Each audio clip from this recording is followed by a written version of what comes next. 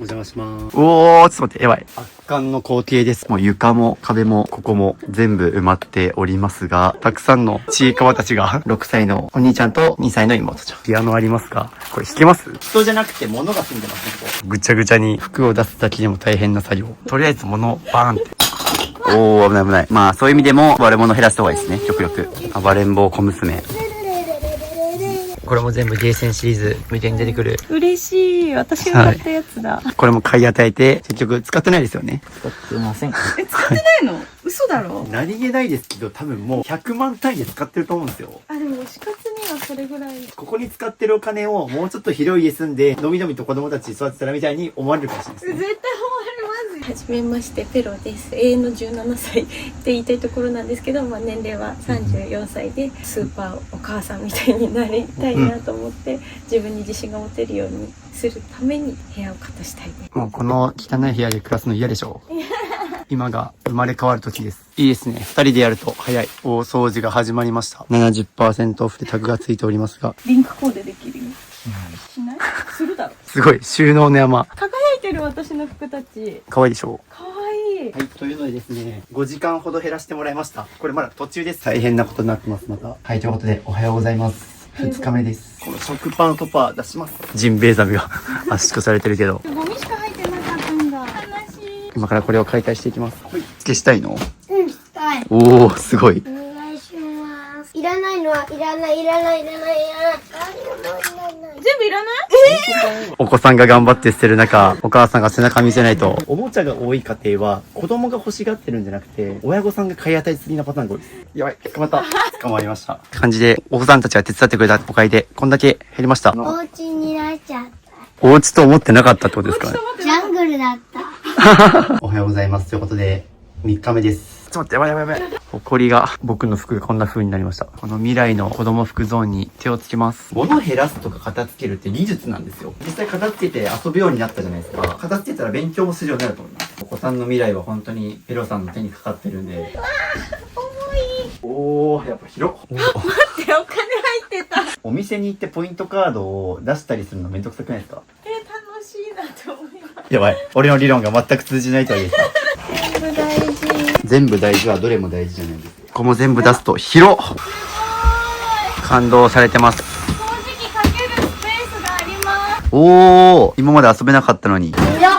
広いね。ブレイクダンス始めた。いいね。綺麗になったでしょ。ママ頑張ってたよ。ありがとうございました。もう渋さんのおかげで。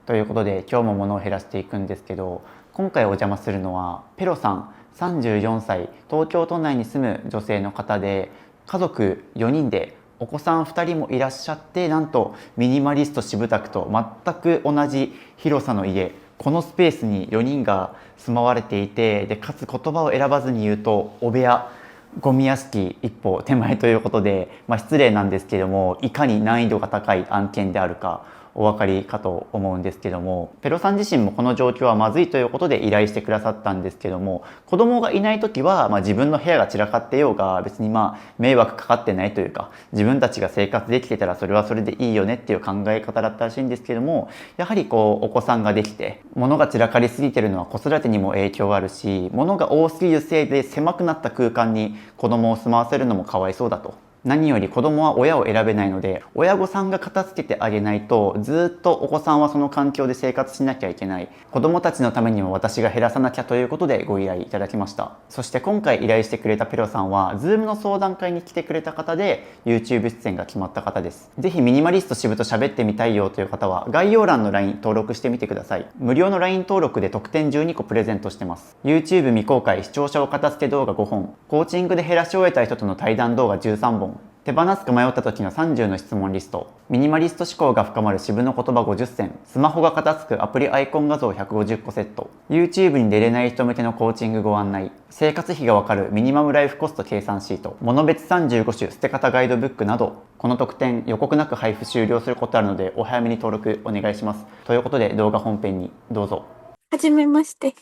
ミニマリスト支部です。この度は相談会申し込んでいただいてありがとうございます。お部屋の写真とか、悩んでることももう書き込み見させていただいて。こっちがクローゼットで、で、まあテレビの前ですね。これキッチンがあって、子供のクローゼットがあって、こんな感じ？洗面所がやばいで。そうですね。率直に言うとかなりのゴミ屋敷。で、1DK でお子さんも育てていらっしゃる2人ってことだから、結構条件的にも厳しいですね。部屋広。あ、そう、お部屋広い、ミニマリストの方だからね。うんうんお部屋広くてドッジボールできる。そう、ドッジボールできるね。そう、物減らせばできるよ。幼少期からずっと家自体が汚くて、片付けても結構頑張って何回も片付けてはいるんですけど、リバウンドしちゃう。なんか一応10時間と15万ぐらいかけて、お片付けコンサルタントを依頼したんですが、ちょっとあんまり合わなかったのかな。捨ててほしいというか、私に捨てさせる言葉をかけてほしかったんですけど、ちょっとそういうのがあんまりなくて、なんかすごい丁寧に整頓するっていう方だったので、ちょっともうちょっと厳しい人に会いたいなと思っていろいろ探してて、渋さんの動画を見てちょっとずつ減らしてるって感じなんですけど。正直ちょっと一人だともう絶対手につかない状況にはなってます。これはもう。また LINE します。はい、ありがとうございました。はい。ではでは。はい、失礼します。お邪魔します。あ、こんにちは、渋さん。はじめまして。よろしくお願いします。よろしくお願いします。ということで今日お邪魔するのはペロさんのお家で、ちょっと玄関がですね、結構もう四方八方物に囲まれております。で、ここ特に服がもういっぱいなのでですね、お子さんの靴とかもあるから子沢山かなということで、よろしくお願いします。よろしくお願いします。はい、ということで今からペロさんの片付け前のルームツアーをさせていただこうと思います。ちなみに今日僕に合わせてモノトーンな感じにしてくれた感じですか？あ、黒しか着ないんで。あ、普段から黒しか着ないんだ。はいなるほど。ということで、二人とも黒系モノトーンですね。ちなみに僕ちょっと声枯れてます。はい。そうですね。ワンチャン今日撮影できないんじゃないかっていうくらい声出なかったんですけど、今日ね、朝起きたら声が出るようになってて感動しました。なので多分ね、1日目はすいません、僕声枯れてると思うんですが、多分明日以降は治ってる気がする。ということで、じゃあお願いします。はい、まず玄関。今日なんか娘ちゃんとか旦那さんが実家に帰ってるので、はい普段ベビーカーはいとキャリーケースがあるんですけど、はい。今ない状態なんで一応スッキリしている状態ではあります。あ、じゃあもう普段はもっとぎゅうぎゅう詰めな感じですね。通れないですね。ではいお靴はもうパンパンに詰まってます。はい、もうパンパンですね。これも減らしてこれです。うんうん。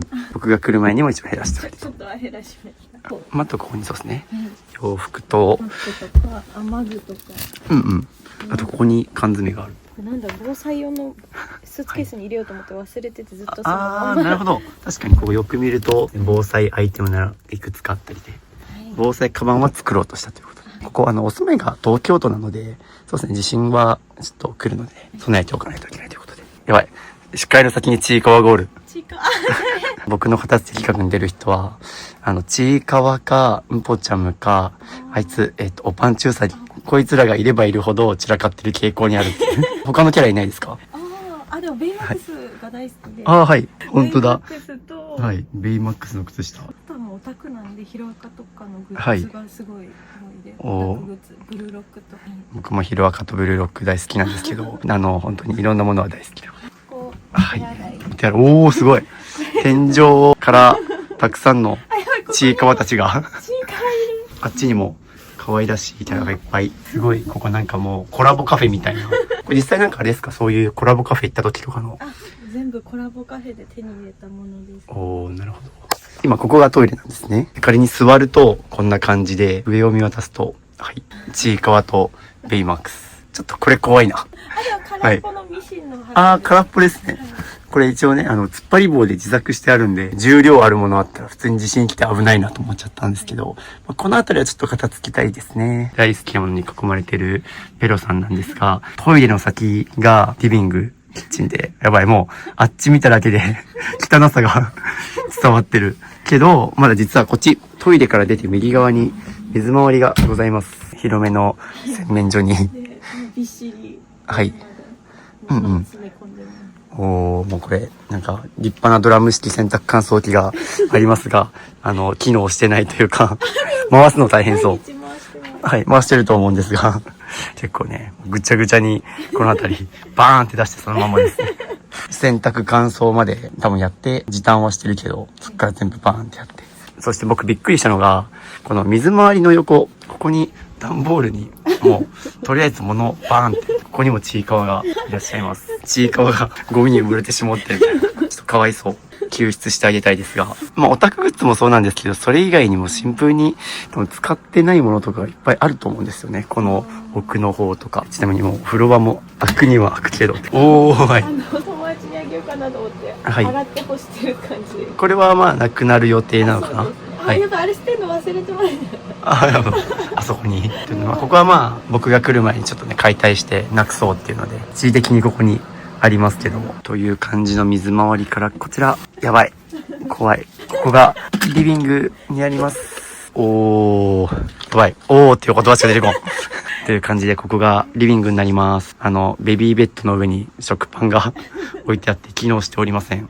床の踏み場をなんとか作るためにそこに追いやったみたいな感じで、ここにもちいかわがいたりとか、あとブルーロックが好きとおっしゃってましたけど、ここにポスターがありますね。おー、ちょっと待って、やばい。今、ベッドの先こっち見たら大量のものたちが、やばい、俺減らせるかな、これ頑張って。上から下までびっしり。特に感動したのがあそこですね。あそこになんかちゃんと整理収納して隙間なく、もうテトリスのようにびっしり詰めてあって、すごい。はい、子供服たち。で、今お子さんが、2人いると聞いてるんですが、何歳と何歳ですか？ 6歳と2歳なんで、今年小学生のお兄ちゃんの感じで。そうですね。お子さん2人にしてもちょっと服が多すぎる。未来サイズのはい来年の冬のを今買ってはい。保管していて、未来の子供服たちがそうですね、いっぱい可愛いのかで、その結果この物の山ができてしまったと。特に収納からはみ出てこの辺りももう足の踏み場ないですからね。で、あとここにピアノありますが、これ弾けます？あ、これ、はい。毎日お兄ちゃんがはい。毎日弾いてるんですね。ここからなんとかジャンプして、すごい。なるほど。わかりました。だと、こっちの方を見ると、寝室、ここが唯一物がないというか、家族4人ですね。旦那さん含め、なんとか寝れてるのかなという感じで、さっきヒルアカ、僕のヒールアカデミアが好きとのことで、布団がヒルアカということで、で、こっちが私のクローゼットで、こっはいち旦那さんの。はい。ここはじゃあクローゼットになってるのかな。ここはクローゼット兼寝室になっていて、で、服がそこ以外にも、こっちにも実はありまして、クローゼットがそことこっちにもありまして、で、ここ、クローゼットじゃなくて、よく見ると、下に、テレビがあります。これですね。わかるかな？ここに木の棒みたいなのがあって、これを棚と棚の上に置いて、なんとかクローゼットみたいになってるみたいな。で、ここにあと、ダイニングテーブルかな。ここで多分みんな、これご飯食べてテレビ見てる。めちゃくちゃ画面近いですけど、っていうような動線になってますね。で、ここからあっち見ると、キッチンになっております。キッチンも、なんとか足の踏み場はあるけど。はい。おー。やばい。またおーって言ってしまった。もう、収納開くたびに僕、おーって違う意味で感動してます、毎回。はい。整理して開かなくなっちゃはい。ちょっと整理頑張ったと。う。はい。詰め込めるだけ詰め込むみたいな感じですか。無印良品の丁寧な暮らししてそうな野菜スープがあります。ここもなので食器ともう食料品と、あと哺乳瓶とかもろもろ雑多に入ってますね。あとここ上を見上げるとベイマックスたちがいますね。上にダッフィーもいる。なんか突っ張り棒できるところは、とりあえず全部突っ張り棒つけて。はい。あそこもね。そうです。トイレにもありましたけど、あそこにもある。本当だ。突っ張り棒大好き。ゴミ袋こんないらないですよね。この辺りが、なるほど。食料とゴミ袋。ゴミ袋もいっぱい。このゴミ袋を使って、これを減らしてほしいんですけど、持て余してますね。ということで、ペロさんのお家なんですけども、これ間取りで言うと、33平米の 1DK です。そうですね、33平米の 1DK だから、そこに家族4人が住んでるって考えると、割とコンパクトめですね。なので、家族4人で、ちょっとコンパクトな物件に住んでるがゆえに、まず物が散らかってるっていうのもそうなんですけど、にしても物は多いと。で、特にそうですね、物が多いのもそうなんですけど、これ、コンパクトな物件だからこそ、とにかくもう人よりも物を減らさないと、なかなかね、4人だとぎゅうぎゅうになっちゃうんで、頑張って減らしてもらいたいなというちなみにすごいものが出てきたんですけど、僕初めて見た。これ、by Amazon って書いてますけど、一応ね、僕 LINE でお送りしてて、多分ゴミがいっぱい出ると思うので、袋いっぱい買っといてくださいって言ったら、まさかこんなに段ボール一式で買えるんです。すごい、100枚入りです。45リットル100枚。そんだけ減らし終わった頃には、この家も綺麗に片付いてるはず。一度にこの量買うあたりがちょっと捨てられない人って感じがします。ペロさんなんかね、僕 LINE のやり取りしてる感じはすごい律儀で、多分なんかお仕事とかもできる人だと思うんですよ。仕事はできるけど、家の片付けができないみたいな。そうですね。でも実はですね、なんかお部屋に関する研究とかがあって、これ正直言うと、レベルで言ったらもう、ちょっとゴミ屋敷初心者ぐらいなんですよね。もっとひどいところはもうほんと足の踏み場がないみたいな。僕も正直ちょっと何人かゴミ屋敷の人の家とかも行ってきたりするんですけど、意外とそういうお部屋の人たちって、実は収入高くて、会社に行くと仕事できる。外面はすごく良くて、職場とかではすごい多分、立派な人なんだけど、家に帰ると、家が、そうですね、物だらけで、この人がなんでみたいな。っていうパターンはすごい多いみたいなんで、そうですね、ペロさん見てるとそのパターンかなっていう。まあでも、ペロさんだけに限らず、そういう研究があるってことは、統計としてそういう人たちが何人かいるってことなので、まあ自分だけと思わず。同じような人いたら勇気もらえたらいいなと思います。そうですね。動画にせっかく出てくださってるので、見てる人たちも一緒にちょっと物減らしてもらえたらと思います。はい、ということでこれからペロさん家のお家を片付けていくんですが、最初に自己紹介とか過去の片付け歴、あと物を減らしてどんな生活していきたいかをお伺いしたいと思います。ということで、自己紹介をお願いします。はい、はじめましてペロです。永遠の17歳って言いたいところなんですけど、年齢は34歳で、はい、で普段小さな会社で、秘書とか総務とかいろいろやってます。で趣味はボーイズグループのライブに行くことで、あとはもうアニメ、漫画、ブルーロックとかヒロアカとかすごいいろいろなジャンルのものが好きで、物がすごい溜め込みたい性格です。続いてが何で申し込んだのか教えてください。昔から結構片付けがずっと苦手で、ちょうど4月から子供が小学生になるので、そのタイミングでお部屋をきれいにしないとちょっと勉強に支障が出ちゃうかなと思って、それをなんとかしてくて申し込みしました。おー、なるほど。お子さんが小学生になるタイミングで、まさに今はそうですね、なんかおもちゃで遊ぶとかはまあ最低限できるかもだけど、ここでなんか勉強する絵は確かにイメージ湧かないというか、ね、それこそもうちょっと部屋が広くなったら机とかでね、勉強できるようにしたりとか。やっぱり何ですかね、お母さん的にはこの部屋で済ませてるのが申し訳ないとかってあったりします？ありますあります。もう毎朝悲しくなります。そうですよね。やっぱりよく言うのが子供は親を選べないって話しますけど、この状況ってやっぱり親御さんの手で片付けてあげないと、お子さんはずっとこの部屋で暮らすしかないから、そういう意味ではペロさんに責任があると思う。減らしてもらいたいなとは思いますし、ね、ここからお子さんがどんどん大きくなってきたら、もうこのスペースでは足りなくなってくると思うんで、次の質問が過去の片付け歴を教えてください。小さい頃から片付けずっと苦手だったんですけど、はい、もう小学生の頃から部屋が片付けられなくて、なんか親から怒られて、もう段ボールで生活しなさいって言ってた段ボールの、はい、段ボール3箱で生活しろって言われてて、はい、泣きながら段ボールのとこで勉強してた時期があったりで、もう中学高校生になると友達家に呼びたいんですけど、汚すぎて呼べなくて、お姉ちゃんにお小遣いからお金を出して、お姉ちゃんのお部屋貸してくださいって言って部屋を借りたりしてました。なるほど。じゃあ割ともうちっちゃい頃からこういう生活というか、そうです。片付けられないのが一つコンプレックスとしてあるかも。はい。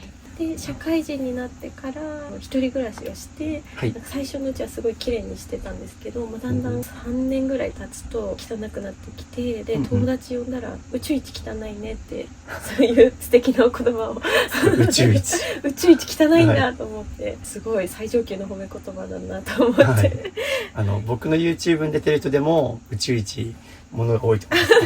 あとはでも一回やっぱり子供の出産のタイミングで減らしはしてるんですね、はい、3年ぐらい前かしたんですけど、やっぱりなんか結局増えてしまって、はい、やっぱり男の子と女の子なんでどっちにも与えたいものが違ってくるので、おもちゃも増えるし、あとは私も趣味をちょっと育児に余裕出てきたなって思った1年ぐらい前に趣味がどんどん増えていって、子供にお洋服作ってあげたい、編み物したいなとかでさらに増えました。なるほど。お子さんが男女別々で、使い回しができないっていうのもそうだし、ペロさん自身の趣味も多いから。そうです。ただね、このお家の持ち物のほとんどっていうのが、ペロさんと、お子さんのおもちゃもあるけど、実はね、旦那さんの持ち物そんなにないっていう。ないね。そうなんですよ。僕もいろんな家行ってきてるんですけど、大体物が多い理由、奥さんなんですよ。旦那さんのものは少ないけど、奥さんのものが多いみたいな感じの人が多くてですね。こんなんで一人暮らしの時。これがまず昔からこんな感じで、なんか今よりもひどい気がする。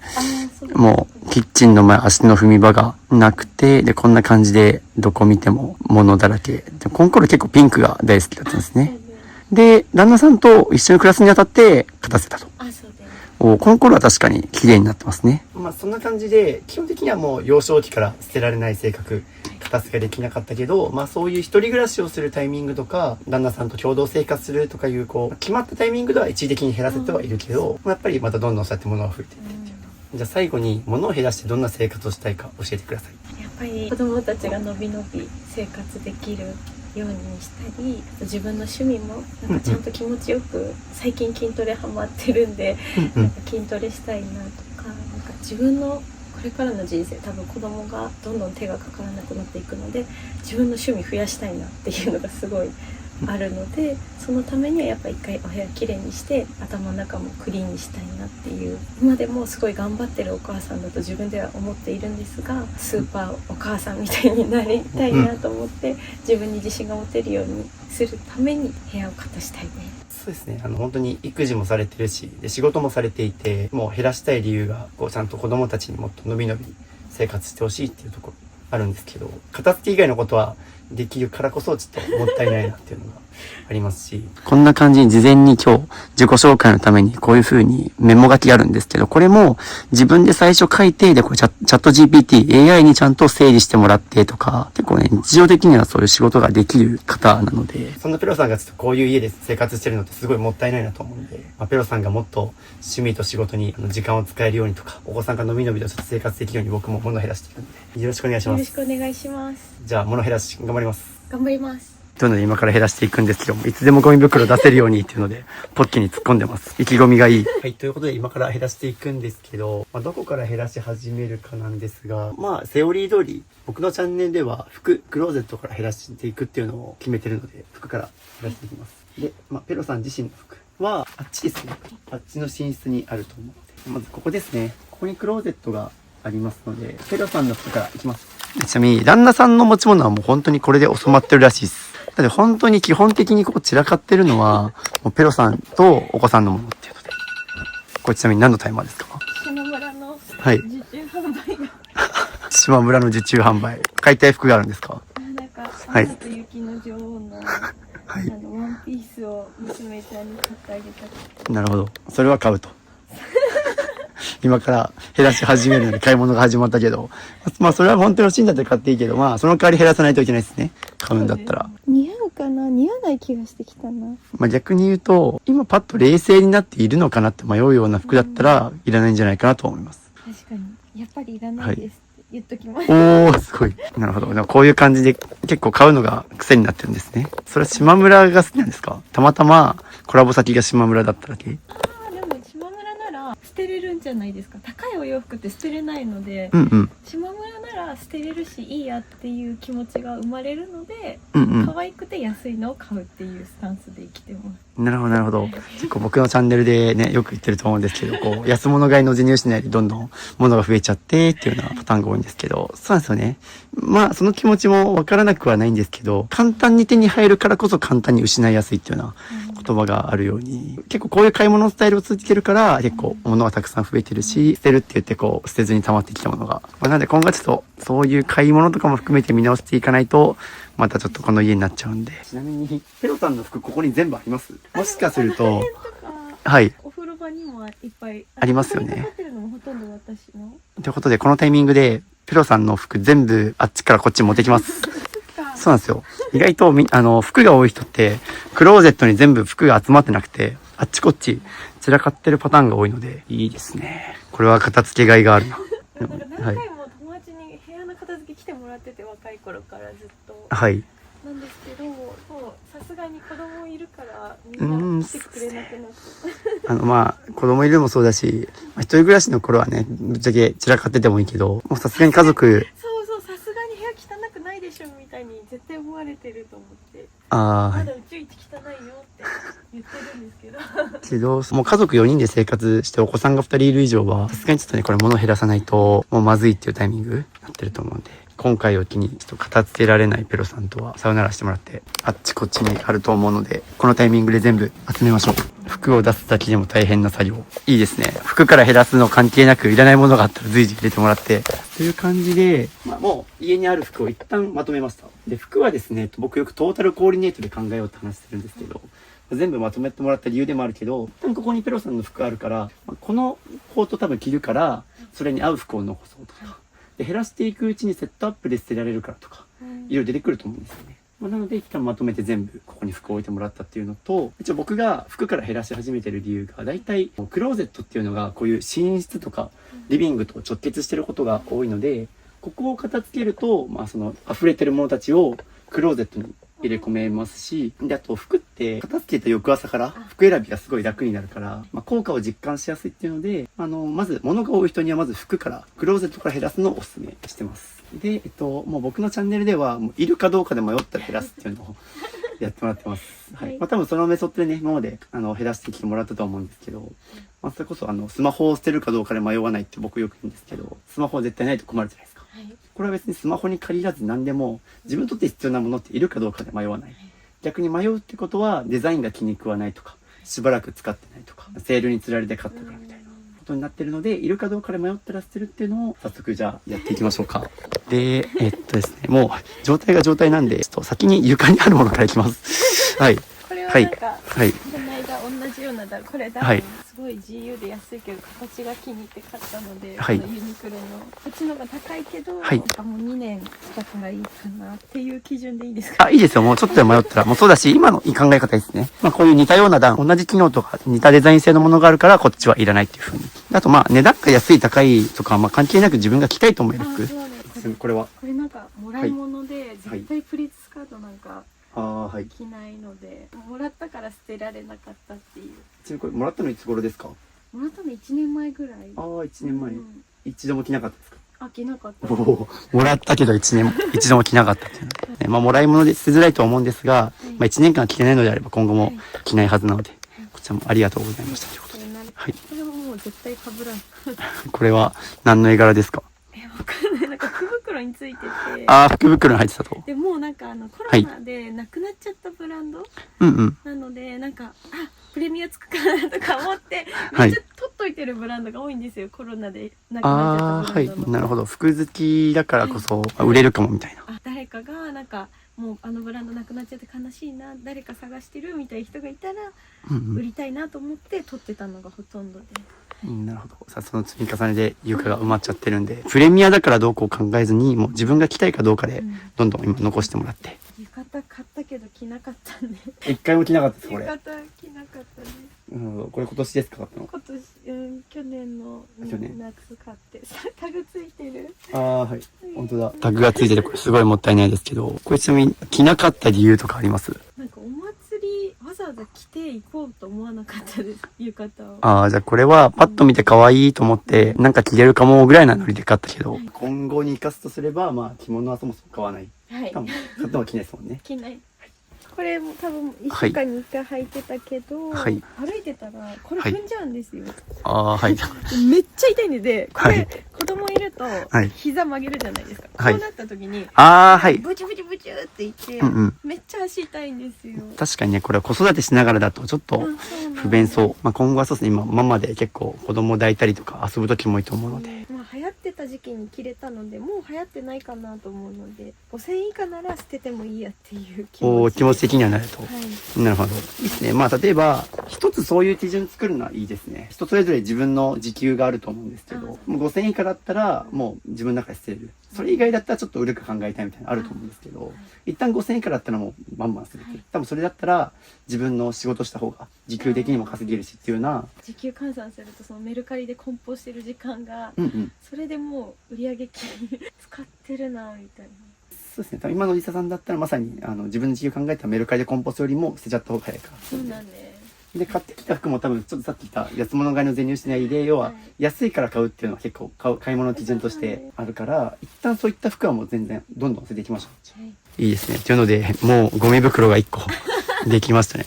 もうポッケから取り出してもらっていいですよ。私の。でもいいですね。意外と捨てれる性格だと思いますよ。はい。ちゃんと多分時間さえかければ捨てれるんじゃないかなとは思いました、今。いいですね。この調子で。390円で買ったけど、はい1回だけ着てちょっとはい。なんか似たようなのいっぱいあるから、はい。やっぱ私黒しか着ないなと思って。ああ、でも確かにね、なんか意外と、今のも黒でしたけど、意外とね、黒系多いんですよね。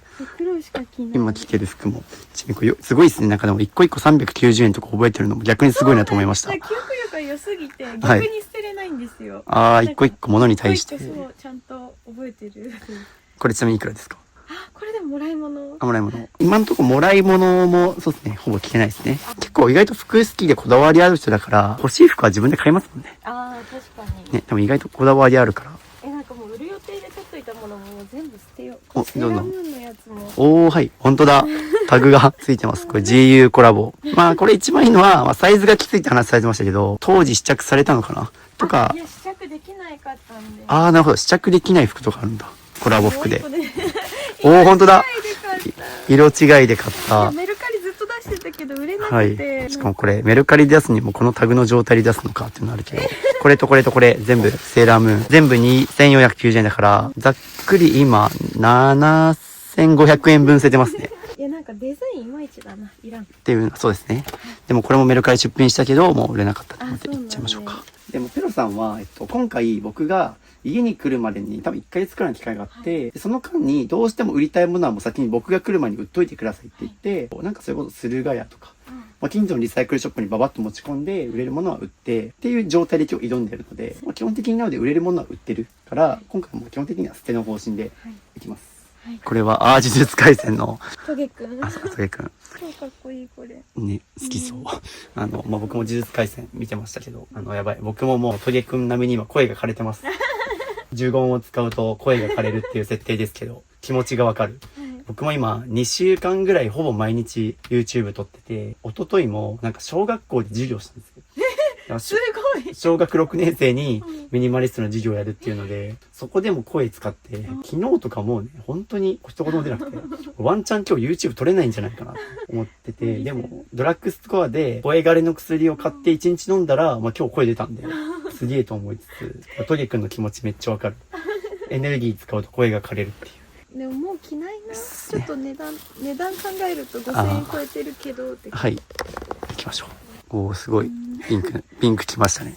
ピンクすぎるから。はい。なんかもうやっぱりもう黒しか着ないね、本当そうですね。今のところ残してる服。これが今残してる服なんですけど、だいたい黒系統なんですよね。っていう風に結構捨てたものから傾向分かってきますよね。でもこれとかタグついてる気がする。見ていいですか？ついてるやっぱり。あ、本当だ。じゃあこれ一回も着てないってことですね。ちょっと待って、結構な値段する。19,300円するけど、一度も着なかったんですか？まあ出品もしたけど売れなかったっていう。そうで、出品しても3000円まで下げても売れなかったんで。そうですね。だから元値が2万、ほぼ2万ですけど、2万のものを3000円まで下げても売れなかったから、もう自分でも諦めつきますよね。あ、そうですね。し、特に服ってあんまり売れないというか、リセールバリューが低いってよく言うんですけど、僕買うときにリセールバリューって表現するんですけど、買った値段がどれだけ値崩れしないかっていう。僕で言ったら例えば例に出すと、僕毎年 iPhone 買うんですよ。iPhone15 から16とか乗り換えてるんですけど、毎年買ってる理由はあんまり値崩れしないからなんですよ。iPhone って大体1年間使って綺麗に売れば大体7割返ってくるんですよ。7割。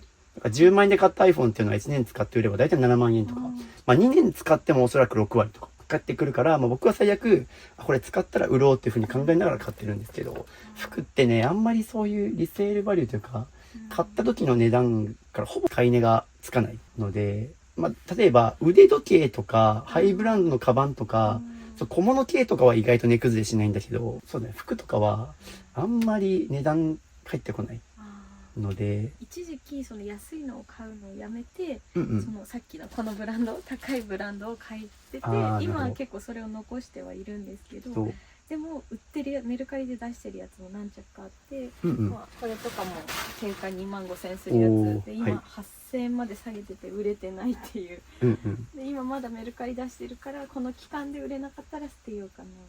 結構シワシワだな。そうですね。で、この状態で仮に買い手がついても、これ相当メンテナンスしないと、多分レビュー相当悪くつくしばくちでしたみたいな。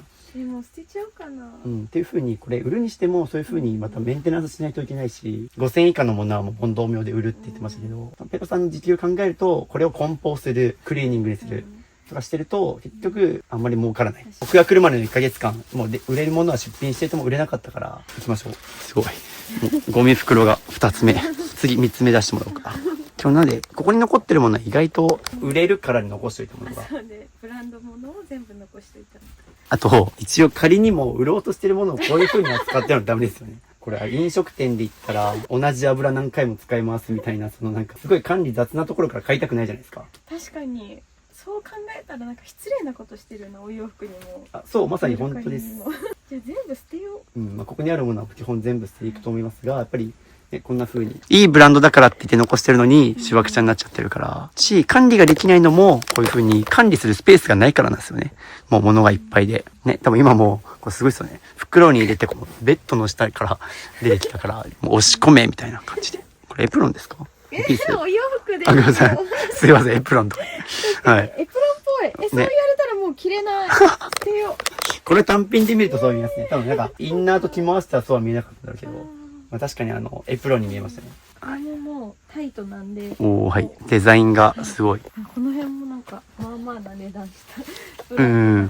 そう、だからね、結構ね、安いものもいっぱい買ってるけど、一部こういうさっきの2万円のワンピースとか、ちょいちょいありましたけど、お金の使い方もっと見直したら、そうね。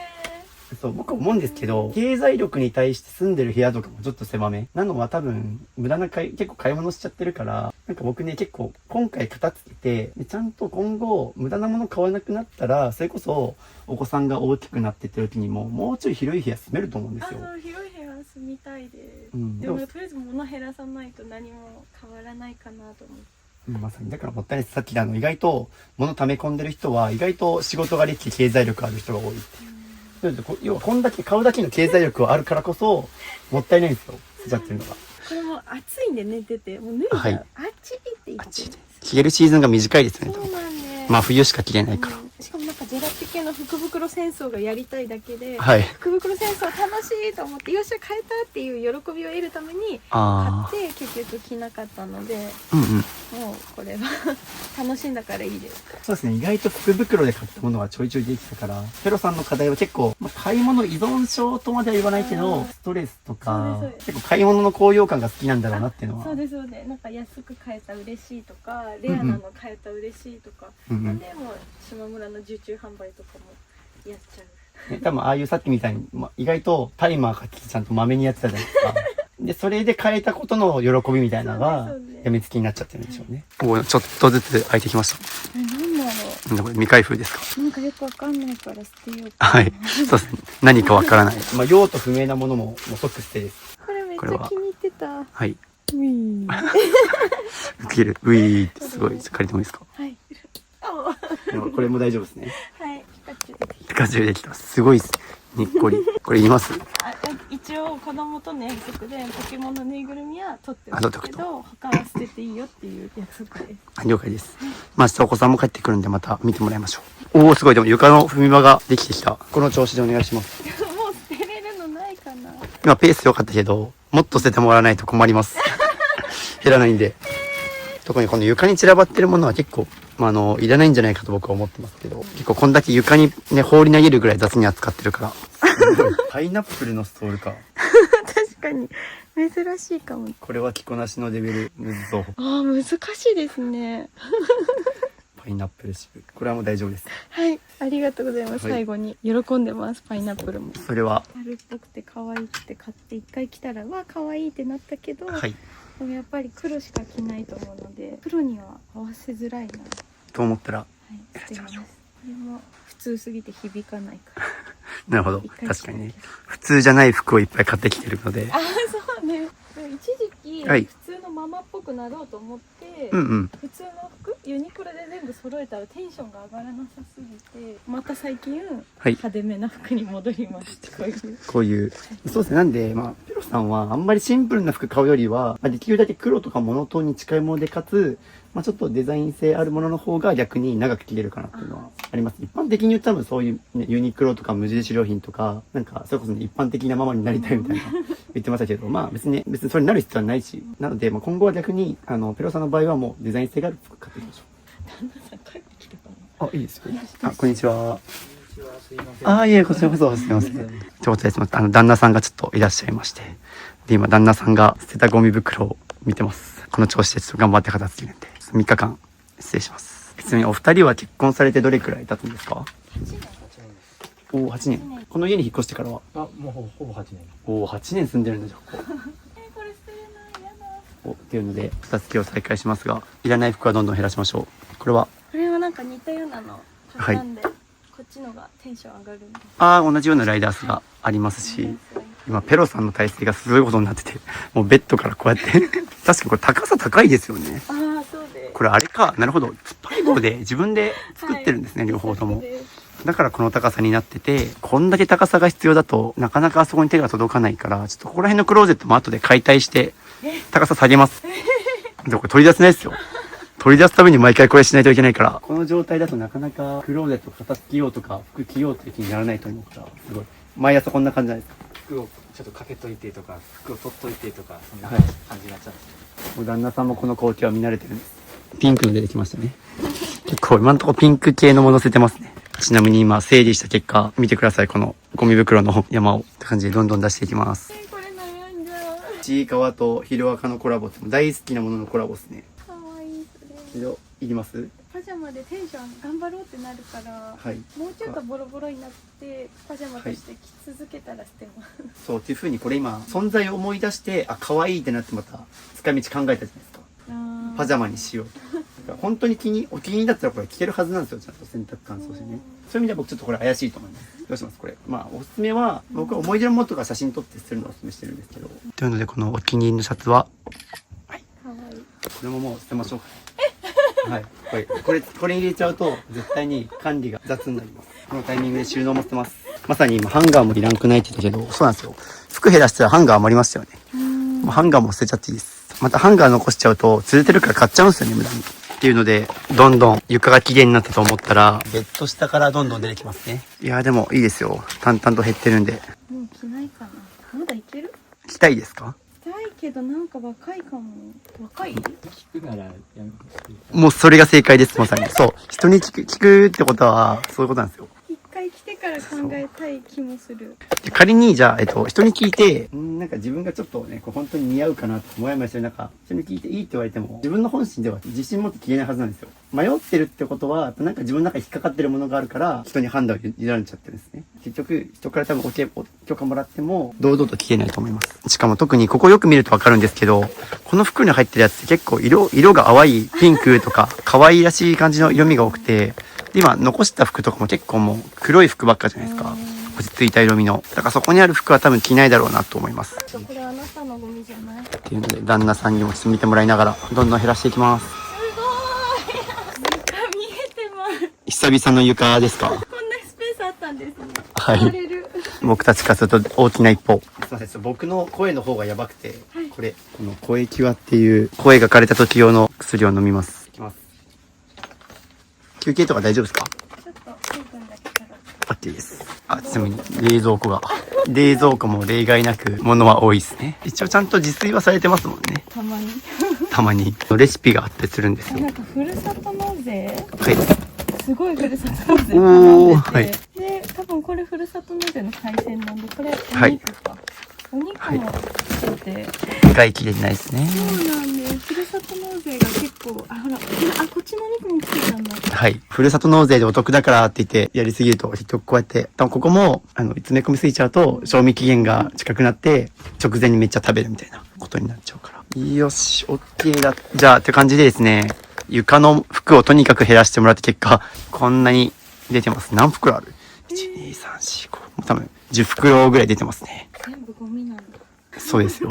しかも未開封のものもいっぱいあって、これ本当に極端な話買わなかったら、おそらくさっき言ったけど十数万以上あるくらい捨ててると思います。クローゼット行くんですけど、あんな風に自分で自前で突っ張り棒とかを作って、すごい高さがあるクローゼットなんですよね。ペロさん何センチですか？ 151なので。151センチの女性が、見てください。多分2メートル以上、2メートル50とかあるんじゃないかな。これ取り出しづらいですよね、上。まあそうですね。で、クローゼットがどういう風になってるかというとですね、賃貸備え付けのポールハンガーがあって、で奥にもなんか突っ張り棒で吊るしてますね。下の方を見ると、こういう風に衣装ケースがあって、ちょっとこう下着とか、トップス、インナーとか、一応整理整頓はしてあるけど、ぎゅうぎゅう詰めっていうので、ここを一旦全部出します。全出します。大変な作業になりますか？っていう風に迷った服はこのタイミングでもう全出ししながら今みたいに迷った服は減らしていきましょうという感じで今全部出してもらいながらこんな感じで全部今空にしてこういう衣装ケースとかも全部出してもらってます。そのまんまこの突っ張り棒も取っちゃいます。はいこれ絶対使わないです。はい使わないと高さがあるお洋服が入んなくないですか？衣装ケースを減らします。そうすると減らせます。そうすると賃貸備え付けにこれついてるんですよね。ちゃんといいのがこれで十分いけます。はい。衝撃。悲鳴を上げてますが、これをやらないとこの家片付かないです。そうなんだ。そうなんですよ。逆によくここに突っ張り棒をつけようと思ったなっていうくらい、これ外します。ということで、撤去。で、その突っ張り棒も取ってもらいます。本当にあっちこっちに突っ張り棒があります。旦那さんに協力をしてもらってます。ちょっといいですか？推しなんかチラッとたまに見て元気出す。すごい美少年が出てきましたが、なんてキャラですか？大谷羽鳥っていう。はい。腹筋がバキバキに言われてる美少年が出てきましたが、抱き枕ですかね？抱き枕ですかね。これはいります？いらないかな。いつ抱いた？いつ抱いたってだからこれクローゼットたまに見て目合うと幸せな気分になるじゃん。わかる？来たってなるから、こういうの捨てた方がいいんですか？迷ってるんだったらいいんじゃないかなと思うんですけど、ね、それを見てめちゃくちゃ元気もらえてるとかだったらいいけど、今迷ったじゃないですか。だって場所取るもん。って思ってなら、じゃあいいや。はい。バイバイキー。そして、すごい場所から未開封のミラーが出てきましたが。これあれです。推しとはい。オンラインミーティングする時のセットです。推しとオンラインミーティングってどういうことですか？リアルの推しとお話できるんで30秒。それとあれですか？3次元じゃなくて2次元の？3次元。3次元の本当にボーイズグループの方と。これちょっと、もう少ししたらあるんで使う。なるほど。推しとのオンラインおしゃべり会みたいなので、という感じで一旦全部出し終わりました。本来このクローゼットはこんなに広いです。この後で衣装ケースも全部出します。で、衣装ケース減らせたら、長い服も吊れてるはずです。はい。で、今度で衣装ケース全部出します。旦那さんがアシスタントをやってくれてて、すごい助かりますが、どうでしょう？久しぶりにこれ出してみて、すごい埃が溜まってます。やばい、ここ。声が響く。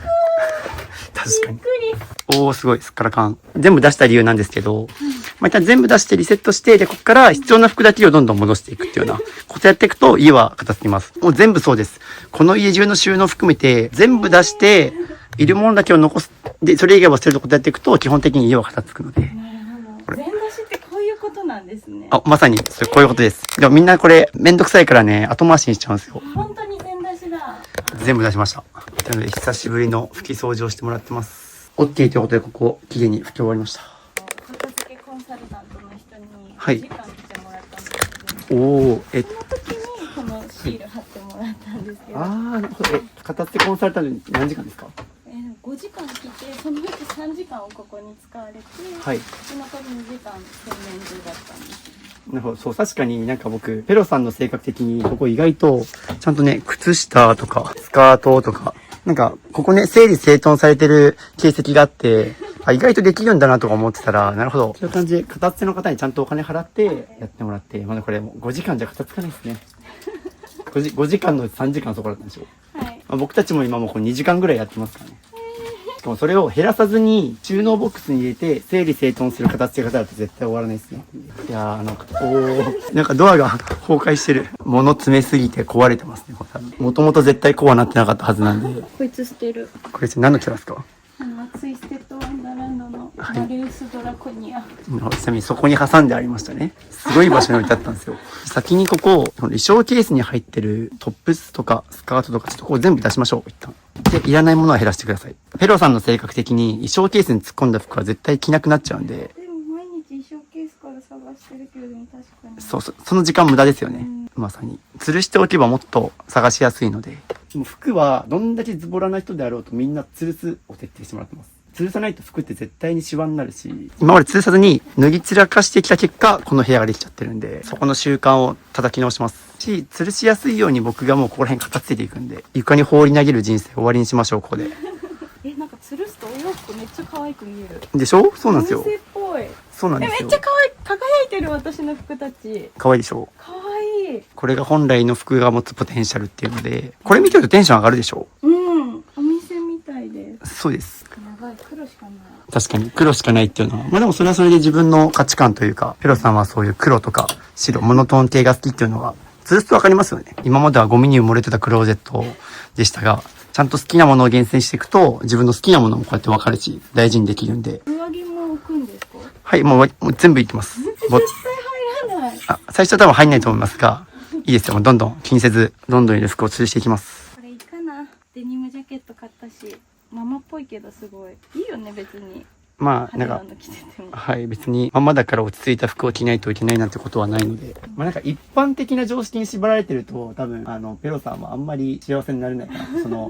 ママだから落ち着いた服を着ないといけないとか、で、基準でいくとストレス溜まるから、人目気にせず、まあ、ある程度の TPO をわきまえないといけない時あると思うんですけど、じゃあなんかもういいかな。っていう風に、自分が管理できない服はもういいかなと思えるようになってくるはずなんですよ。もうこの汚い部屋で暮らすの嫌でしょ？今が生まれ変わる時です。という感じでこれがカラーになりました。これ減らします。で、続きカーディガン、ワンピース、トップスとかあるんで、ここ全部見ていきましょう。ここももうぎゅうぎゅうですが。これ着たい。合わせ方がわかんなくて。ちなみにこれタグがそうついてます。一回でも来ました、これ。着たくて、はい。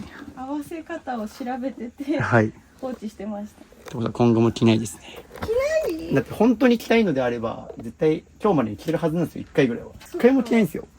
しかもこれもったいないのが3300円っていうので、買わなければ3300円無駄にしないで済みました。1個しか必要なかった。1個しかなかったですか？ 1個だけだった必要なんだ。いや、そうなんですよ。だから基本的に衣装ケースに突っ込んである服って、着てない服の可能性は高いです。ちょっとこの衣装ケースも減らします。似たようなのありました。そう、という風にこうやって全部吊るして見せていくと、自分の持ってる服全部把握できるから、こういう風に、他に似たようなのがあるから捨てようっていう風にいけるんですよ。だから全部出して吊るすのが大事。全出し大変すぎる。大変だけど、これをやらないと本当に終わんないんですよ。だってこうやってやらずに、ちまちまずっと毎日形のこと考えるの嫌でしょ？嫌です。そうやってね、物減らさなきゃって悩み続けて、僕の YouTube 見ながら減らしてくれたと思うんですけど、どれくらいそういう期間続いてます？減らさなきゃってなったのは2年前ぐらい。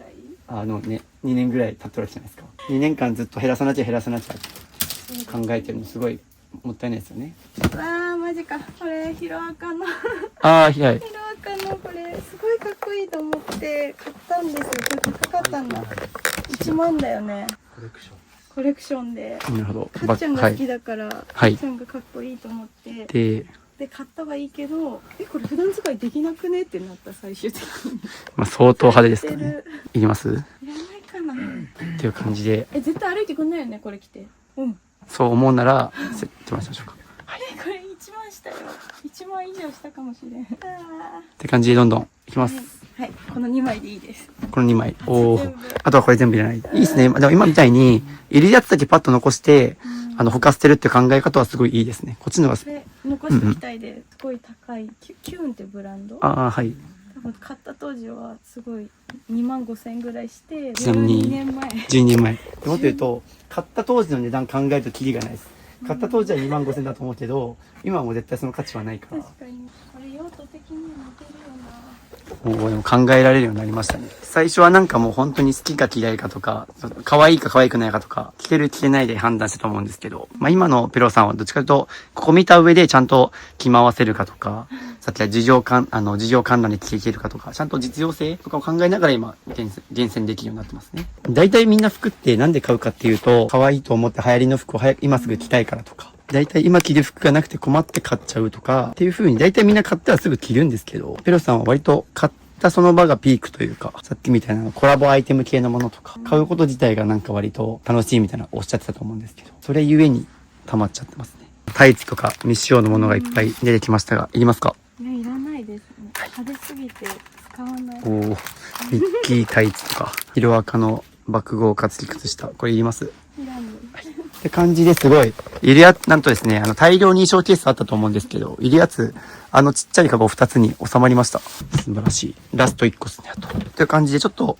カットしましたけど、下着周りを見てもらってですね、あそこのカゴに全部収まりましたと。すごい。そして、よく見ると、ショーケース全部空にしました。素晴らしい。という感じで、ちょっと休憩タイムです。いや、もう3時間ぶっ続けてやってるんで、体力ありますね。ああ、ん元気な方かも。元気。だいたい僕1、2時間ぐらいやったらみんなに片付け、休憩しましょうかって提案するんですけど、なんか、いらないですってどんどんやってたから、かなり没頭してる感じはありますし、僕の喉の方がきついぐらい。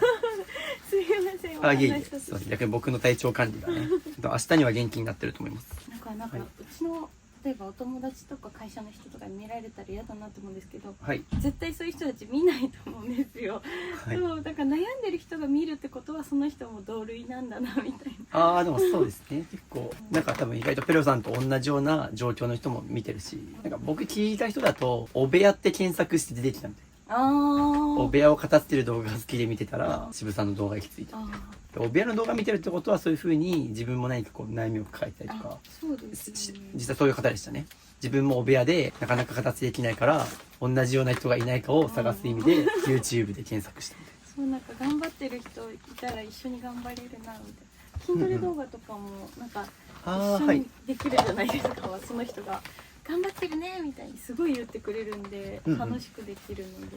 あとまさに僕が撮ってるこの動画も筋トレ動画と一緒だと思ってて、結構今タクトレって言って YouTube 上で一緒に筋トレしてる女の子見ながら一緒にやるみたいな、それと近いと思ってて、この動画もこの動画見ながら一緒に片付けてほしいっていうのがあったから、それはちょっと意識したんです。量やば。量やばって言いましたけど、こんだけ捨ててますからね。こことこれ捨ててますからね。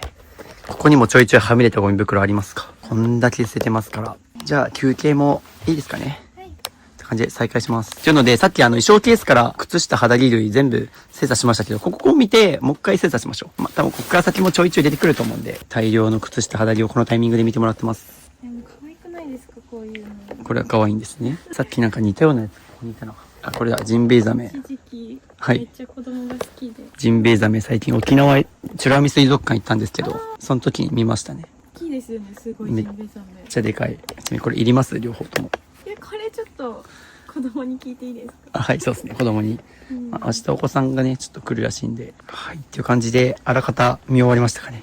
ここは全部いらない靴下ということで、ここは結構ね、やっぱり、これ動物系好きですね。こういう可愛い靴下がいっぱいできましたが、もうこれは使わないということで。で、いるやつは残してもらいました。旦那さんがタワーを作ってくれてます。1、2、3、4、5、6、7個。でもすごいですね。7個分の衣装ケース減らして、あれに全部収まってますから。素晴らしい。一旦この、いる肌着、下に置いちゃっていいですよ、そのまま。このまま一旦置きます。はい。いつに入れないんですか？あれですね。入れなくていいです。一旦直置きします。はい。ちょっとまた置き場変えるかもしれないけど、一旦、あそこに入れちゃうと中身見えなくなってまた迷子になっちゃうんで、一旦仮で置きます。はい。もうそのまま直置きで大丈夫です。こんぐらいシンプルにしないと、絶対まだ迷子になっちゃうんで。びっくり。今まで衣装ケースぎゅうぎゅうで、むしろ服最初ついてなかったですもんね、ここ。でもこれ冬服なんでこっちに。はい。実はまだね、これあるんで。なのでちょっと一発目で全部吊るすのは難しいかもしれないけど、例えば夏服だけ畳んで上に置いとくとか、全部ここに収まる形にはできると思うので、はい。じゃあこんな感じでどんどんいるものだけ戻していって。今日ね、次夏服。待って着るもんなくなってきてない？大丈夫かな？着るものないくらいもうちょうどいいと思います。こんだけあるし。まだ多分あそこにある服でも一部着回せるものあるはずです。これファンデーションが白くてついちゃうから。ああ、そうですね。結構女性の方はそれファンデーションがつくからっていうのでしてる方多いんで。あ、それはブルーロックのこの星の主人公になった気分。これ着ます今後。いやでもブルーロックのグッズ増やす気なくて、はい、イベントも行く気ないので、はい、バイバイします。まだね、あっちにポスターとかありますから、まだ大丈夫。十分ある。っていう感じで、なんと、これも空、これも空。こんだけいらないものが出ました。いるのはこんだけ。こんだけあったら足りますよね。足りるかな足ります。見てください、あの量を。あ、でもスカートとか全然夏でもいける。そう、そこ夏でも着回せる服ありますし、全然、ここもいけると思います。はい、っていう感じで、全部服系見終わりました。あのクローゼットから出たゴミの山です。これ見てどう思いました？なんか、はい。こんなに無駄なものを抱変えて生きてきたんだなと思いました。そうですね。まあ、その時はね、本当に欲しいと思って買ったものかもしれませんが、まあ、もう少し買わなくていいものも間違いなくありましたね。そうですね。もうベッド半分埋まるくらい。まあ、こんだけいらないものをここから出したら、そりゃ、こんだけスカスカになるよねっていう感じです。まあ、まだちょっとね、全部吊るせてるわけではないけど、一旦、仮で。ちょっと一旦下着とか、はめれたものは一旦床置きしてますが、こちら辺も減らしながらまた考えますが、一旦服はこれで終わりで、また後でちょっとこう整えます。はい。お疲れ様です。お疲れ様でした。すごい、収納の山。身長より高いですからね。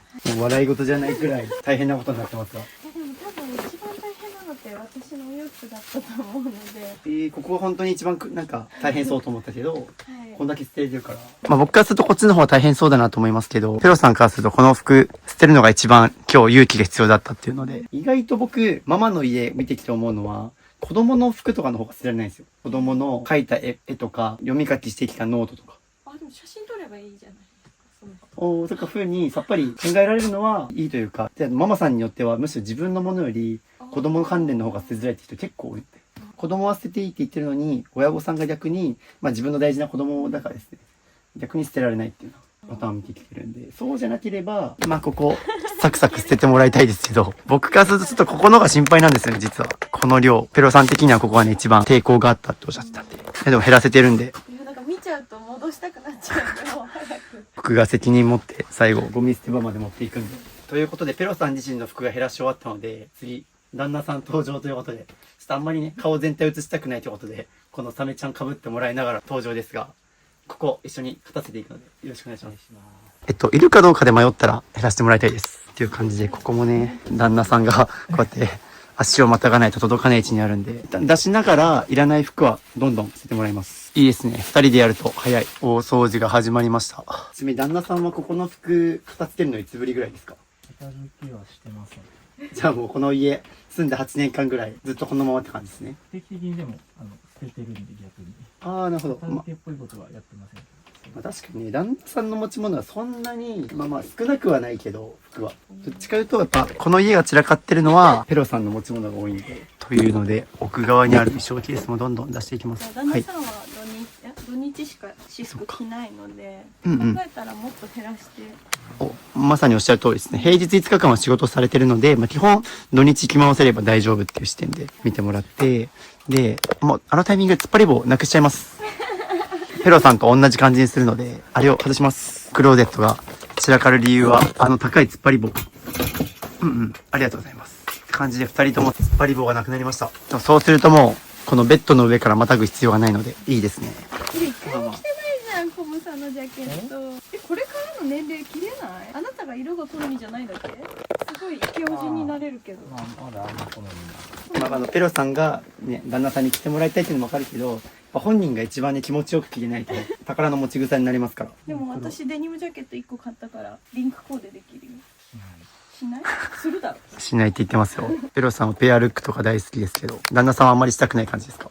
あんましません。そんな感じする。じゃあいいよ、こっち捨てるよ。どっちの気に入ってる？黒の方が使いやすいよ。黒でいいよね。これもあれですね。70% オフでタグがついておりますが。3日前ぐらいに買った。3日前に。でもこれあったの私知らなくて。なるほど。忘れてた。で、こっち残そうかな。これがもともとあったのに、最近3日前ぐらいに同じようなものを買ってしまって、今後悔してるっていう。これ確かにもったいないし、物が多くて自分の服を管理できてないからこういうことっていう。なので本当にこの3日間でちゃんと一度減らし切ったら、こういう無駄な買い物絶対なくなります。ここもったいな。ここ全部まだタグがついてますが、これをなんか後で。安かったやつだからって買ってしまって。そう、とりあえず安いからって言って買って、後で着ようみたいな発想で結局着れないっていうことの繰り返しですもんね。90% オフだから590円です。だから失敗してもいいやって買ってたんで。けど、反省します。ですよね。これもだって今590円無駄に捨ててるわけだから、本当そうなんですよ。塵も積もれば山となるって言いますけど、本当にこれもったいない。そもそも旦那さんが着てる服はちゃんと一緒に買いに行ったりとかして、本人に欲しいか聞かないと、仮に僕が嫁さんいて勝手に服買ってこられたら困りますもん。安いからって。自分が着たい服は自分で選びます。ある？着たい服。足りてると思ってるから常に。もうすでに足りてるっておっしゃったと思うんですけど、そう足りてるのに買い与えてしまっちゃってるから、すごいもったいない。でもこうやって実旦全部出して必要なものまとめてますけど、そうすると多分いらないやと思える服も出てくるはずです。今まで多分どういう服持ってるのかとか把握できてなかったと思うから。おー、すごい。ネクタイがいっぱい。フリーザじゃん。ドラゴンボールの。こんなネクタイあるんだ。これもヒロアカの交渉なのかな。これトドロッキーじゃない？あー、はい。トドロキくん。嬉しい。私が買ったやつだ。これも買い与えて、結局使ってないですよね。使ってません。使ってないの？嘘だろ？ヒロアカはね、多分1回もつけてない、この2つ。捨てんの？まあ使ってないですもんね。俺はいらない。はいつけないように。っていうので、ネクタイを減らしてもらってます。そのカバン懐かしい。初デートの時に使ってたやつだ。おー、初デートはいつ頃ですか10年前か。10年前ぐらいの3月か4月か。ちなみに2人の馴れ初めはなんかテニスで出会ったんですよ。テニス。なんか私がもうアピールして、はいなんとかデートできるようになって、はい付き合った方がいいよ私とみたいにおしめしてお付き合いしました。すごい情熱的なロマンスが。ちなみに旦那さんは当時そういう風にグイグイ来られてどんな気持ちだったんですか？ビビってる。ビビりました。最初はちょっと引いてました。最初は。最初はおせおせで実ったんですね。あ、そうね。逆に言うと、ペロさんは旦那さんのどこがいいと思ってこう、アタックしたんですか？でも笑顔がすごい可愛かったので、はい。初めて会った時にビビビって来たんですよ、本当に。おー。なんでなんか性格とか何も知らずに、はい。ビビビッと来たんでアピールすごいします。メールしても全然返信くれなくて、はい。なんか3日おきぐらいにうんうんメールしてね、なんとか返事もらえるように質問をたくさん送ってました。 3日に1回来ると、もうさすがに返してやるかという気持ちになったんですか？なんかそんな感じですか。おー。押すの大事なんだ。あ、そう、押すの大事で。っていう感じで慣れ初めを聞いたところですごいゴミ袋がどんどん増えていってます。よしって感じでお疲れ様です。一旦全部出しました。8年分の埃が掃除しますっていう感じでピカピカに掃除していただきました。久しぶりの床ですね。という感じで全部出してそこも空にしたので一旦ここを次どんどん出していきます。おそらく多分衣装ケースに突っ込んでるものはいらないものの可能性は高いです。ハンガーかけていいですか？あ、そうですね。もうこのタイミングでまさにハンガーかけて大丈夫です。旦那さんは全部吊るせる気がする。感じでいる服だけをどんどん戻していってます。このに2つ捨てていいんじゃない？っていう感じでペロさんが結構もう一回自分で捨ててるからその機能ごとにちゃんと被ってないかとか見分けながら旦那さんに提案してるって感じですね。先輩なんで教えてあげましょう、そのあたりは。というので下着も一緒でもうこういう風に未開封の新しいものとかを古いものと入れ替えて捨てていくっていうような形でどんどん減らしていきます。という感じで衣装ケース全部なくしてこのちっちゃいのに取り替えてもらってます。おー、じゃじゃーん、すごい。衣装ケースゼロですんで、あそこがやばいことになってる。ちょっともう足の踏み場がなくて、ちょっと後で片付けますが、こんだけの衣装ケースがいらなかったということで。で、このちっこいやつに入れてもらいました。どうですかこれで事足りそうですか全部。もう足りますね。うんうん。いかがでしょうかなんかこう減らしてみての感想というか。減らそうかなみたいな。うんうん。思ってたものが多かったんで、おー、うんうん。今日がその日だったっていうこお、いいですね。すぐ終わりましたね。多分1時間もかかんなかったと思います。早い。ペロさんよりもだいぶ早く終わりまして、ほぼほぼ吊るせてますね。まあボトムスとかだけ上に置いてますけども。という感じで、ここで全部旦那さんの服は収まりました。まあ多分また生活していくうちにいらない服とか、逆に気に入った服が出たら、ワンインワンアウト。要は、1個買ったら1個手放すってことをやってもらえたら、これ以上は散らからないと思いますので。はいちょっとこれ、一旦ゴミ出しましょうかね。圧巻の光景です、これ。YouTube のサムネ用に今カメラ回してるんですけど、すごいです。はい、というのでですね、5時間ほど減らしてもらいました。これまだ途中です。この後もまだまだ語ってますけど、ちょっと一旦ね、これゴミ出ししないともう部屋が狭すぎて大変っていうので、どうですかこの自分が捨てたものたちに囲まれて今。こんなに持ってたんだなと思ってびっくりしました。まあ今からこれ捨てに行きますけど、ちょっと反省してもらって、こんだけの不要品のために家賃払ってたとも言えますね。物の所有はコストってよく言うんですけど、これを保管する分だけに今までこの東京都の高い家賃かかったのはすごいもったいないし、これがなければもっと子供たちもね、のびのび暮らせたわけじゃないですか。と思うと結構な量ですね。これ捨てます。ということで続きました。玄関行きます。服を減らしたら基本的には次玄関をおすすめしてて、靴ですね。服も一緒にこのタイミングで見ちゃおうということで、もう上から下までりっちりの、ちなみにそれはこれ子供のなんです子供ですけど、はい。もうすごい赤だったのが赤じゃなくて、これ、はい。あー、確かに2。週間でこんなボロボロになったんで、子供ってすぐ捨て減らしますよそうなね。んで、もうできてます。はい。という感じでもうここでどんどん靴も出していきましょう。はい。って感じで旦那さんはちょっとね、お子さんの晩ご飯の時間が近づいてきたということで、一旦撤退してもらいましたが、これお揃いで買いました、旦那さん。お、ペアルック。そう。で、高かったから捨てれてなかったけど。うんうん。まあ大丈いらないです夫。冬系の靴が結構あそこね、固まってるんですよね。よく見ると。で、これ新品、今日見つけて、はい。本当だ。タグついてる。嬉しいと思って。はい。嬉しいのでめっちゃ安かったやつ。ドンキ。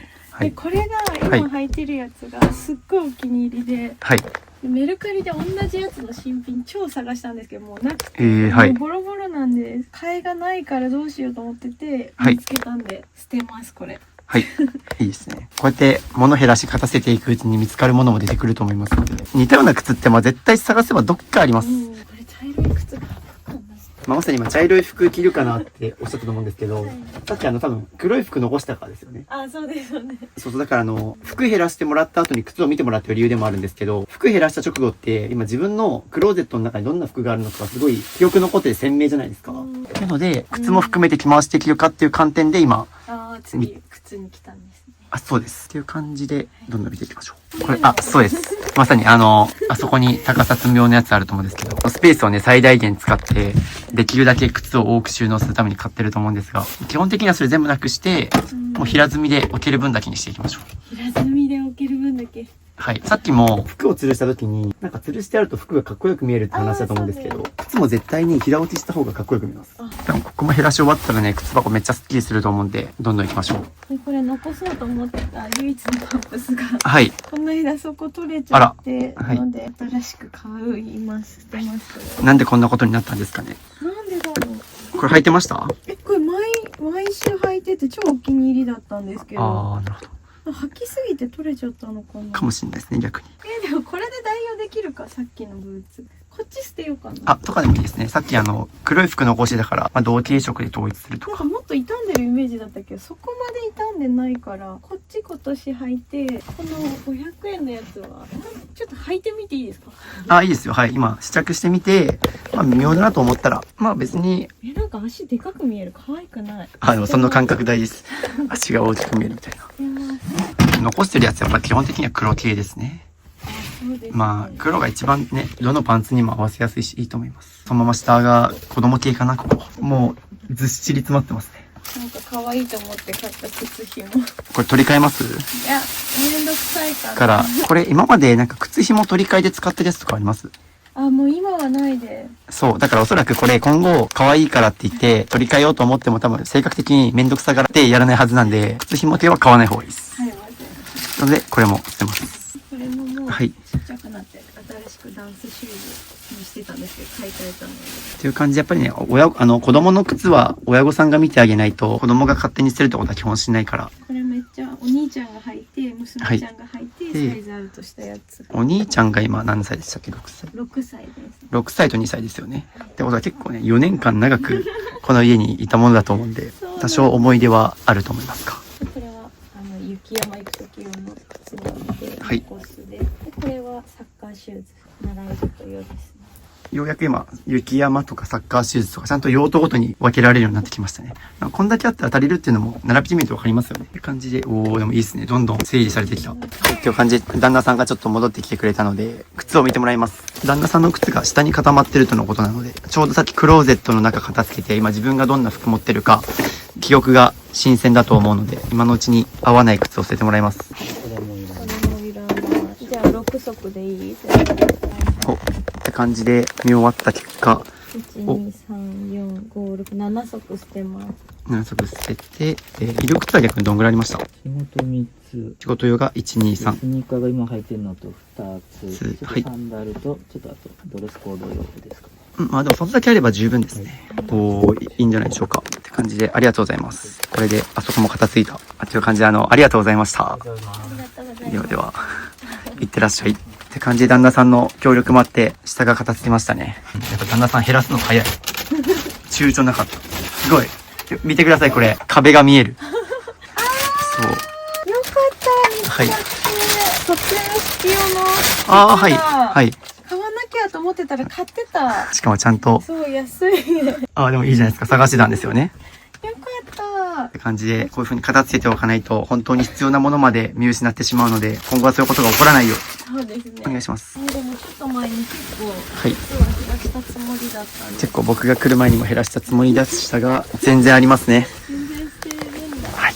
今のところ、ペロさんが言う、今まで捨ててきたのにが信用できないくらい、まあ捨ててきたんでしょうけど、多分、はい30足は捨てましたよ、私の靴。おー、あ、じゃあ本当に捨てたんですね、結構。はいまあそれでもまだまだね、ちょっといっぱい詰まってたっていうので。でも一旦収まりましたね。どうでしょうか、一旦これ全部見てみて。上2段が旦那さん、そのまま下2段がペロさん、下がお子さんの靴っていうので、いやでもすごい用途ごとに分かれて、すっきり整理できましたね。すごい、減らせるんだ。全然いきますよ。上も全部出します。あ、本当だ。靴が出てきました。それ、入れ替えたい。探してどこ行ったんだろうと思ってて。ここにあると存在忘れちゃうと思うんで。ほとんどいらないのしか入ってなかったです。という感じでここが開きました。反省。完成ですね。っていう感じで引き続き、下の方をちょっと見てもらいたくて、ここ、全部出しましょう。全部出します。何が入ってるんだろう。おもちゃで。おもちゃとかですよね。全部捨てます。あ、もう全部いらないですね。もう全部捨てます。もうそうしましょう。ここ絶対遊んでないですもんね。この辺り。何が入ってるんだろう。っていうのも把握してない感じだし、やばい、なんかキティちゃん出てきた、いっぱい。すごい。大量のマックの。なんでマック、ここに置かれてるの？ハッピーセットでもらったみたいな。なんかお店屋さんごっこしてて子供が多分ここに隠したのかもしれない。宝探しがしてます。はい。ここ全出ししながら捨てて、このテーブルとかもいりますそもそも。あ、いらないです。これもちょっと粗大ゴミに出しましょうかね。 1年ぐらい置いてある。やばい、ブーツ1年置きっぱ。もう自分がどんな靴持ってるか把握できるようになりましたよね。確かに。でもやばくないですか？はい私の靴、はい黒しかないですよ。いいじゃないですか。それが自分の好きな靴ってことですよ。減らせば減らすほど自分が何が好きかっていうのが分かりますね。残したものから。逆に今までピンク系とかもうめっちゃ釣れるじゃないですか。あー、確かに。そう。だから今後はピンク買わないとか。これどうしようかな。これは。眩しい。これシャボン玉液を入れてはいやるとふわーってすごい出てくるんですよ。なんかディズニーランドで書くみたいな感じそう、ディズニーランドで他のはい100均のは捨てるんで、これだけ残します。はい。シャボン玉でこれはすごい楽しく遊べるので。はい。まあそこに放り込んでるおもちゃもね、基本遊んでないはずだから、そうですね。どんどん捨ててください。この渋さんの指輪はずっと使うって決めて買ったんです。まあずっと使うかわからないけど、長く使いたいなというのもうこれどんぐらい使ってんのかな ?3 年以上は使ってるはず。うわー、すごい。やっぱそれぐらい大事にできるアクセサリーに出会った方がいいですね。そうですね。極力長く。まあ、人間どうしても趣味思考は変わってくるから、ね、手放す時は来ると思いますが、まあ少なからず一度も使わないで捨てるとか、1、2回着てみたいのはすごいもったいないから、ワンシーズンしか着ないとか。なんかちょっといいなと思って、はい島村で安いから買ってたんですけど、はいとりあえず着るんですよ、全部。けど、なんか、もう次着たいと思わないな、みたいなお洋服がはい。いっぱいあったので、絶対試着して、もう一生これ着たいみたいな、これ着て棺桶入りたいみたいな、うんうん。思うぐらいのものを買うようにします。お、いいですね。それくらいの心意気で物を選んだ方がいいです。それくらい思えないのであれば、ちょっと可愛いとか、ちょっといいなと思っても、絶対買わないでください。ちょっといいなみたいなものを買い続けると、こういう、もう、使わないもので埋めた部屋になっちゃうんで、全部大好きで残そう。そう、まさにもう全部大好きなものだけ、さっきかもう死ぬ時棺桶まで入れて使いたいかぐらい考えてもらって。という感じで、傘は基本人数分あれば困らないはず。で、私のは1個に決めなきゃいけないってことか。日傘とかで分けてますあ、そうなんで、日傘と分けてて、まあまあ、それだとしても、うんまあ5本ですよね。でも私、ビニ傘でいい派なんで、ビニ傘、とりあえず2本キープして、でもこれ重いんですよ。なんか桜になるんです、濡れると。おー、はい。そう、それがすごいロマンチックで買ったんですけど、やっぱ重くて、なんかあと盗まれたりしても、まあビニ傘ならいいけど、ショックでかいんですよね。あー、うんうん。って思うんだったら、別にビニール傘残してもいいしうん、はい、という感じで傘を厳選してもらって、ここにある分だけ、子供の傘と、ご自身の旦那さんの分と。一旦これで厳選終わったので、傘は戻してもらって。はい。傘増えたらすぐ捨てるようにしなきゃ。し、まあそもそも買わないでいいようにちゃんと天気予報を見ていくっていうのも大事。東京都は結構レンタル傘とかもあるんで、アイカサっていうサービスがあるんですけど、僕は結構東京に出張来た時とかはそれ使ってますね。まあビニール傘買うよりも安いし、ゴミにならないからいいですよね。エコだ、そっちのが。そうそう、24時間借りれるから、借りて、で、翌朝、出勤する時とかに返せばいいし、どこでも手放せるから楽ですよ。靴箱あるあるなんですけど、そのなんか汚れないように敷いてるやつ。これ見てもらった通りもう汚れちゃってますよね。ズボラな人はこれ絶対やっちゃダメです。だからズボラな人ほど掃除がめんどくさいからって言って何かしたがるんですよ。これ、靴箱に限らず、例えばキッチンの引き出しとか、何かこう収納に汚したくないからって言って、なんか下に敷きたがるんですけど、ズボラな人これ大体取り替えなくて、あんな風にあれが汚れていくんで、もう直拭きでやった方がいいです。って感じであれも出しちゃいましょうか。もう汚れたら直で拭くっていうのが一番楽です。僕もいろんな家行ってきて分かったんですけど、物が多い人、家が散らかってる人は必ず玄関が散らかってます。あ、そうなんだ。家のどこかが片付いてたりとか散らかってしてもなんか玄関だけが片付いてる人だけ僕見たことない。一部の物置き部屋とかなんか一部の部屋が片付いてる人はたまに見るんですけど、決まって玄関だけはみんななんか散らかってたりするから、玄関が一番その人となりが出ると思います。玄関を雑にしてる人は結構もう家の中どこでも雑にしがち。ここが毎回ぐちゃぐちゃのまま外出するの大変じゃないですか。大変ですよね。足の踏み場がなくてこう避けてって。朝もうぶち切れながらぶち切れて、はい。ママいつも怒ってると思われてる。でもそうですよね。さっきちょっと旦那さんと喧嘩が増えたみたいな話しましたけど、まあ喧嘩が増えたり余裕がなくなってるのもやっぱり物が多くてこういう玄関になってるからっていうのはありますよね。そうですね。すごい。びっくりだ。友達すぐ呼ぼう。という感じで久しぶりに掃除してもらってます。拭き掃除する余裕が出てきた。どうですかね。物減らすと掃除したくなりますよね。なります。気をつけて物に殺される。はい、ということでここ全部出した結果、こんだけ物が減りました。素晴らしい。床置きしなくて済むようになりました。ただまだこっちはまだまだね、はい、物が詰まってるんで、ちょっとこの後ここを減らしていきます。はい、というので、玄関綺麗になった代償にこんだけ物を捨ててます。びっくり。まあそりゃ片付くよねって。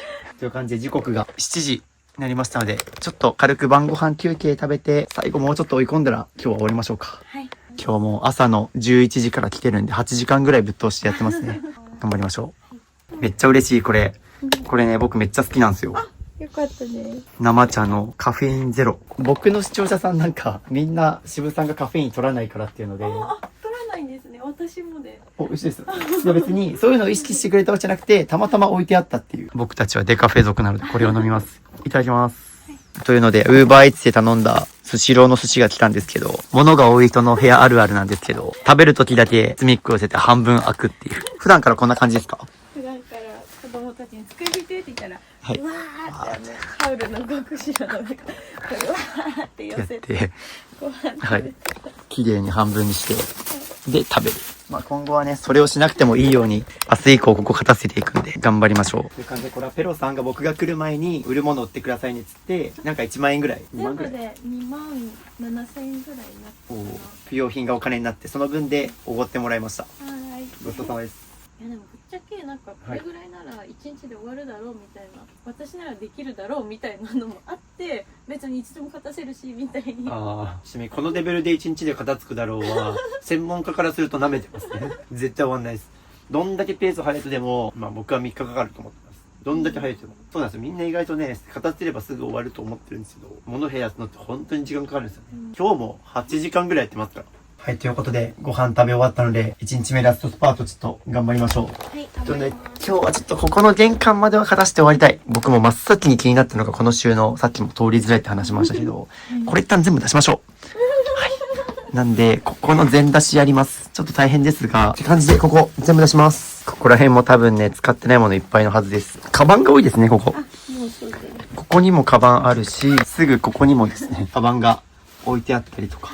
水回りにもちょいちょいカバンがあるんだよな。この辺りになんかカバンをポイポイ投げ合ってる形跡があります。そこにもありますが。という感じで、とりあえず全部出していきます。カワウソのリュック。これ自分が使ったやつですか？いやいやいや。さすがお子さんですよゲーね。センで撮って、はい。ライブに1回だけ使わせました。お子さんのやつですね。はい。ペロさんが使ってても違和感ない。恐竜のパーカー着てる人だから。これ捨てる？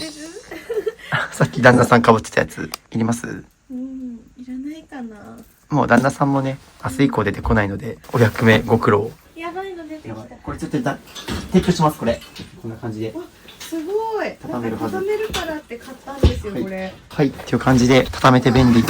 これちょっと一旦他に使う場所がなかったら捨てます。要検討。はい。という感じで、めちゃくちゃ広くなりました、ここ。って感じで、多分三段棚の後ろにこんな風にいろいろ物が詰まってて、こんなものがあったんだっていうものが今、ちょいちょい出てきてると思います。ここら辺もいらないものは捨てましょう。実際のはいらない。あった方がいいんですか？これなんですか？これですか？いらないですよ、これ。デジタル版もあるし。あ、デジタル版あるんだ。はい。後ろに書いてますが。検索したらじゃあ絶対。ここになんだ QR コード載ってますよ、電子版。これは僕もね、何人か捨てさせてますもん。あ、よかった。床が見えるじゃない。そうなんですよ。床が見えた方が気持ちいいですよね、ここも。なんか床ってちょっと見えてれば嬉しくなるけど、こんだけ書いても嬉しいな。床がない生活を今までやってきてますからね。久しぶりの床ということで。やばい、玄関だけでこんなに出ました。はい、そう、ゴミ袋がまた一個出ました。いいですね。この調子でどんどん減らしましょう。今日も来た時も僕絶句しましたもん、ここ。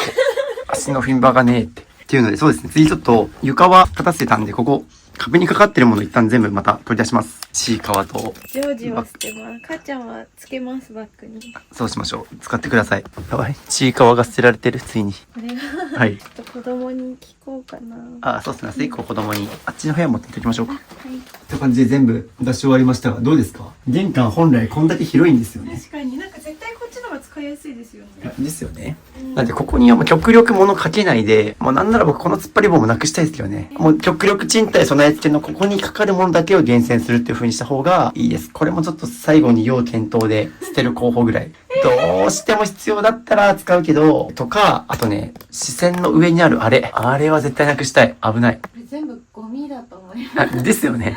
そうそう、使用頻度が低いから、あそこに追いやってるんで、あそこも今取っ払うか。出します。何入ってるんだ？あ、プールのグッズだ。いらんです。全部ゴミだ。この突っ張り棒なくします。という感じで外しました。でしょ？見てください、これ。なくなりました、ここ。というので、すごい。またあそこに大量のゴミ袋ができてますが。これ、なんか使えないかな。あ、覚えてますか？使い道を考え始めたら危ない。これはいあれ使ってもいいですか？なんか旅行行く時のリュックを捨てたいなと思ってて、こっちに入れ替えたいです。すっごい使いづらくて、旦那さんがいつもあれ背負ってるんですけど。黒いの？あれすごい、私はあれですか？背負えなくて、はい。はい。ので、いつもディズニーの大きい袋にはい。持ってってるんですけど、はい。これの方が絶対楽だなと思って。僕はリュック派だったけど、まあ。リュック派ですか？はい。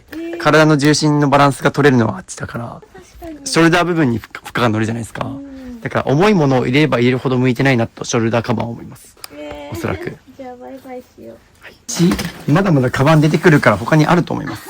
で、玄関にどうしても置いときたいものは、置けるものはこっち。空いたスペースにどんどん入れていく。まあ、ここね、もうちょっと後で僕見直しますけど、もうちょっと片付けたら上の部分とか、季節物は置けると思いますので、極力入れ物はもうこっちに固めていきましょう。カバンがいっぱいありますが、これどうされますか？そう、クローゼットが空いてるんで、ここにいっぱい入れてるカバンは、全部クローゼットに入れられるはずです。服減らして、玄関で靴減らしてってやってる順番、この順番でやってる理由は、服減らしたら靴とカバンセットで見てほしいからなんですよ。で、結構玄関に来ると、靴と合わせてこんな風に、カバン置いてる人が多いから、で、そうすると今クローゼットが空いたから入れ込めますよね。空いたところにカバン持っていくで正解なので、その上もうちょっと厳選してから入れ込みましょうか。すごい、あっちこっちにカバンが。でもこれマジ可愛いんですよ。マジ可愛いけど使ってないんですか？なんか娘ちゃんとお揃いしたくて、はい。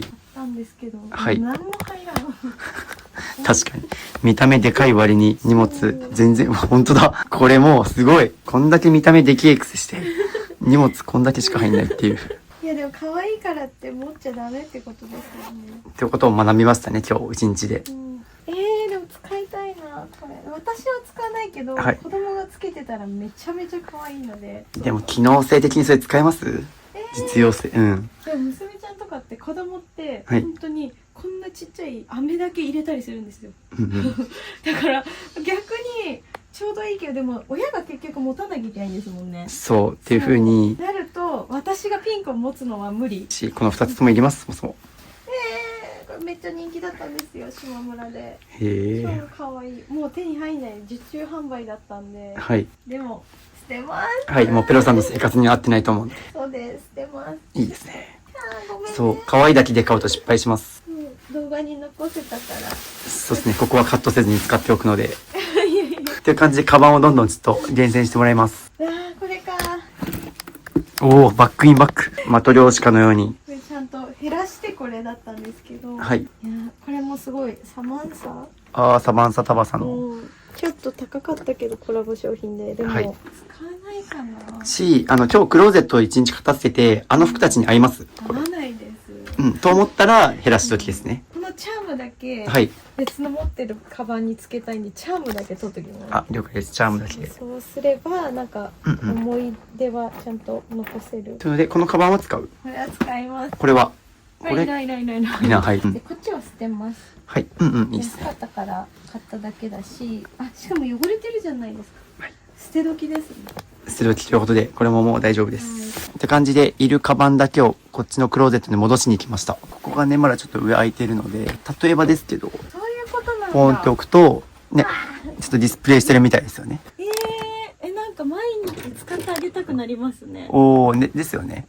お気に入りのものほどちゃんと綺麗に飾ってあげた方がいいので、もしかするとまた置き場所変えるかもしれませんが、一旦仮置きで。なので、このタイミングで玄関にあったカバン類も全部出しましょう。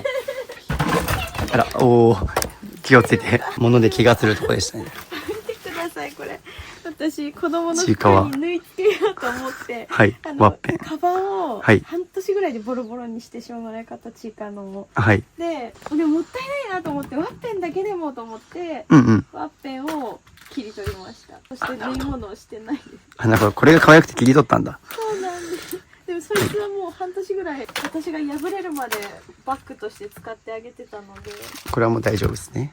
いらないですね。ここにちいかわのやつがいるんで一緒に備えといてあげよう。今日一旦ここまでやって終わろうかな。はい、ということで一旦全出しが終わりまして、玄関がめっちゃ広くなった。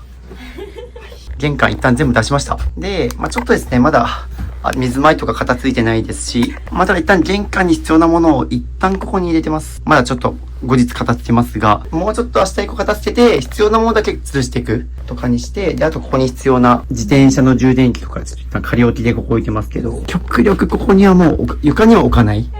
必要なものはもう最低限吊るしていくみたいな感じにして、玄関で使うものは一旦こっちに固めてるんで、ここももうちょっと綺麗に片付ければスッキリすると思いますか。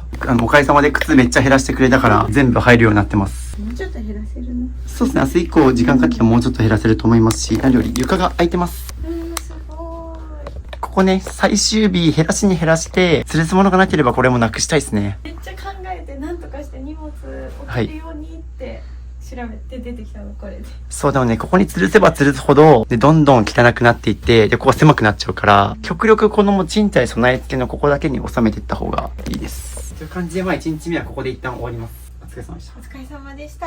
はい、そして、玄関を片付けた結果、こんだけゴミ袋がまた出ました。大変なことになってます、また。はい、ということで、おはようございます。2日目です。ペロさんの服装も変わって、ガーリーな感じになってます。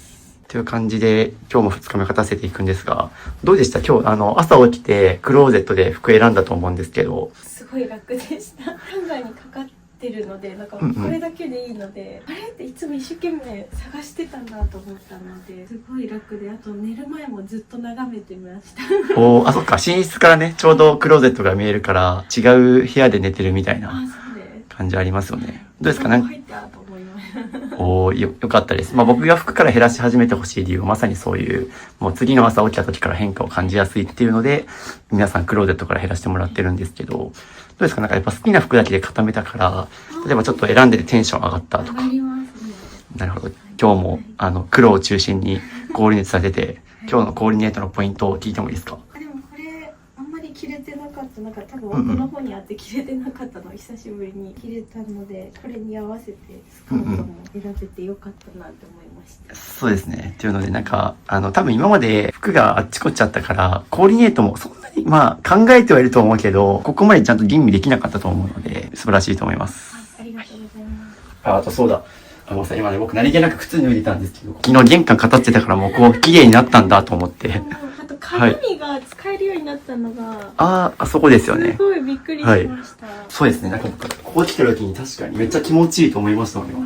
クローゼット片付けてそのまんま靴と一緒に玄関片付けるのマジでおすすめです。変化めっちゃ感じやすいから。っていう感じで行きましょう、2日目。はい、頑張ります。でね、今日ここもやりたいんですけど、ちょっとね、優先度的に言うとこっちやりたいです、今日は。今日2日目は、ここです。このリビング、ここが一番のラスボス感ありますが、こことここですね。今日2日目はここを頑張って片付けたいし、僕もですね、喉がちょっと回復してきたんで、体調バッチシです。今日寝れました？超いっぱい寝ました。2人ともいっぱい寝てるんで、万全ということで、よし、頑張りましょう。頑張ります。ということで今日はここを減らしていくんですけども、ここですね、ちょっともう足の踏み場もないみたいな感じなので、もうまずはここをとにかく昨日と一緒でクローゼットの中から片付けて、で空いたスペースに必要なものとかをどんどん入れていきたいんですよね。なのでそのためにこういう状況の時はとにかく床にある明らかにいらないものをもうどんどん捨てていきます。で最終的にあとね、このベビーベッドちょっとなくすか畳みたいですね。もう2歳と6歳だから使ってないですよね。使ってない。そう、だから特にこのベビーベッドもめっちゃもったいなくて、不要品、これ食パンのソファーとかありますけど、それでこれが、畳めなくなっちゃってますもんね。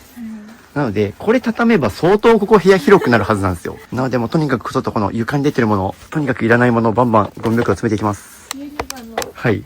マリオ。これ高いんですよね。これいくらですか？結構いい値段するなってびっくりします。なるほど。結構売れるんですよ、メルカリで。マリオ流行ってますもんね、最近。ユニバーサル・スタジオ・ジャパンの。これいります？いらない、売りたいなと思ってけど、もう大丈夫ですね。大丈夫です。売ってると終わらないですね、これは。これね、ちょっと収納ボックスも怪しいですね。ちょっともう捨てる候補です。減らして、もう特に入れるものなければこれ捨てます。本捨てていいんですかって聞かれたんですけど、本一旦ひとまとめにします。で、例えば、そこ以外にも実はこっちとかにもちょいちょい、本がですね、見受けられまして、本系最後にちょっとまとめて捨てましょう。ちいかわのポーチ。これ何用ですか、ちなみに。わかんないです。可愛いかこんな気がしてました。一応聞いたけど。絶対用途ないだろうなと思って。で、明らかにいらないものをどんどん捨ててもらいながら、絵本とか固めてるんで、今日の夜にお子さん帰ってくるから、明日以降にちょっとお子さんと一緒にこれ見て片付けてもらいます。ペロさんが捨ててる間は、僕がちょっとここ出します、全部。ここのスペース開けないとちょっと作業しづらい。おー、すごい。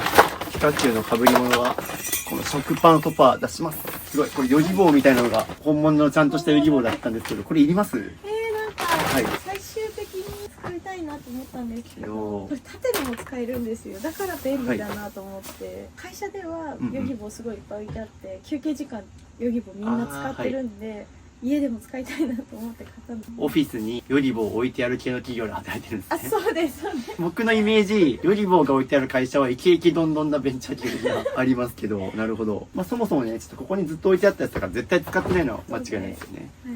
これもちょっと捨てる候補ですかね。そもそも多分このベビーベッドの上にあるやつ全部使ってないですよね。それ全部メルカリ出してるよ。メルカリ出してるんだこれ。これ捨てたいんですけど、すごい気に入ってたんですけども、断然無理してます。そうですね。今日でカバンもちょいちょい出てきましたが、もう大丈夫ですね。大丈夫です。昨日いるカバンは残したので。はい。この食パンも怪しいけど。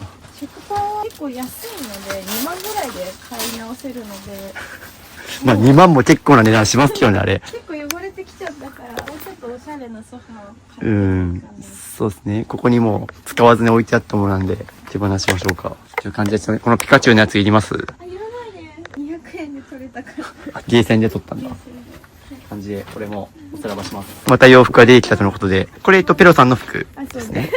また猫ちゃんマークが、これいりますでしょうか？いらないです。そうですね。昨日クローゼット見て、いる服残してるんで。旦那さんとお揃いのやつ出てきたけど。また出てきた。旦那さんの方捨てます。はい。まだこっから片付けていくにつれて、服出てきそう。うわー、ほんとだ。はい。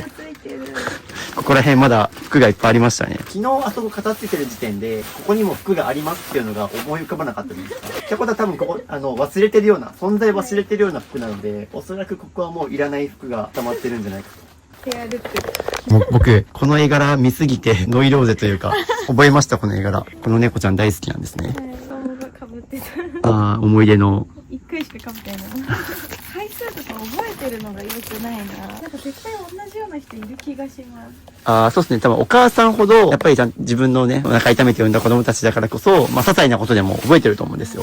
なんか旦那さんがはい最初のデートで着てた服とかちゃんと覚えてるし、なんかそのはい初めて会った時に着てたそのはいテニスのお洋服も覚えてて、はい。捨てるって言われた時になんかそれ2回目に会った時に着てたやつだからちょうだいって言ってそれをパジャマにして着たりしてます。おー、すごいな。初デートで着た服か。覚えてるのすごい。僕も過去付き合った元カノが初デートどんな服着てたかなとかもさすがに覚えてないな。結婚したいくらい自分からアタックされた方だからこそ覚えてるんでしょうけど。なるほど。これ迷われてましたが、これ何ですか？ユニバで買ったユニバ。サメのユニバで買ったもので、全身コーディネートです。ゴミ袋がまた1個出ました。なんか結局はい。送るのも面倒だ少ないけど着てる。そうですね。ここら辺、売る譲るで撮ってたものもちょいちょいあるんですけど、もうめんどくさくて埋もれてるわけですし、仮にも、売る譲るものを、ヨギボーでうずめちゃってるのは良くないですよね。メルカリで1万で売れたやつは出したいの。あ、もう売れたやつはさすがに、はい。例えばもう、出品中で売れてないものとかも含めても全部、売れたやつだけ、でも売れたやつも早く配送しないとですよ。配送しないとやばいと思って。そうです。バッド評価されますよやばい。配送が遅いです。急がなきゃと思って。だって、売れてるものがここにあるの結構やばいですよ。冷静に考えて。昨日やろうと思ってます。だってこれ僕がここ語ってましょうって言わなかったら、どうしてたんっていう。あさはい。ろうかなってとか。あさって探すみたいな。そうだから、要はメルカリで今1万円のものが売れたから、まあそれは売っちゃっていいんですけど、売れて、どこにあったっけって探してたらね、時間かかると思いますし、管理が煩雑になっちゃってます。どうされました？なんか悲鳴が。どうしようかな。一個だけは残したいんです。はい。ナギッチ。そこにいるブルーロックのキャラのマスコットですけど。はい一個。だけは欲しい。何個かあるんですね。グッズはいろいろあるので、はいこっちは捨てるので、その子はい一個だけ。あ、とかすごい、あそこに、すごいいっぱいトゲくんとかゆるキャラが干されてある。あ、洗濯した後とかですか？うさぎのお洋服着せてあげただけです。で、とりあえず吊るせるから洗濯物干しに置いてあるみたいな。はい、そうです。なるほど。食パンに埋もれてちょっと気づかなかったけど、って感じでここどんどん開けていきます。あれも子供、めっちゃ着てた子供が。あー、はい。なんか、はい服を詰めて、一個のブランケットを作りたくて、ブランケット大量に気に入ってたやつだけを残してたんですよね。そうこれをつなぎ合わせてブランケットにするみたいな。そうなんです。その子供が着てた頃のお洋服を全部つなぎ合わせるっていう。やりたいんですけど、やる暇がないですよね。親方したらできるから、これだけ取っておきます。まあちょっと一旦、まあこっちはじゃあ捨てますね。そうですね。本当に大事なのだけで、はい、ちょっと厳選してもらって、まあ片付け終わったらね、多少そういう裁縫する余裕とかも出てくるとは思うので、本当にできそうなやつだけちょっと厳選してもらって、絶対思い出があるってやつだけ。いいやつだけ。これいります？めっちゃ遊んだ、これ。まあこれは、どっちかというとペロさんがちょっと思い出あるんですね。お子さんが遊んでたから。半年ぐらい毎日一緒にやってた。半年毎日。けどもうここになんか、ポンと置いてありましたけど。確かにもう使ってないです、そいつは。じゃあこれはもうお役目ご苦労ということで。そうですね。ありがとうございました。まあ結構ね、こういうのって親御さんの目線からするとたくさんあって思い出あると思うんですが、まあ子供もね、興味関心移るの早いんで、次のおもちゃで思い出作りましょう。ここにちょっとまだ取っといてほしいというぬいぐるみがあるんですが、一旦ここも出します。これゴミにします。おー。もう娘ちゃんも最近はポケモンで遊んでるので、バイバイ、ギュッ。名前あるんですかこの人わかん形。ないね。なんかクレヨンしんちゃんでねねちゃんがボコボコに殴ってる人形をいやでも、はい捨てていかないとダメだな。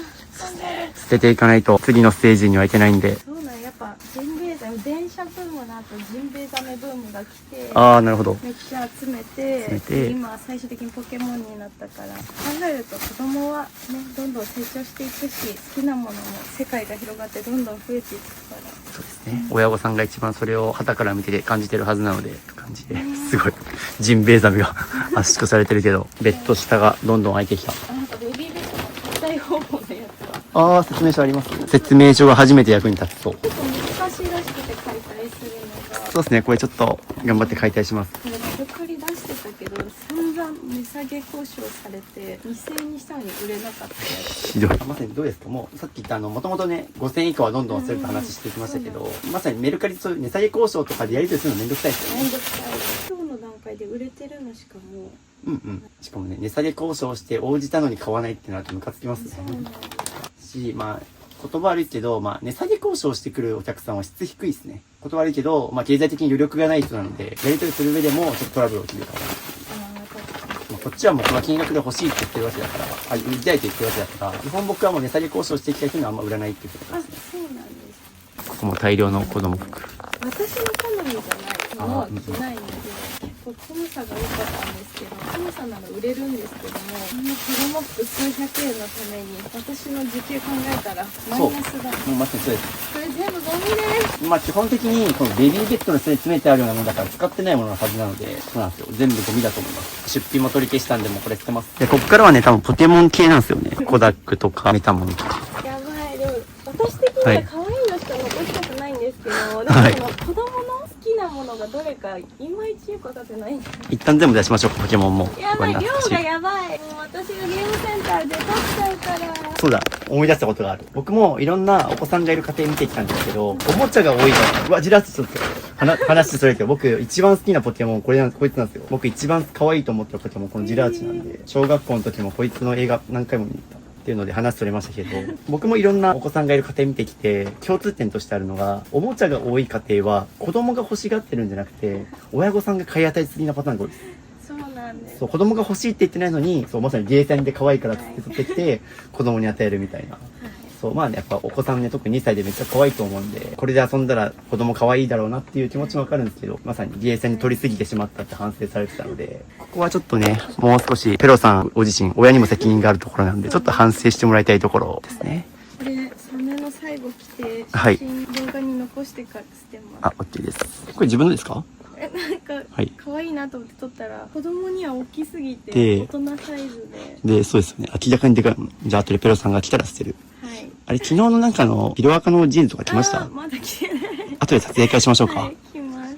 でももういいから着ないですって言って着たらなんか納得して清掃。そうなんです。じゃあ、後で撮影会しましょう。ベビーベッドでかっ。でかいですよね。もうようやく下の空間巻いて解体できるようになりました。てかゴミしか入ってなかったんだ。ほぼほぼゴミでしたね。悲しい。 9割ぐらいいらないものでした。物の所有はコストのもう典型的な例というか。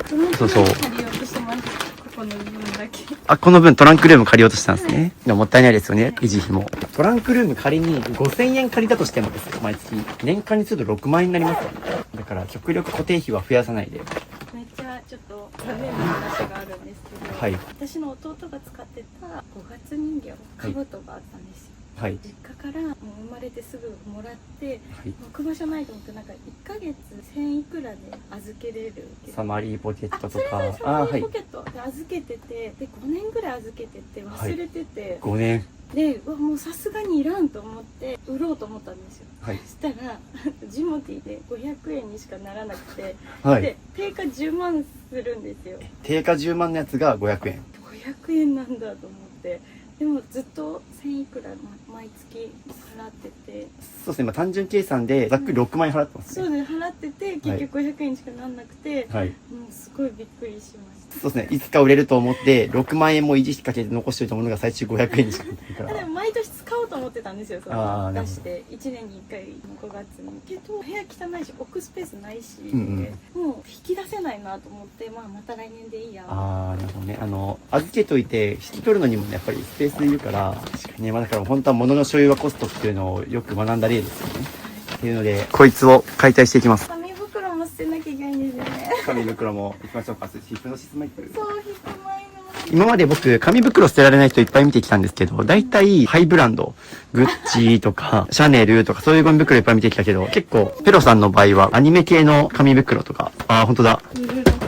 ブルーロックとか、個性出るな1万円以上買わないともらえないやつ。じゃあこの紙袋欲しくて1万円分買い物したんだ。そうですなるほど、なるほど。 2万買ってる。確かに。2万円分の買い物。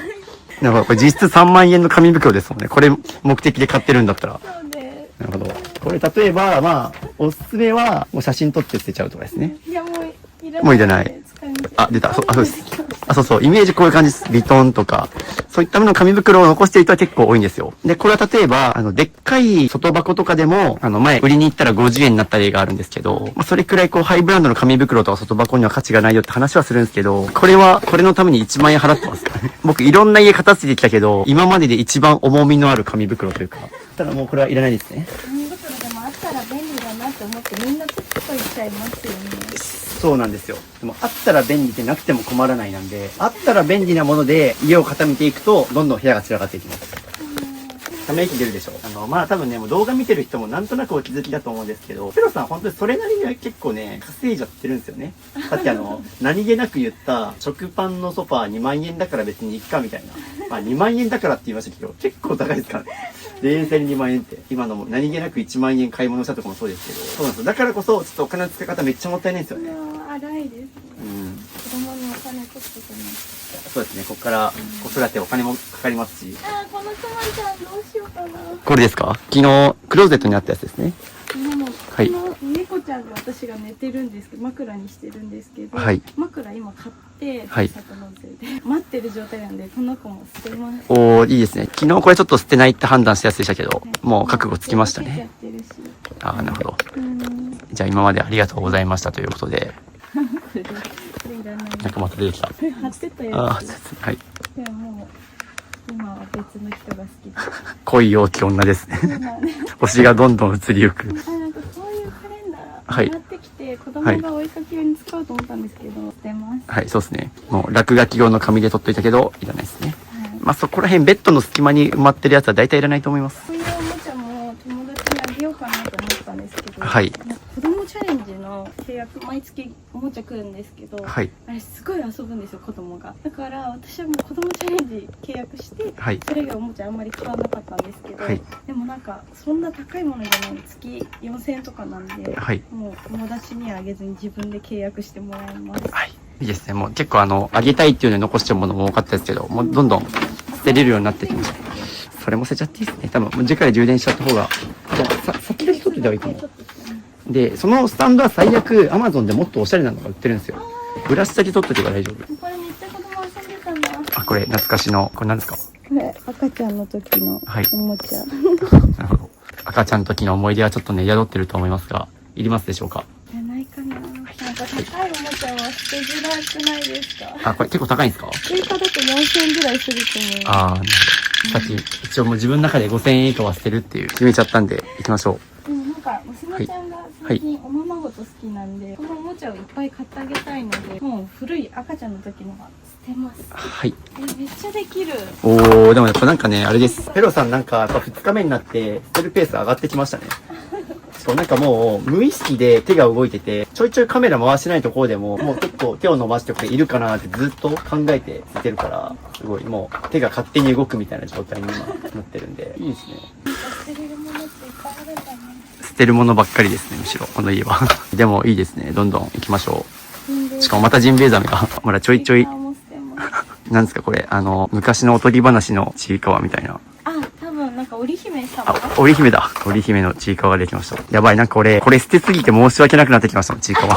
ちいかわを捨てる人みたいになっちゃって。でもなんかその人にとってチーカーが一番じゃないってことなので、全然流行ってるからみんな買っちゃっただけで、他に好きなものはあるって感じなんで。そうですね。もう大丈夫ですね、これは。モバイルバッテリーは一人1個まででして、これどういったモバイルですか？あ、なるほど。推しのモバイルバッテ推しのデザインのやつ。リー。そうです。まあ、モバイルバッテリーそもそも使ってます、普段。いや、使わないです。捨てます。行きましょう。これ悩みたかったんですけど、名前入りのはいプレゼントで、多分すごい高いやつ。あー、なるほど。生まれた時に結構傷んでるんですよね。私は全然可愛いと思って使ってないので、名前が入ってるから捨てづらいってだけ捨てます。っていう感じで、いいですね、無印の。ね、これ無印良品のドライバーセット、両方とおも。気に入り。今からこれを解体していきます。これ解体したら相当広くなると思う。これなんかジモティーで譲ってもらったんですよ、タダで。このベッド。はい。えですけど、はい申し訳なくて、はいとりあえず一応2000円のお菓子をお渡しして、はいでもなんか後々調べたら、これ捨てるのすごい大変らしくて、粗大ゴミとして出せない、なんか電話してお願いしなきゃいけないらしくて、そういうの考えたらみんなジモティーで無料で出すだろうなって思いました。でもいいですね。なんかベビーベッド高いと思うんですけど、もうジモティーとかで簡単にもらえるんだったらありがたいですね。そうですね。ね、使える年数も少ないしね。そうね、一瞬ですよ、一瞬。そうそう。まあベビーベッドデンタルとかもありますけど、買うと結構割高ですね。経済的に余力があるんだったら買った方がいいけど、とはいえね。いや、本当に、なんか2人目、1人目は使うと思うんです、長く。はい。 2人目って絶対出せって檻から出せってなるので。意外となくてもどうにかなるんですか？そうですそうですそうです。確かにミニマリストの人とかに話聞くと、意外と使ったはいいけどなくてもよかったみたいな話してる人は聞いたことあります。ベビーベッドに寝かしつける必要はないですもんね。寝ないですよ。あ、取れた。おー、ベビーベッド人生で初めて解体した俺。やばい。埃がやばい。ベビーベッドを掃除して解体します。もう長年の埃が溜まってますね。埃ってどっから来るんですかね。不思議ですけど、でもこの物たちから生まれてますね。あ、そういうことじゃあ、渋さんって何もないから、埃全然いないです。あ、もう埃長年見てないです、僕。そもそも、物と物が密になってそこからどんどんあ、そうなんだ。できるから、まあ僕はあと毎日お掃除ロボットが動いてるとかもあると思いますけど、毛とか汚れは出ますけど、埃は長年見てない気がする。よし、取れた。来た。なんか声が響きます。声が響きます。まだまだ物ありますが、違い感じます？玄関で私の声が。ああ、玄関ですね。玄関、確かにね、物をあんだけ減らしたから変化感じてますね。些細な変化ですけど、本人からすれば8年間住んできた家なので、すぐわかりますよね。お部屋の割合って、はいやっぱり女性のが多いですか。実はこの片付け企画に申し込む人の 95% ぐらい女性です。95%。 95%、まあ90%ぐらい女性です。そうなんだ。僕同時に有料の片付けサービスもやってるんですけど、もうそこほぼみんな 99% 女性です。男性の人はあんまり申し込んでこないですね。やっぱりちょっと片付けられないものが多いっていうことに悩んでる人は結構女性特有の悩みかなっていうのは感じてます。そうなんだ。で、特にちょっとペロさんがわかりやすいんですけど、買い物でストレス発散してる人も結構女性に多いですね。一つはミニマリストに興味がある層も実は女性の方が多くて、男性に比べるとまず化粧品とか生理用品とか男性にない持ち物が多かったりとかするし、買い物依存症って言われる人たちも研究だと女性なんですよね、ほとんど。女性の方が多くて。生物学的に女性の方が無駄なものを好むんですよ。その無駄ってものっていうのは、まあ、男性の方が実用的なものを好んで、ガジェットとか便利アイテムとか、結構男性好きですけど、女性は例えば花とか、可愛いものとか。可愛いもの買っちゃう。そうですよね。その背景には、例えば男性が女性を射止める時とかにプレゼントとか渡ったりするじゃないですか。っていう時に、男性とかだったら極端だし、Amazon ギフト券とかあげると結構、別に全然それでも嬉しいと嬉しい。便利と思うと思うんですけど、女性はそれされると私のこと大事にされてないのかなとか。考えるの放棄したなって思っちゃう。ですよね。で、例えば Amazon ギフト券とかだったら、極端な話、別の女性にも渡せたりするじゃないですか。花とか飾り物とかって、本当にその女性のために考えてくれたんだな、みたいな。その考えてくれた時間がプライスレス。ですよね。そう。っていうことに、なんかその嬉しさを感じるのはやっぱ女性の方なんですよね。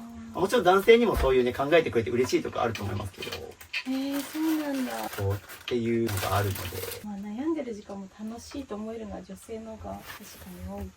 そうなんですよ。っていう感じで解体できた。久しぶりの掃除ですよね、ここ。いや、でも広っ。めっちゃ広くなったよ。これは片付けもはかどりそうだし。というので解体した結果、ここ。やばい、ベッドの上がまたゴミ屋敷に。どうですか、ここでも広くなりましたが。こんなにスペースがあったんだなってびっくりしてます。確かに。人が2人座れます。本当ですね。ことあるごとにはーってため息ついてますが、まあ、つきますよね。めちゃくちゃ、あそこ今、大変なことになってますけど。はい。ないなと思ってたの。捨てるものだらけですし、まだまだ明日以降もどんどん捨てないとこの家は片付きます。このケーブル配線ボックスの中もね、やばい。情報量が多い。なんか、入ってません？古いスマホ。古いスマホがすごいところにぶち込められてます。データ移動して使って割ってここに入れてる。はい、もうここら辺も捨てていきましょう。これなんか置くと充電できるやつ便利だと思ったけど、なんかのリモコン。なんかのリモコン。用途説明できないと思ったらいらないですし、ここもなんか束ねてるケーブルがちょいちょいあるから、ここら辺から全部出しましょうか。まあケーブルなんて Amazon ですぐ届くので、もうまさにその通り。使ってるやつだけにして。使ってるやつだけにしても困らないと思います。まあ大体、基本的に僕も買い直してきるものからどんどん捨てましょうって言うんですけど、そんなに買い直すことはないです、大体。一旦、ここら辺全部抜きます。リセット一旦。ドライヤーすごいとこから出てきました。今使ってるやつですか？あ、そうですそうです。ここでドライヤーしてる感じか。ここでしてるんで、なんか冬は寒いから、ああ、なるほど。こっちでしてます。基本的になので、そこら辺でご飯食べて髪乾かしたりとか、そうで。いろいろ生活動線がなんとなくイメージできるけど、何気なく今、ポンポン出してますけど、いらないケーブルいっぱいできますね。なんかわかんないんです。こんな本が必要だったやつは、まあまた買ってない。おー、てかこれそもそも刺さってないですもんね。もうポンポンいらないケーブルいっぱい出てきたんですけど、この配線に刺さってるわけでもなく、とりあえずここに入れてるみたいな。ホコリもケーブルもいっぱい溜まってます。であとすごいものができました。これ、フォーマって書いてるんですけど、これガラケーのケーブルです。あ、そう、旦那さん付き合った当時フォーマーだった。付き合った当時だって10年前ですよね。そうで。10年前とっくにスマホですけど。そうです、スマホじゃなくて。なるほど。まあまあ、というので、もうこれはもういらないですね。ずっとガラケーで、でも連絡取れないじゃないですか。取りづらいじゃないですか。メールですもんね、当時。メールで LINE じゃないから。やり取りしてて。いいですね。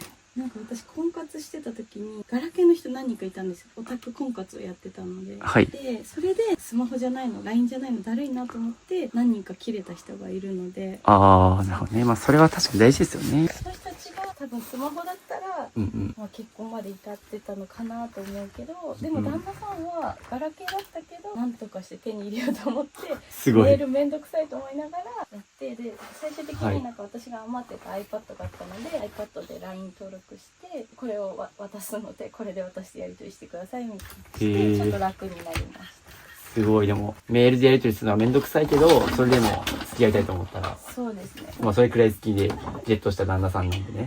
そうです。全部黒のケーブルにしたいな。ああ、いいですね、そのこだわり。まあ、今後買うときはもう黒で統一していきましょうかね。って感じで整理が終わりました。で、いらないケーブルはもういっぱい捨てました。って感じでここも掃除していきます。8年分のホコリが。一回どっかで掃除したはず。じゃあ、2回目ですね。2回目。なんか捨てる方向でいいかな。と思ったら捨てましょうか。じゃあ、こういう状態が、そうですね、気に食わないんだったらもう捨てちゃいましょう、これ。一旦透明に直でも大丈夫。もうここをちょっと一旦片付け終わったら次、あっち行きます。いやー、ようやくここ開いたから終わりが見えてきた。ちょっとだけ。ちょっとだけ。まだ向こうにラスボスがいますが。ミシンは絶対取ってほしい。なんかミシン捨ててる人いなかったですけど。ああ、います。ミシン。これは人生の趣味にしたいので。ああ、はい。それは全然やるんだったら。捨ててる人とかはもう結構もうやらないみたいな人が多かったから。そういうミシンとかは、もうクローゼットが今から片付けてスペースに入れていきたいですね。確かにすぐ出せるところに置いておきたい。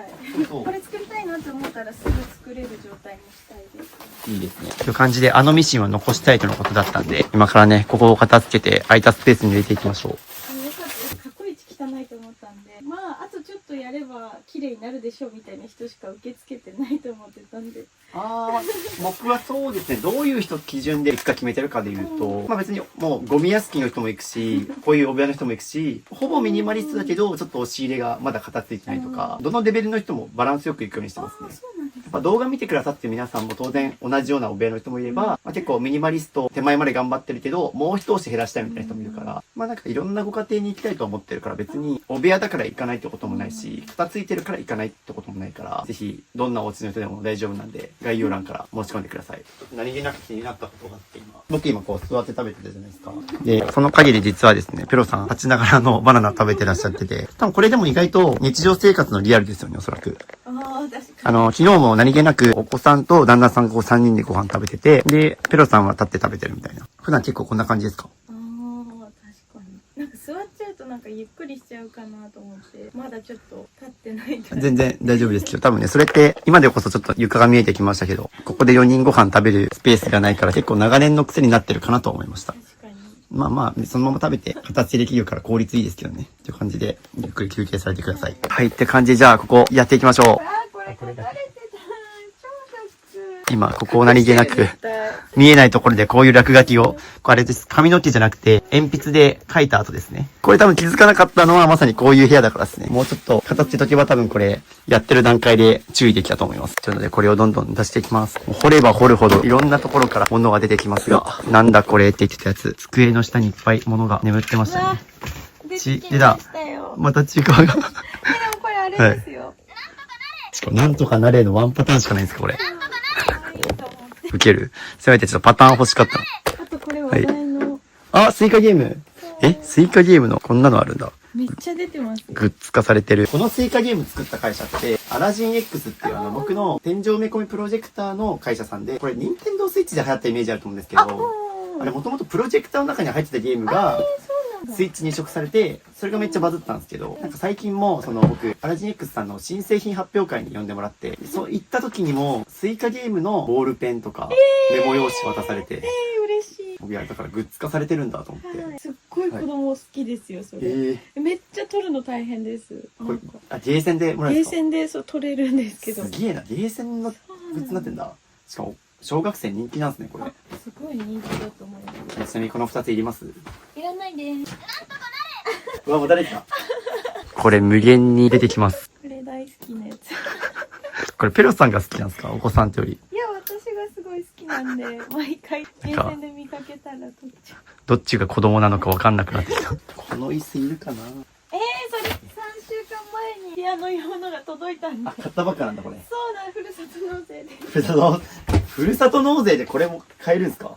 もらえるんですか？もらえます。これ、でもお子さんがもっと大きくなったら高さ上げてとか。でも基本的にレッスンするときはこの高さの椅子なんで、はいこれをなんかちゃんとした台を買わなきゃいけないんです。そうですよね。これやっぱ僕思ったんですよ。これ、椅子はあるけど、これの高さに合う台なくねと思って、ピアノの。台も買わなきゃいけないんですけど。今、状況で言うと、これあるけど、これでいけないですもんね。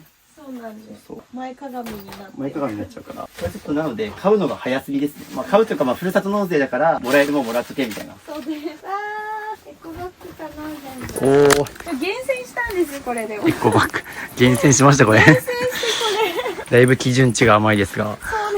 エコバッグの山だし、これ保冷カバンとかですよね。あ、そう、保冷バッグは結構毎日使ってるんですね。はい。そもそも、これ厳選したとしたら、キッチンとか、まあ、玄関とか、スーパー行く時に使うじゃないですか。はい。ここにあるの変ですよね。そうです。このゴミの山から出てきたんで。してます。はい。いいですね。もう僕が何も言うことなくさせてもらって。エコバッグ昨日玄関にも2つ残すって言って、覚えてます？昨日あったな、これ。ゾウさんとかのありましたよね。ダイオウグソクムシと太陽不足虫のエコバッグあったわ。これなんかガチャポンとかですか？厳選です。可愛いエコバッグシリーズが無限に出てくる。これも使いたい。はい。これまた大好きなブルーロックとヒロアカの爆豪勝樹のエコバッグというか巾着袋ですけど。使いたい。これお子さんに使ってもらう用途で買ったんですか？あ、そう、これにピあはいアノのレッスン用品を入れてて。これに入れる必要ありますっていう感じで。じゃあこっちだけ残します。はいこれはリュックになるので。あ、了解です。でもこのサイズの巾着意外に使わない。そうですよね。使わないし、顔全然見えない。いらん。それ大事なんですね。いらん。はい。使っててテンション上がらんな。あ、それ大事です。使ってテンション上がんないなら捨てましょう。ブルーロックのグッズができたら、あれ思い出してください。あそこにもう飾ってあるし、あと、実はですね、そっちの本棚にも原作が実はね、あるんですよ。埋もれてるけど、ブルーロック。あそこにもあるから、ブルーロックのグッズはまだ無限にあるので、もうどんどん減らしましょう。エコバッグって大きいのはこれしかなくて、でもビニール袋もらっていいんですよ。はいエコじゃなくてもいいです。まあ、必ずしもはい、別にいいと思いますよ。特に東京だったらだってゴミ袋してないですよね。あ、ないですね。はい。なんで全然別にビニール袋もらいたいのはもらっていいし。100均で買ったテレコージにかけれるやつ便利だな。あー、これ一番良くないパターンなんですけど、100均で買える便利アイテム。便利そうと思って買って、でも買う前に用途も何も想定せず、結局何も入れずにここに放置されてましたよね。なんで、便利アイテム基本買っちゃダメっす。はい。さっきも話したけど、あったら便利はなくても困らないから。アンパンマンは汚れてるとこ探してください。これでも使ってないですよね。バッグを入れるバッグ。あ、さっきエコバッグ入れたやつか。あ、そうです。はい。可愛くてちゃんと使えるものを使って基本的にまあカバンにこういうサバがついてたりとか、これにもこういうのがついてたりとか、いろいろキーホルダーをつける癖はあると思うんですけど、まあちょっと買いすぎですね。これは使ってるものだったらいいんですけど、ああいう風にこうやって使ってもないカバンにまたこうやってついてるから、物が物を生むっていう状態なんですけど今。このベビー用品してます。はい。いっぱいできましたあ、でね。もこれ未開封だ。ベビーワセリン。でも、はいいつも病院でもらってるから。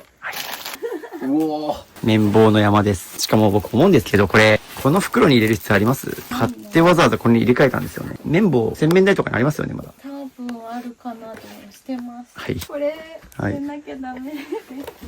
はい。もう最近なんか僕に悲しそうな目で、取っといちゃダメみたいな、子犬みたいな顔で見るのはちょっとやめてもらって、どんどん僕スパルタで行くんで、はい。って感じで、ここもすごい、また大量のカバン、この中に入るやつは残して OK ってルールでやってます。あのカバンの中だったら。めっちゃ大きいです。これ私入れるぐらい。紙袋捨てない人と同じ考えですね、これはもう。袋捨てない人みたいな感じになってます。なんか紙袋じゃないから取っといてもいいみたいな思ってました。なんか使えそうみたいなね。はい。でもそのなんか使えそうで物を残し続けて、今これができてるんで、私も大体この奥に出てくるものってほぼいらないはずなんですよ。だってなくても生活成り立ってるから。してます。はい。コナンのキットの。それが欲しくて31行きました。なるほど。それでさっき31ないですか？いっぱい、あ、本当だ。31コラボの、やばい、話が繋がった。結構コラボやってるからさっき、紙袋が欲しくて1万円分買うとか、これが欲しくて31買うとか。いや、すげえな、なんか僕、ちょっと勉強になるというか、キャラクタービジネスするとき、こういう、なんですかね、もう、なんかこれって、いや、そんな、なんか、ファンじゃないとかすると、そんな欲しいものなのかなとか思っちゃうんだけど、欲しいですもんね。はい。コラボしたやつ何でも欲しいみたいな。そうで、なるほど。コラボって結構すぐ売り切れちゃうイメージがあるので、はい。急がなきゃとか、ああーと31さんコラボしてくれてありがとう、お金払いますみたいな。ああ、なるほどね。もう貢がしてくださいみたいなあそうですシーンなんだ。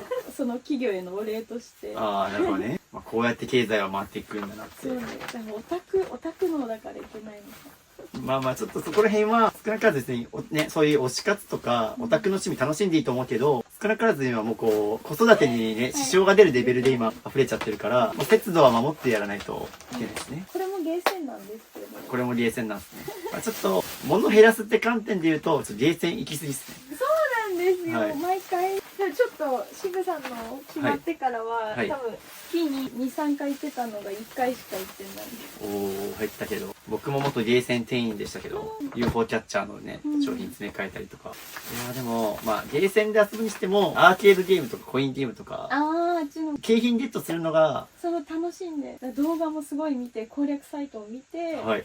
攻略を学んで、はい。取りに行くっていうのをやってます。 UFO キャッチャーとかクレーンゲームの攻略動画とかがあるの。それを見て、はい。勉強してから戦いに行きよう。なるほど。もう極力ちょっとやめてください。はいとか、お菓子とかにした方がいいと思いますね。あ、食べそうなんで、お菓子消費できるもん。そうそう、お菓子のね、詰め合わせとかあるじゃないですか。でっかいやつとか。でもあれ楽しくないんですよ。楽しくない。必勝ワンパターンみたいな。はい。そうなんか爪で押して引っ掛けて落とすとか。とか、なんかぬいぐるみとかはそのぬいぐるみによってその狙える場所が変わってくるんで、はい。このぬいぐるみならこの取り方みたいなのが楽しくて、趣味でずっと、もうちっちゃい、もう中学生の頃からずっと趣味で、あー、なるほど。中学生からの趣味ということで。お小遣い全部クレーンゲームを使ってました。結構今俺笑ってるけど、意外とこの家のもの、結構ゲーセンで増えたものがめちゃくちゃ多いから、意外とそこ本当に習慣変えないと、また増えちゃいそうだなとちょっと思いました。ゲーセン行きたくなったらちょっと渋さんの動画見ます。思い出して、さっき食べ物に変えるとか、なんか、置き換えていってもらってどんどん。って感じで。ちなみに、あそこ衣装ケースの中がお子さんのおもちゃボックスになってるって聞いたんですけど、お子さんがおもちゃ遊ぶときってあそこはどうやって取り出してるんですか？一生懸命ほじくりに行ってます。ほじくりに。今でこそこう語ってたからまあ、いけるけど、さっき物がいっぱいあった状態って、ここたどり着かなくないですか？あ、そうで、なんで、はい何々出してって言われたらもうほじくって出してあげるみたいな。ああ、なるほど。ここにあるおもちゃ。ここね、まあちょっと後で片付けますけど、これもう奥の方のおもちゃとか絶対存在忘れてるでしょうね、お子さん。ああ、そうです。なんで、こっちがこれとこれとこれ、はいこれのおもちゃあるけど、今日は何やりたいですかって聞いて、もう、わしゃわしゃって出してくる感じで。ちょっとお子さんもちょっとかわいそうですよね。この状態から物を取り出さないといけなくなってるっていう。そうですね。なんか選べないなって思います。ですよね。ここはちょっと結構ペロさんが率先して減らしてあげないと片付かないとこですね。ちいかわの感が今日何回ちいかわ見たかな。ブルーロックマジ出てくる。ブルーロックとちいかわの家みたいになってますけど、これはブルーロックのなんかバロー。バロー。おー。ちょっと色味が派手すぎて使わない。レコも捨てます。はいあそこ全部捨てます。おー、あそこ。じゃあもう行っちゃいましょうか、今。これ。もう一さんも出てきて。あ、ここにもかかってんだ。これは、これ呪術廻戦。洗脳真人って感じで、ここ取っちゃいましょう。これやばい。これなんすか？これ沖縄で買った可愛いやはい。これいりますつ。いらないです。はい。これ赤ちゃんの時子供たちがすごい黙ったのでこれやったら落ち着くのかな。この飾り方なんか面白いですね。独特というか。減らしてこの子たちここにたどり着いたんで。っていうので、ここにあるやつを減らします。これ何のキャラだ？これマレウスドラコニごめんなさい、ちょっとわかんなかった。アツイステッドワンダーランドっていうあーディズニーのゲームとはいこっちを全部トゲか。あとマヒトさんもいる。はい。ここは呪術廻戦系。マヒト様もヒプノシスマイクの。これめっちゃ顔かわいい。いりますでしょうか？捨てます。はい。もう、そうですね。眺めて楽しんだね。まあ、もうそうですね。当時は楽しかったと思うんで。当時はこれ、はいそのイベントに毎回連れてってて、はいそれで写真を撮ってたので、はい。思い出はあるので大丈夫です、でもなんかめっちゃ部屋が綺麗な友達に言われたのが、大事にできないのはその推しに対して失礼だから増やすなって怒られましいや、でもそうですね。推しに対して失礼って言うと本当だと思います。た。はい。結局管理できなくてどんどん捨てていっちゃったわけなんで、もったいないことしてますよね、これ。本当にその友達のアドバイス通りだと思います。なんかその自分が管理できない量のものを買うっていうのは、物に対しても失礼だし、よく言ってるのが、前なんか片付けた人が言ってたことで印象だったのが、私に買われなければこれは捨てられなかったよねっていう。ごめんねって感じで。そうですよね。でなんか渋さんはその本人に片付けをやらせて判断もしてもらってるから、その前来た片付け講座の人たちはその人たちが動いて私はちょっと手伝うってだけだったんで、なんか実際に自分でやるとこんなに物持ってたんだって分かるので、自分でやるのが絶対いいなと思います。いや、そうなんですよね。まあ、片付けコンサルの人がやったのは多分、捨てない片付けだから、多分ペロさんが横で見てる傍ら、収納ボックスとかにどんどん入れてってみたいな。そうで増やされましたもん、収納ボックス。物減らしたいって言ってるのに増やすんですか、みたいな。とりあえずあった方がいいと思いますみたいな。いや、そうなんですよね。まあ、基本的にだから、整理収納系の片付けサービス頼むと、大体多分、家の間取りの写真とか送って、その後に、これとこれの収納ボックス買っといてくださいねって言って、で、訪問してそこに詰めていくんですよね。それはね、片付けを後回しにしてるだけなんですよね。そうなんですよ。で、また呼んでくださいとか言われて、こんだけ払って多分12万ぐらいトータル2回来てもらったんで払ってて、5時間だからぼったくりだと思っちゃいました。また呼んでもらうために全然わざとゆっくり片してたのかなみたいな。で嫌になってもう自分で動画見てやろうと思って渋さんの動画に出会った感じ。だから結局どっかのタイミングで絶対減らすってことやらないとこういう風に管理できなくなるし、減らすことを業者に丸投げってできないんですよ。どういうことかっていうと、例えばゴミ屋敷業者の片付けサービスとかあるんですよ。それは例えばもう、依頼者さんが、この一室丸ごと全部いらないからとか、生前整理というか、家の主がもう亡くなっちゃったから、もうここは全部捨てていいですみたいな、そういう丸ごと一角捨てていいみたいな指定のことはできるけど、ペロさんそれやっちゃうと、まだ必要なものあるじゃないですか。はい、ここ丸ごと捨ててくださいって言ったら絶対後悔しますよね。はい、だし、もっと言うと、物減らすのは、取捨選択の訓練って話をよくするんですけど、そういう時に、まさに業者に丸投げしちゃうと、結局自分にとって何が必要でいらないかっていう、訓練ができないから、また増やしちゃうんですよ。だから本当にここ大変なんですけど、ちゃんとまとまった時間取って、短期集中できる片付けるっていうのが本当に大事ですし、多分ペロさん、今回僕と一緒に片付けた後は、本当に無駄な買い物減ると思います。怖くないですよ。こういう風に捨てなきゃいけなくなっちゃうのかな。そうですね。いっぱい失敗して学んできてるから、この多分なんか無駄なもの買いそうになったら、でもこの前また捨てたしなって思い出すと思うんで、大変ですけど、頑張りましょう。そしてここ、ちいかわちゃんが、これなんかガチャガチャとかでもらったみたいな。100均で買えるんですけど。100均でちいかわ買えるんだ今。ゲーセンで取りました。1個300円。1個300円で。100均で売ってて気づいて、はいショック受けたんです。マジか、100均のものをゲーセンで置いていいんだ。やっぱゲーセンは取った時がピークなので、そう。なんかもうそれだけで満足できる。ちょっとギャンブルと近くて、そうなんです。ギャンブラーだから。取れないの高揚感そのものは楽しいみたいなね。そうなんです。いけるみたいな。そうこれ、絶対ゲーセンで取ったやつでしょ。シスコーンビッグ。これいります、ちなみにこの缶。いらないです。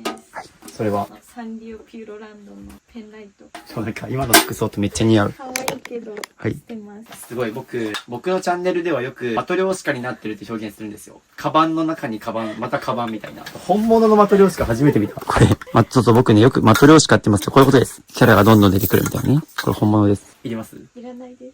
これじゃあ全部捨てます。て感じで、これ丸ごと捨てます。っていう感じですね。ここだいぶ空いてきましたが、ここが、見てください、これ。大変なことになってます。はい、ということで、ちょっと片付け途中なんですけど、もうちょっとここがあまりにもひどいことになっちゃってるんで、一旦これ、ゴミ出しに行きます。どうされました？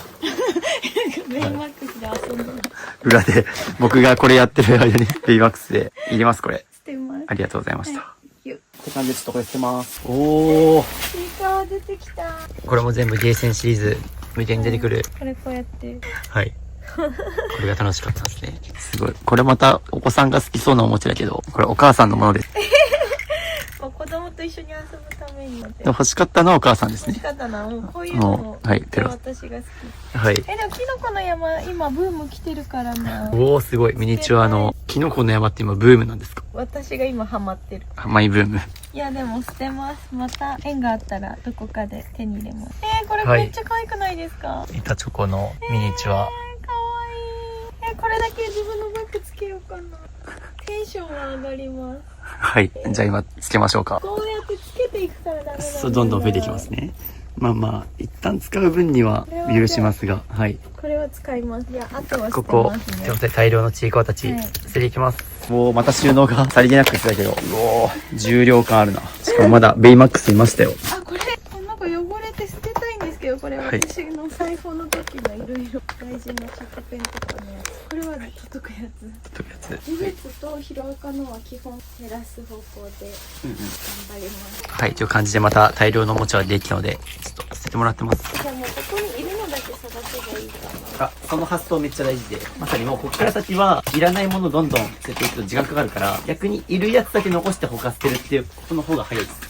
これ推しがリスっぽいって言われてて、ライブの時に持って行ってこうやってやると指さしていいねってしてくれるんでなるほど絶対取っときます。はい。もうリスだったら何でもいいんですか？何でもいいんですけど、いでもその中でも可愛いリスを厳選してあれをゲッツします。あ、これが、はい。はいあそこ。に貼りたいなと思ってだけど、はい。もういらないです。貼るスペースないですね。ヒロアカはもうちょっと連載が終わってたからもう残さないっていう方針で。はい、ゴミでおー、これ丸ごと捨ててください。という感じで、いるやつだけ残して、あとは全部捨てるっていう形で、どんどんいきます。はいって言って渡しましたけど、俺に被れみたいな意味で合ってます。合ってます。マリオ。気になる。これ、はいこのシリーズすっごい好きなんですよ。もちころりんシリーズ。このシリーズ、さっきヒロアカを手放すって決めた直後だったのに、もう石がブレブレです。ということで、このマリオも捨てます。また出てきたよ。むせましたもん、僕今。アレルギー出ますか？やばい。ちいかわを見るたびに今、今度ヘアピンです。もう日用品全部ちいかわ出てきますね。こんなに捨てたらもはいう増やせなくなっちゃうなって。いや、でももうそれはいい学びですよ。本当に今回3日間連続捨てて、それをもう学んでほしいです。こんだけ捨てたら反省すると思うんで。オタクグッズをはい収納するやつは、はい。例えば僕だったら、応援グッズみたいなものをまとめる箱とかカバンまとめて作っちゃっても、その範囲に収まる分だけにするとか、まあ、今後、ペロさんの課題は、自分のキャパを超えた分を買いすぎちゃってこうなっちゃってるんで、どれまでだったらちゃんと管理できるかっていうのを考えてもらいたいですよね。なので、まあ、例えば、もう何でもいいです。衣装ケース1個分にするとか、応援グッズがあっちこっち散らかっちゃってるから、例えばさっき探してたやつとかも、こういう奥底が出てきたじゃないですか。これがすごいもったいないんですよね。なんでもう減らして、ちゃんと物別に整理して、で、自分はこの量だけに残すっていうキャパを決めてもらいたいですね。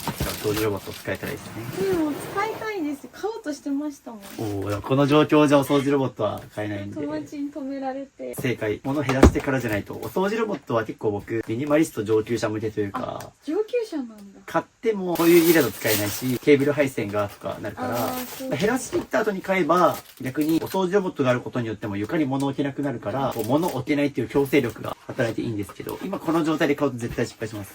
はい。ということで、この箱ができまして、応援グッズとか、推し活グッズ系を全部ここまとめましょう。おー。CD20 枚とか買ってこれで申し込みして、はいオンラインで推しとお話ができる。なるほど。これちょっとアーティスト名は伏せますけど、ここに要は CD1 枚買うと入ってくる応募券が入ってて、アルバムですか？アルバム CD の時もあるしアルバムの時もあります。これ全部アルバムだから結構1枚3000円ぐらいしますね。しますよ。すごい。で、これで当たったら推しと話せるみたいな。そうです。なるほど。っていうのがいっぱい。これいるやつですね。あ、それもう終わったんです。あもう終わったやつでもゲームセンターと推しのアーティストにめちゃくちゃお金使ってますね。そうなんです。これ買ったばっかだからはい。い使う。やでもちょっとこれ、結構ちょっと毒舌めに言うかもしれないですけど、僕、傍から見ると、ここに使ってるお金をもうちょっと広い家住んで、のびのびと子供たち育てたらみたいに思われるかもしれないですね。絶対思われます。事実です。そうだってでも子供にもお金結構使ってはいる。そうとは思うんですけど、ちょっとお金のかけ方が、ややちょっとずれてるというか、ね、多分ここに相当お金使ってるなっていうのは僕も昨日今日減らしてきて、これ全然もっと広い家住めるじゃんみたいな思いますね。まあそもそも今日は広い家引っ越さなくても物減らして部屋を広くするっていう努力はしますけど。そう考えるとお金遣いあれです。いや、金遣いだいぶやばいっす。だいぶやばいですか？だいぶとか結構狂っまあ、この状況だけ見ると、家族4人がこのお部屋で暮らしてて、で、ここにめちゃくちゃお金使ってるじゃないですか。っていうのはやっぱ旗から見てるとちょっと金銭感覚狂ってるなっていう感じです。これね、何気ないですけど、多分もう100万単位で使ってると思うんですよ。あ、でも推し活にはそれぐらいいってる。余裕で使ってますよね。で、これがちゃんと本当に家も期限に片付いてて、管理できる物量でやってたらいいんだけど、ちょっとこれね、割と度を超えちゃってますね。僕、何気なくいろんな家行ってきてるけど、捨ててきた定価の金額で考えると一番高額かもしれん。でもブランド物とか興味ないから持ってないんであんまり。まあでも昨日も結構何気に2、3万するやつとか、数千円単位のものあったから、結構チリツモでかなり出てる気がします。推し活グッズを見てたら、すごい場所から未使用のクレジットカード出てきて、有効期限まだ使えます。まず使います。しかも期限的にこれ割と最近作ったやつじゃないですか。あ、分。でもだからもう、解約するのずっと忘れてて、解約したいなと思ってて、来ちゃったやつ。これちょっと課題にしときます。だからもう本当に大事なものがあっちこっち埋もれちゃってるから、これね、要は中身見えない系のランダムのやつだから、当たるまで買うみたいな、すごい金額かかる。ここだけでもこんな量あって。これ1枚いくらぐらいですか？ 5、600円じゃないかな。やばい。なんかもう、いやー、はい。お金の使い方考えよう。本当に割と反省してもらいたいですね、ここは。なんか細々してるようで、この動画越しにこの重大さが伝わってるかわかんないですけど、ここ結構僕の中ではえぐい。本当にめちゃくちゃもったいないお金の使い方してるから、これすっごい頑張って作った推しの。これ S って渋の S ではないですね。違いまはいすね。。なんか、僕にも変なファンがいて、渋様って名前書いてうちは持ってきて、僕の出版イベント来る女の子が、変な、変なファンって言ったらちょっと失礼ですけど、たまにいたりして、やっぱ、はいどんなところにもいるんですね。そう、これはいります？今月ライブで使うので。それこっち入れましょうか。はい。これ多分あれですよね。特典用に使ったやつ。そうです。これ本当にまだ一部なんですけど、CD ですね。同じやつ、特典用に買ったやつですね。これはもう燃えるでいけるんで出します。燃えるでいけるんだ。意外と CD って燃えるゴミなんですよ。へー。少なからず、今これ振り返ってみて、若干後悔あります。どうですか？後悔めっちゃありますよ。なんかそれって、まあ、買った時こそもうちょっとハイになってるというか、好きだったらいいと思うんですけど、少なからずちょっと今ここで捨てて反省してるってことは、まあちょっといい買い物の仕方はしてないよねっていうのはありますね。そう、だからね、自分の管理できるキャパを超えた買い物っていうのは、まあどんだけ好きなものでも罪悪感出ますよね。まあこれまだ部屋こそ散らかってるけど、これ人によっては借金してまで買うとか、今3次元のアニメだけど、2次元のまあ違う推し活で、例えばまあ握手券とかループするために、そんな感じ。まあペロさんはそれでなんか例えばもうすごい貧乏になってるとか、借金してるとか、そこまではないけど、まあでも少なからず部屋はもう、こうなったわけじゃないですか。まあ、僕からすると、まあ、推し活も、節度を守ってやってる分にはいいけど、まあ、明らかにちょっとキャパ超えてますね。やりすぎ。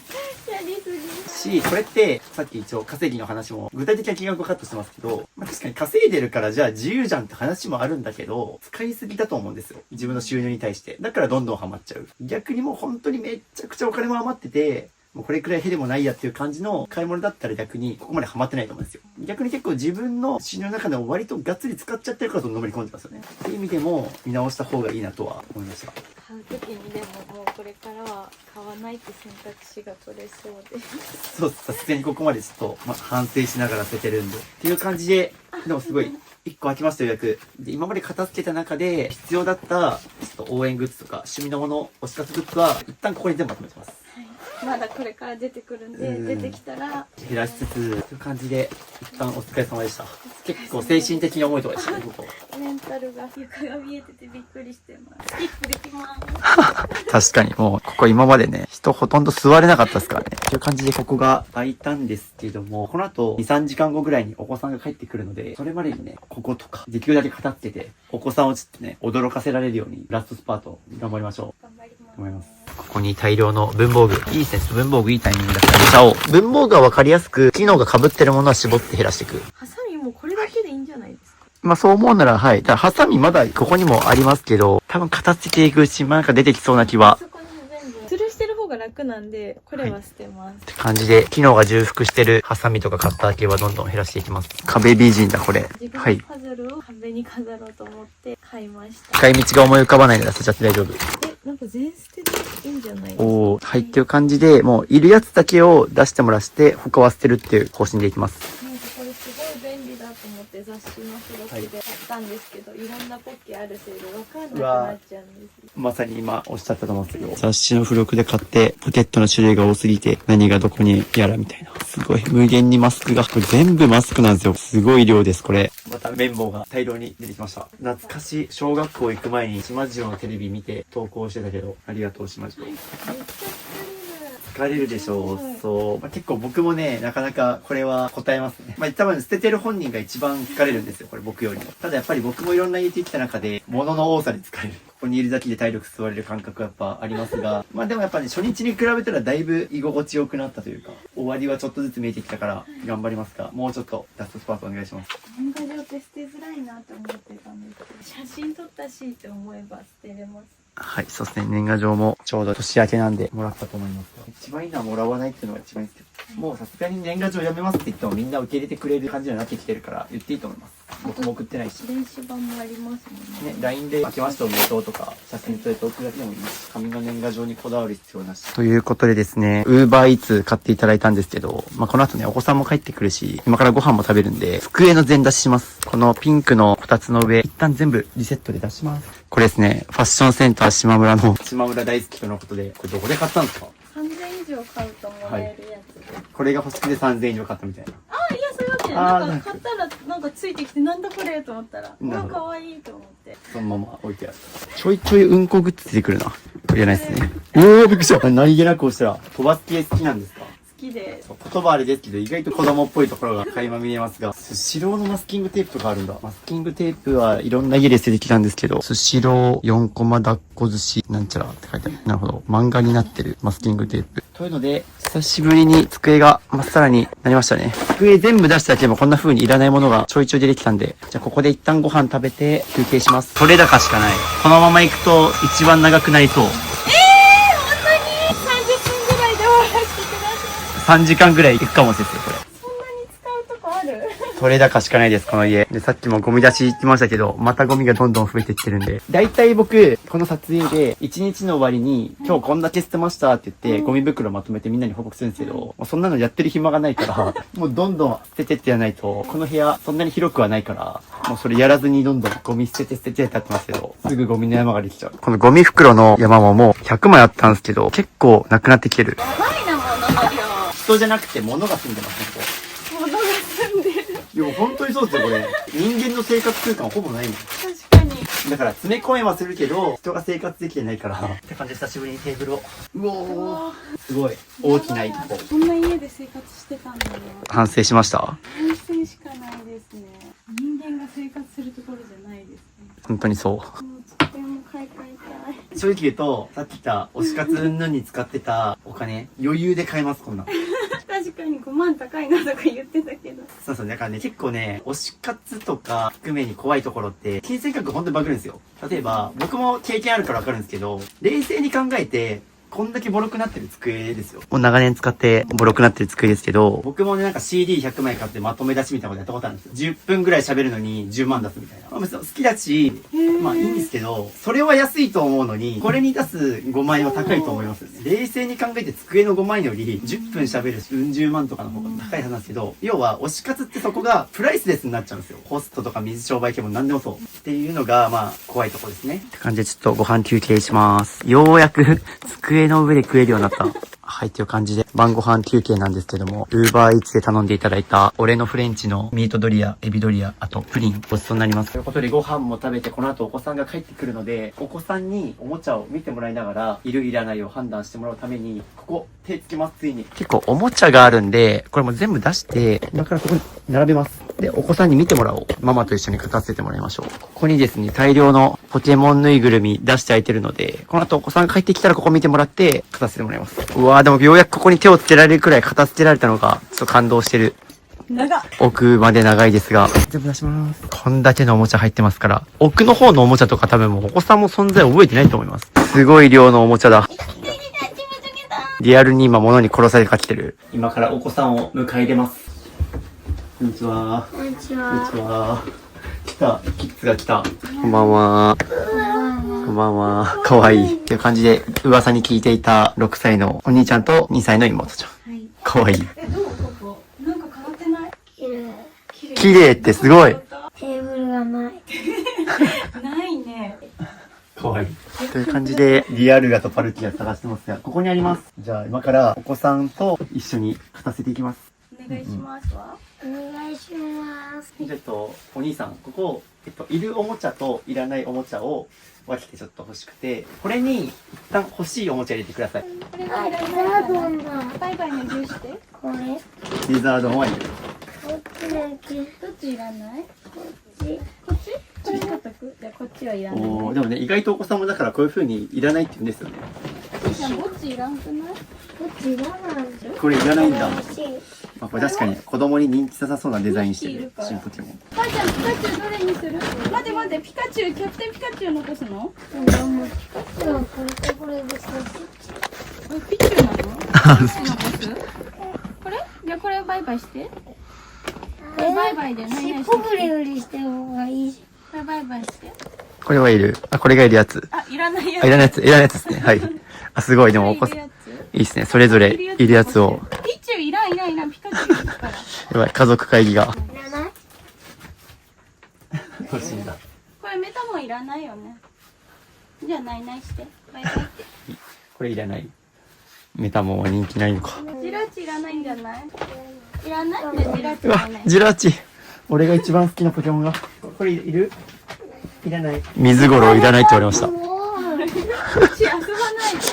デカデカボールデカデカボールじゃなくてさ。いらないんだねあとこれすごい子供たちに聞いていってるんですけど、ちゃんとコダックいらないとか、ボールいらないとかちゃんと言ってくれます。だからね、やっぱこっち、ちっちゃいボールの方がいいもん。こっちの方がいいんだ。これが好き？そうそう。なんかこれよりもこっちの方が好きだそうです。これいらない？はい。これいらないそうです。うわ、これうわ、これ遊んだことある。アイスのボードゲームですよね。パンパンパン。いらない？これもいらないそうです。これいる？いらん。いらない。ゴミ袋入れ。ゴミ袋入れ。これいらないそうです。あ、モルペコいらない。あ、偉いぞ。いいっすね。めっちゃ捨てれてる。ちーちゃん、ミュウいる？いる。ちょっとこれに入るだけにしない？見て、もう一回。こんだけ取っとくの大変だよ。どうする？絶対いるのだけにして。絶対いるやつ。もう一回選んで。ほら。優しくして。リザードいらないよ。場所取るよ、それ羽。でもリザートのさ、一番最初に欲しいってやつ。いらない。いるの？お兄ちゃんと妹で意見が分かれたりしてますけど、ダブルチェック大事っすね。さっきいるって言ったやつも、もう一回チェックしたら意外といらないっていうやつがあったりするんで。ちなみに今ちょっとカメラの後ろで旦那さんも見てるんですけど、どうですかこの光景見て。捨てるのがわかんない。ああ、よかったです。ピッチュいらないよね。バイバイして。バイバイ。このピチューはいらないそうです。ピチューなんだこれ。ここ見ようか。これいる。いるやつ一旦こっちに。ねえ、これでかすぎ。これいらない。これいらない。これ。じゃあこれいらないね。あ、これ欲しい。これ欲しい。全部いらない。おお、これ全部いらないそうです。ここいらないのある？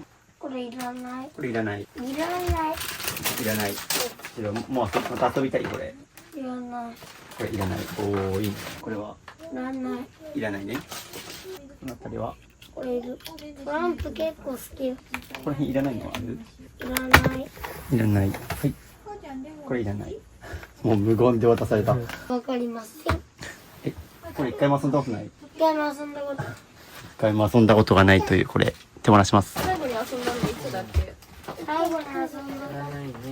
これ覚えてないからいっぱい遊んだ。おお、そうそうそう。かいちゃんこれいる？どっちこれがいい？どうやってやってる？こっちいらないね。おお、じゃあこっちいらない。これいる？もういいね。カード。これもいらないそうです。いらない。おー、っていうので、今、一旦いるって言ってもらったやつをもう一回見てもらって、ダブルチェックしてるんですけど、さっきいるって言ったやつも、もう一回改めて見ると、いらないと思えるやつが出てきてるから、いいですね。そうですね。なので、お子さんのおもちゃを捨てるときは結構、二重でチェックして、さっきいるって言ったやつも意外と2回目聞き直したらいらないっていう可能性が高いんで、ダブルチェックおすすめです。これいらない？これもいらないそうです。ピアノどっちがいい？アンパンマンお歌も歌ってくれるよ。こっちはお歌歌ってくれない。うん、そうだね。ありがとう。じゃあこれありがとうって言ってゴミ箱捨てよう。ありがとう。はい。オッケー。ありがとうございました。ちーちゃん次来るよ。次来るよ。まだあるのか。あるよ。もう嫌になるぐらい持ってんだよ、君は。どっちいる？どっちもいらない？こんな。これどっちもいらない？どっちもいらんって言われた。逆になんで悲しんでるんですか？ペロさんが欲しいみたいな。悲しまれてますが、これも捨てます。という感じで、またいろんなおもちゃがいっぱい出てます。ペロさんの趣味が入ってこれぐらいなら残していい？それが何が始まりじゃない。ちょっと捨ててもらって。だって子供、残ってないよ、何も。お子さんが頑張って捨てる中、お母さんが背中見せないと。これグッズ全然ないからいい？あっちのフィギュア捨てるからこれ1個残させて。いやいや。でこれ会社に連れてくよ、じゃあ。デスクに飾るよ。頑張ってください。頼みますよ。ちょっと母ちゃん来て。してシルバニアよりさレゴの方が遊ぶよね。どうする？これもうバイバイしていい？バイバイして。どっちが好き？こっちとこっち。こっち？これさちっちゃいのだけ残す。好きなのだけさ5個ぐらい残そう。こんな感じで着々と減っていってます。素晴らしい。これもいらない。はい、という感じで選んでもらってですね、あの辺りはシルバニアファミリーとかを片付けてもらってます。どれいる？アンパンマン？ブーブー？これ？どれ？これとこれとこれ。1個だけ。全部いらない？1個もいらない。あなたが欲しいって言って買ったのよ。まあ子供ってそんなもんなんですよね。母ちゃんバイバイして。一番好きなバイバイ。これ全部バイバイでね。じゃあ自分で捨てて。ゴミですって言って。ゴミですって。もういらないね。これもいらない。ゴミです。ああ、いいね。ゴミです。はい、ゴミです。スマホだけ撮ったの。これも OK って感じで、これも減らします。やばい、虫網が。やばい、捕まった。捕まりました。これいる？いる。これいる？やばい、かぶり損。やばい、捕まった。まだ来ません。やばい、じらされてる。よいしょ。ちいちゃん優しくね。これ。捕まった。これさ、網にめっちゃハマってる。捕まった。優しくね。ちなみにいらなかったものの中にポケモンカードが大量にあるんですけど、これ大丈夫ですか？もういらない。高いカードとかないですね。ないです。でも結構これお金かかりませんでした？これですよね。流行ってますもんね、ポケモンカード。これ大丈夫ね。うん。持ちすぎ。そうだね、持ちすぎっていうので。すごっ。ちょっと待って、やば。すごい。あそこのケース全部開きました。で、必要なおもちゃがこの1、2、3、あとここら辺。まあでもだいぶ減らしてくれたな。僕が思ってたよりもだいぶ減らしてくれてですね、結果すごいです。ここゴミ袋がもう何個も捨ててあります。いやー頑張ったね君たち。すごいで、これ金ピカのカードだけ残したんですね。枚数数えてる。まあでも300枚ぐらい捨てて残したのが100枚ぐらいってことですね。だいぶ頑張った。残ったら23枚。少な。デッキ組めないけど大丈夫か。まあ子供たちってね、なんか集めるのが楽しみってとこありますからね。多分ポケモンカードのルールは理解してないと思うけど。ね、ピザ捨てていい？バイバイして。バイババイバイ。いらないんだ。おお。これが残したカード見して。全部金ピカです。お気に入りは？おお。風鈴なんだっていう感じで、これらがお気に入りらしい。いやーでもだいぶ飽きました。ここがこっからはもうおもちゃじゃなくてペロさんとかのこの家の日用品って感じなんで、明日以降はここを減らしていきます。ただもうお子さんたちがここ全部飽きてくれたんでだいぶ楽。いやー助かった。頑張ったねって感じで、お子さんたちが手伝ってくれたおかげでこんだけ減りました。どう？これ全部いらなかったやつ。お部屋広くなって嬉しい？おもちゃいっぱいあるのとお部屋広くなるのどっちが嬉しい？特に感情はないらしい。僕たちからすると相当減らしたなって感じですけど。すごい減ったよ。頑張ったね。うん、頑張ったね。お、すごい。本当にできるんだ。すごい。お子さんがピアノ上手と聞いたので弾かせてもらってます。今後はここでいっぱい練習できると思うんでいいね。お家になっちゃった。お家になっちゃったね。今までね。お家と思ってなかったってことですかね。ジャングルだった。ほんとそう。じゃあねバイバイ。バイ。お知らせです。ミニマリスト支部の LINE を追加するとなんと無料で YouTube 未公開の片付け動画やルームツアー動画5本、スマホのホーム画面が綺麗に片付くアプリアイコン画像150個と壁紙セット、物を手放すか迷った時の30の質問リスト、ミニマリスト支部と1対1でズームできる相談会、インテリアの参考になるミニマリスト部屋のリンク集など、他にも計10個の特典を無料プレゼントしています。配布は予告なく終了する可能性があるので受け取りをお早めに。概要欄のリンクか QR コードから登録お待ちしてます。おはようございます。ということで3日目です。今日もよろしくお願いします。よろしくお願いします。今日真っ黒ですね。真っ黒です。すごい。2人揃って真っ黒ということで、今日のコーディネートのポイントをお願いします。バランがすごいふんわりしてるので、はい。パンツはタイトめにしてバランスをとってます。ありがとうございます。ですか、やっぱりクローゼット片付けて2日目ですけど、やっぱ選びやすいですか？選びやすいです。なんかハンガーから取ってこうやって重ねて、はい。こっちのがいいかなみたいな選ぶ楽しさがあったので、おー、嬉しかったです。ついに選ぶ楽しさに気づいたということで行きましょうか。はい、お願いします。はい、という感じで昨日お子さんとおもちゃを片付けた形跡が残ってますが、どうでしたお子さん昨日？でもなんか走り回ってまました。そうですね。だって今までも多分ここぐらいしか道なかったけど、ここら辺がめっちゃ床が広がってるから、昨日お子さんがジャングルって表現したのが、もともとの家がジャングルだったって表現してましたけど、まあ今は森林ぐらい。森林ちょっと道が整備されてるところはあるけど、みたいな。今日も引き続きここ勝たせていくので、よろしくお願いします。よろしくお願いします。ということでですね、結構今ここ見ると、結構昨日僕が帰った後も、なんかこう、いらないものとか整理してくれたんだなという形跡が垣間見れて、例えば、この袋はもう全部いらないそうでして、で、あれはどうしても売りたい、ちょっと高値のおもちゃっていうのでですね、昨日結構夜中の3時ぐらいに LINE が来ててですね、お子さんの育児もして、で、片付けて結構ね、目も冴えてたと思いますし、なんか結構今後の暮らし方を考えてましたみたいな言ってたんですけど、なんか考えたこととかありますか？ちょっと2日やってやっぱり全然終わんなかったのでまずいなと思って、自分でそのできるところを今後どういうふうにやっていった方がいいかなっていうのと、もうちょっと捨てれるものがあるだろうっていう前提で部屋中をちょっと見回したりして、あとはその家族に協力してもらえるところはもうメモ書き残して、もうこれをお願いしますって今週やることリストとかをちょっと作ってました。おー、というので今回一旦3日連続でやって、でまた1週間後にもう一回来るみたいな形で間隔は空けるんですけども、一旦今日が3日連続の最後なんで、ちょっとラストパート今日だけよろしくお願いします。お願いします。これはちなみにもう僕が帰った後に売りに行くやつで、多分もう1万円以上で売れるみたいなのが分かってるので、これは持っていきます。はい、ということで今からやるのはですね、昨日お子さんたちがいっぱい片付けてくれたおかげで、この衣装ケース6個全部開きました。全部出します。これすごいサイズ感です。すごい。これ奥までびっしり入ってたんです。そうですね。でそう考えると昨日めっちゃ減らしましたね、お子さん。そうですね。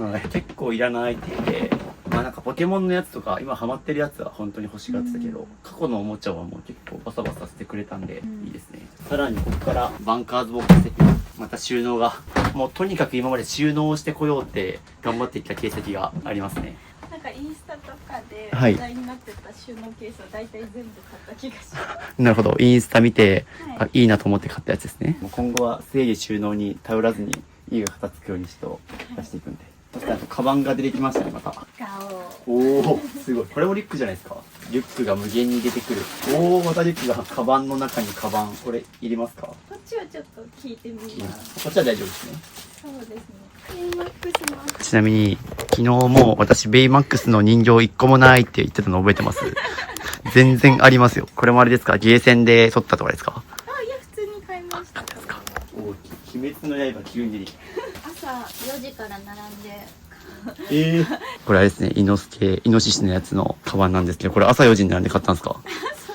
おお。まあペロさん流行り物が好きなんで、鬼滅の刃が入った時は多分そのグッズいっぱい買っただろうし、ね、ちょっと前はヒロアカと呪術廻戦ハマって、今ブルーロックみたいな、そういう形跡が垣間見えますか？ものを減らしていくと。ベイマックス。ごめんねって。子供が可愛いんですよね。まあ自分が欲しいっていうのもそうだけど、なんか子供に使ってもらえたら可愛いみたいなのを買っちゃいますよね。そうね。子供の好みじゃない場合があるかも。これからはポケモンに。まあ結構昨日ちょっと見てて思ったのは、ペロさんやや自分の好みを子供に押し付ける傾向が、そうで。ポケモンの人形を選ぶときも、なんかリザードンは可愛くないから捨ててほしいみたいな。リザでもリザードン一番最初に欲しいって。俺の男の子リザードン好きだしなみたいな。俺結構男の子側に共感しながら昨日見てたんですけど、ちょいちょいペロさんのエゴが出てたんですよ。エゴい。確かに。もうちょっと子供のこと尊重してあげよう。そうですね。まあ、子供の感性もあるから。絶対ママこっちのがいいと思うけどみたいな。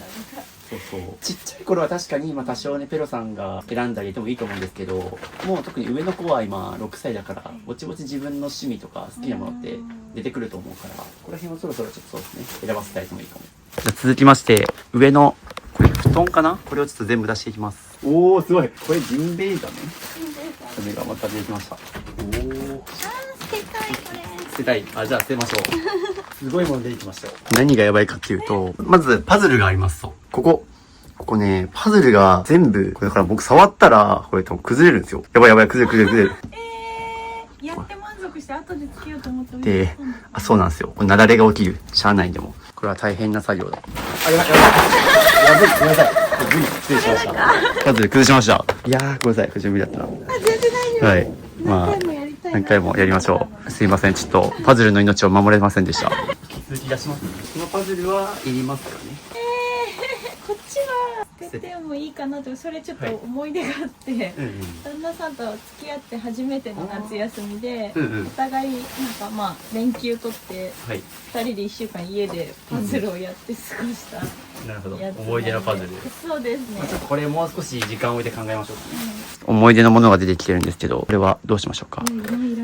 もう写真撮って捨てるまでもないですか。写真は撮ります。一応最後旦那さんに見てもらって、一応粗大ゴミになっちゃうんで。で、じゃあまあ玄関でもいいです粗大ゴミで出します。はい。上めっちゃ減らしたいです。ね、上ちょっと危ないですよね、あの辺り。それこそ災害の点でも良くないし、圧迫感がある。なんか近づけしてるとめっちゃ手ありますよね。ちょっとね、びっくりしました。なんか僕全く気づかなかったんですけど、YouTube 史上初めて手を切りました。何気に俺結構いろんなとこで片付けてるけど、指切ったことなくて、まあまあそんな全く痛み感じないぐらいのあれですが、血がつくと申し訳ないから、ついに物に殺されてしまった僕。可愛い絆創膏をもらいました。これで頑張ります。悲しそうに。この子ももう破けてるんですけどね。さっきの出てきたジンベエザメ破けちゃってますね。これはもう大丈夫です。ブランケットオタク。ブランケットオタクって初めて聞いたけど、はい。みんなすごいくれるんですよ。ゲームセンターとか、はい。グッズもそうですし。はい。やばいな、国量。人からももらえるし、ゲーセンでも自分で取るしみたいなので、無限に溜まってるブランケットたちです。でも毛布出てきたんでよかったです。ずっと毛布なくて寒いなって思ってて。はい。毛布ここにあったんだ。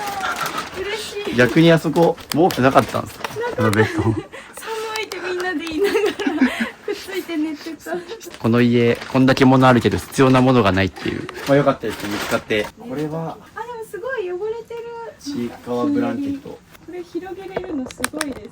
広げれる家になりました。あそこに感動してるんですね。これも大丈夫ですね。捨てましょう。なんか汚れちゃってるし、これもゲーセンで手に入れたやつなんで。ゲーセンいっぱい。なんかよく僕物が多い人の家いっぱい見てきて、まあ、例えば最近だと100均で買いましたとか、最近だとシーインとテムでいっぱい買いましたとか、そういう人は結構見てきてるんですけど、ゲーセンでいっぱい買ってきては初めて見た。はい、でも結構物多い人ゲーセン行ってるのかなって勝手に思ってました。まあでもいるとは思います。まあオタクの人が物増えるっていうのはまあよく見てきましたけどね。はい、ということでですね、あそこ空にした結果必要だったものは、このブランケット2枚とこたつ布団と、まあ、パズルとヨガマット、こんだけほぼいらなかったです。もったいないですよこれ。いやでもおかげさまですごい飽きました。この突っ張り棒をもしかすると外せるかもっていうので、というので久しぶりの拭き掃除をやってもらってます。ピカピカ。なんかコメントで、はい、批判的なコメントとかあるんですか？いやーでも最近はなんかあんまり批判コメント見ないですね。演者さんに対するあれは。まあむしろなんか頑張ったねって言ってくれるのが、まだ動画公開されてないけど、あんま心配はしてないですね。まあ明らかな誹謗中傷みたいなのは的外れのやつとかはもう当然こっちで消したりとかしてるんで、最近どっちかといって言われるとしたら僕の方が多いかも。例えばあそこはこうじゃなくてこうした方がいいとか、なんか僕のアドバイスに対するもっとこうしたらいいのにみたいなコメントはめっちゃ来るの来ますね。ただね、僕言いたいのは、そう、多分ね、大体、コメント欄に来る、私だったらこうアドバイスしますとか、こうした方がいいのにっていうコメントって、したくなる気持ちわかるんですけど、大体上がってくるコメントって僕一回考えてるんですよ、それ。いや、そのパターン一回考えた上でこうしてるんだよねっていうのがほとんどで、それなんでかっていうと、動画越しで見る空間と、その肉眼で見てる空間ってやっぱり、これはここに入れた方がいいのにってコメントがあったとしても、それ一回試した上で、なんか入らないとかフィットしないとか、そういうのありますね。見えてない部分がたくさんあるので。そういろいろ考えた上でこの結果になってるから、まあもちろんなんかそういうありがたいアドバイスの時もありますけど、そういうコメントの方が多いかな。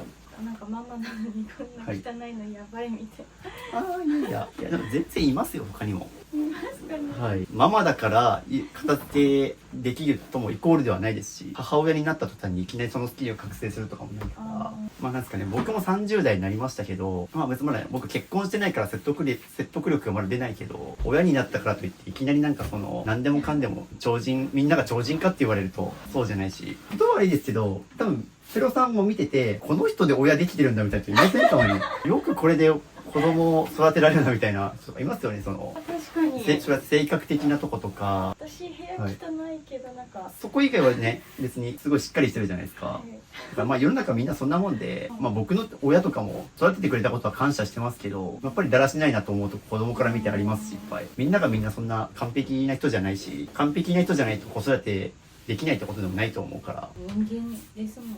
そう人間なんで、まあ、今回を機に片付けもできるようになると思うんで、物を減らすとか片付けるって技術なんですよ。だから捨てられない性格は確かにあると思うんですね。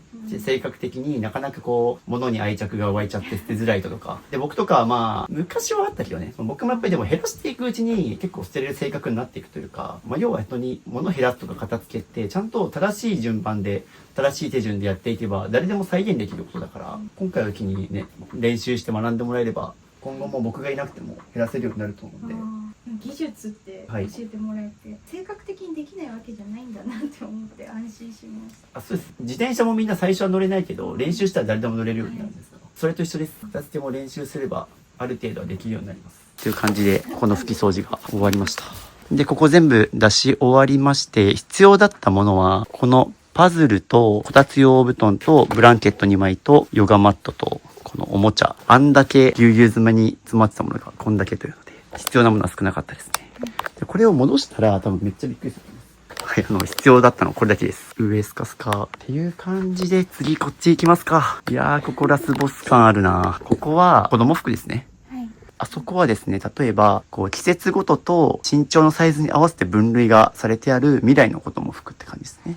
ここはかなり綺麗に整理整頓されてありますが、とはいえちょっとそうですね、上から下までちょっとぎゅうぎゅうすぎるっていうので、ここもですね、ちょっともう埋もれちゃってるけど、ここもうやることわかりますかね。全部出します。これ結構大変なんですけど、全部出しましょう。出しながらいらないと思った服は減らしてもらって、で、今出していったら、下の方にも衣装ケースがいっぱいぎゅうぎゅっと詰まってました。ここにある子供服って直近何年分とか何ヶ月先の分がありますか？来年の冬までの分が、来年の冬まで、まあちょうど1年分ぐらいかな、直近1年分だけ残すって基準でやってもらいたいんですけど、まあ、だとしても多分ちょっとワンシーズンでそんな着れないでしょうみたいなものはいっぱいあると思うんですよ。でちょっと1年以内っていうルールはそのままにしつつ、明らかにちょっと過剰な服減らしていきます。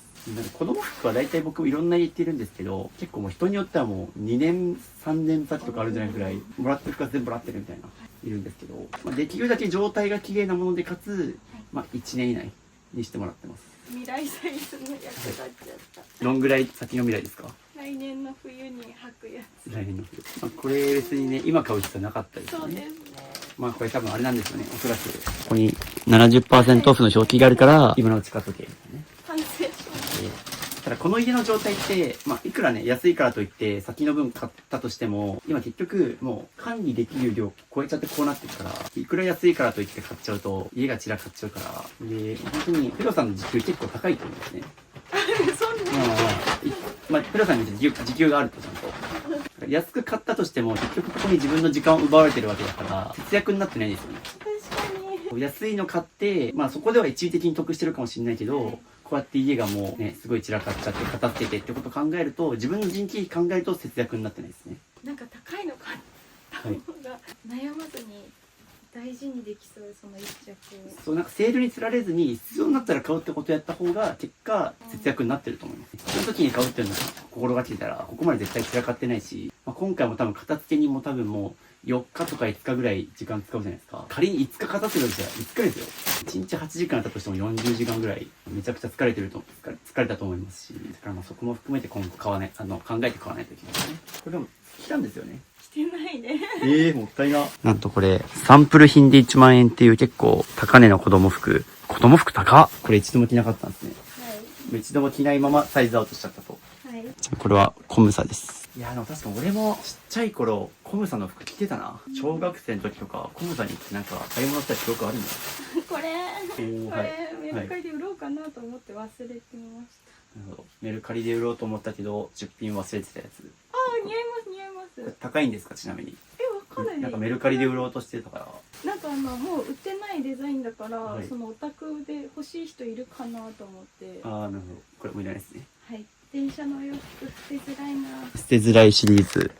電車系ですね。お子さんがハマってた。これもサイズアウトしてるやつですね。まあちょっとややペロさんのお母さん側の思い出があるっていうので捨てづらさあるみたいですけど。というのでもうこれは大丈夫。結構するな。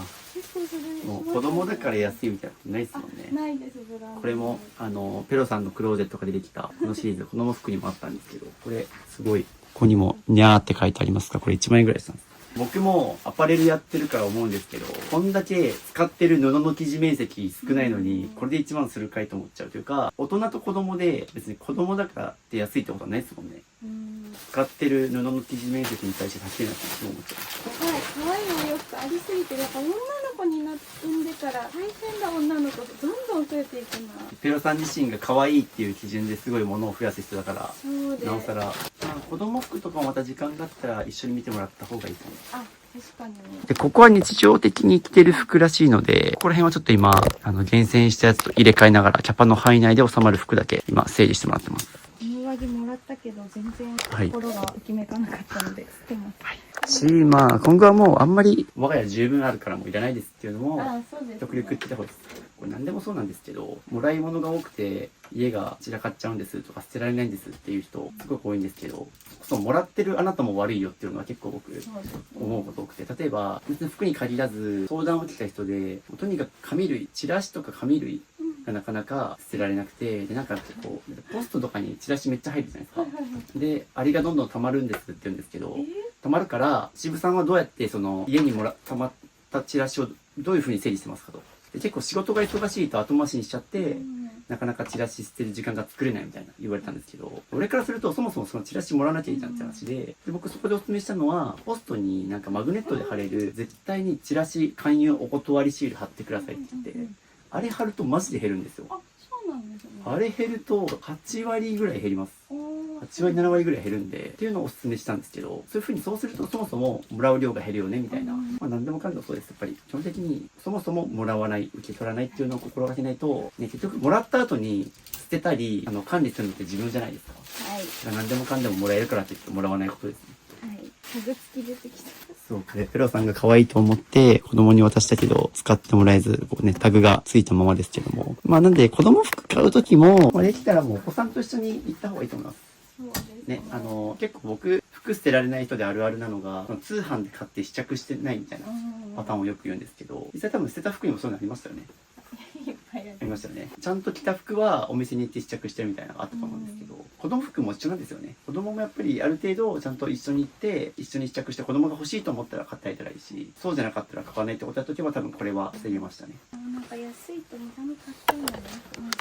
そうですね、今後は安さに釣られずに買い物してほしいですし、買い物の数減らせば普通にもっと値段が高くていいもの買えるんですよ、全然。そうなんです。はい。でも安いのを手に入れて、ウェはいイって喜んでしまっているのが良くない。そうですね、僕もともとアウトレットモールで僕バイトしてたんですけど、まあ、そういう人いっぱい見てきました。はい。もう僕が 70% シール貼った瞬間に買うとかね。そのお得に買えた自分が好きみたいな。あ、そう。本当に欲しいものって値段考えずに買えますもんね。いや、そうなんですよ。だから別に欲しいものであれば別に値段高くても全然買ってよくて、何でもかんでもやってればいいっていう問題でもないから、むしろ物に関してはもうね、極力値段高いの使った方が大事にすると思います。って思うじゃないですか。変わんなかったんですよ。ああ、物によって、まあ一部さっき2万円で捨てたものとかも。そうなんです。高い方が捨てづらいっていう気持ちが逆に残っちゃうから、安くて可愛いのでってなったけど、でも結局残したのって、はいお気に入りのブランド、ちょっと高いブランドしか残ってないから、うん本当に気に入ってるのはその高いブランドの方なのかなと思ったんで。決して値段が安いものが悪いとも言わないけど、少なからず安さにつられて買うものっていうのはそういう風に雑に扱っちゃうから、まあ、僕も別に今これ着てる T シャツユニクロのもう多分1500円ぐらいとかのやつですけど、これはもうずっと気に入って使ってるんですよね。っていうはい、新品だ。な。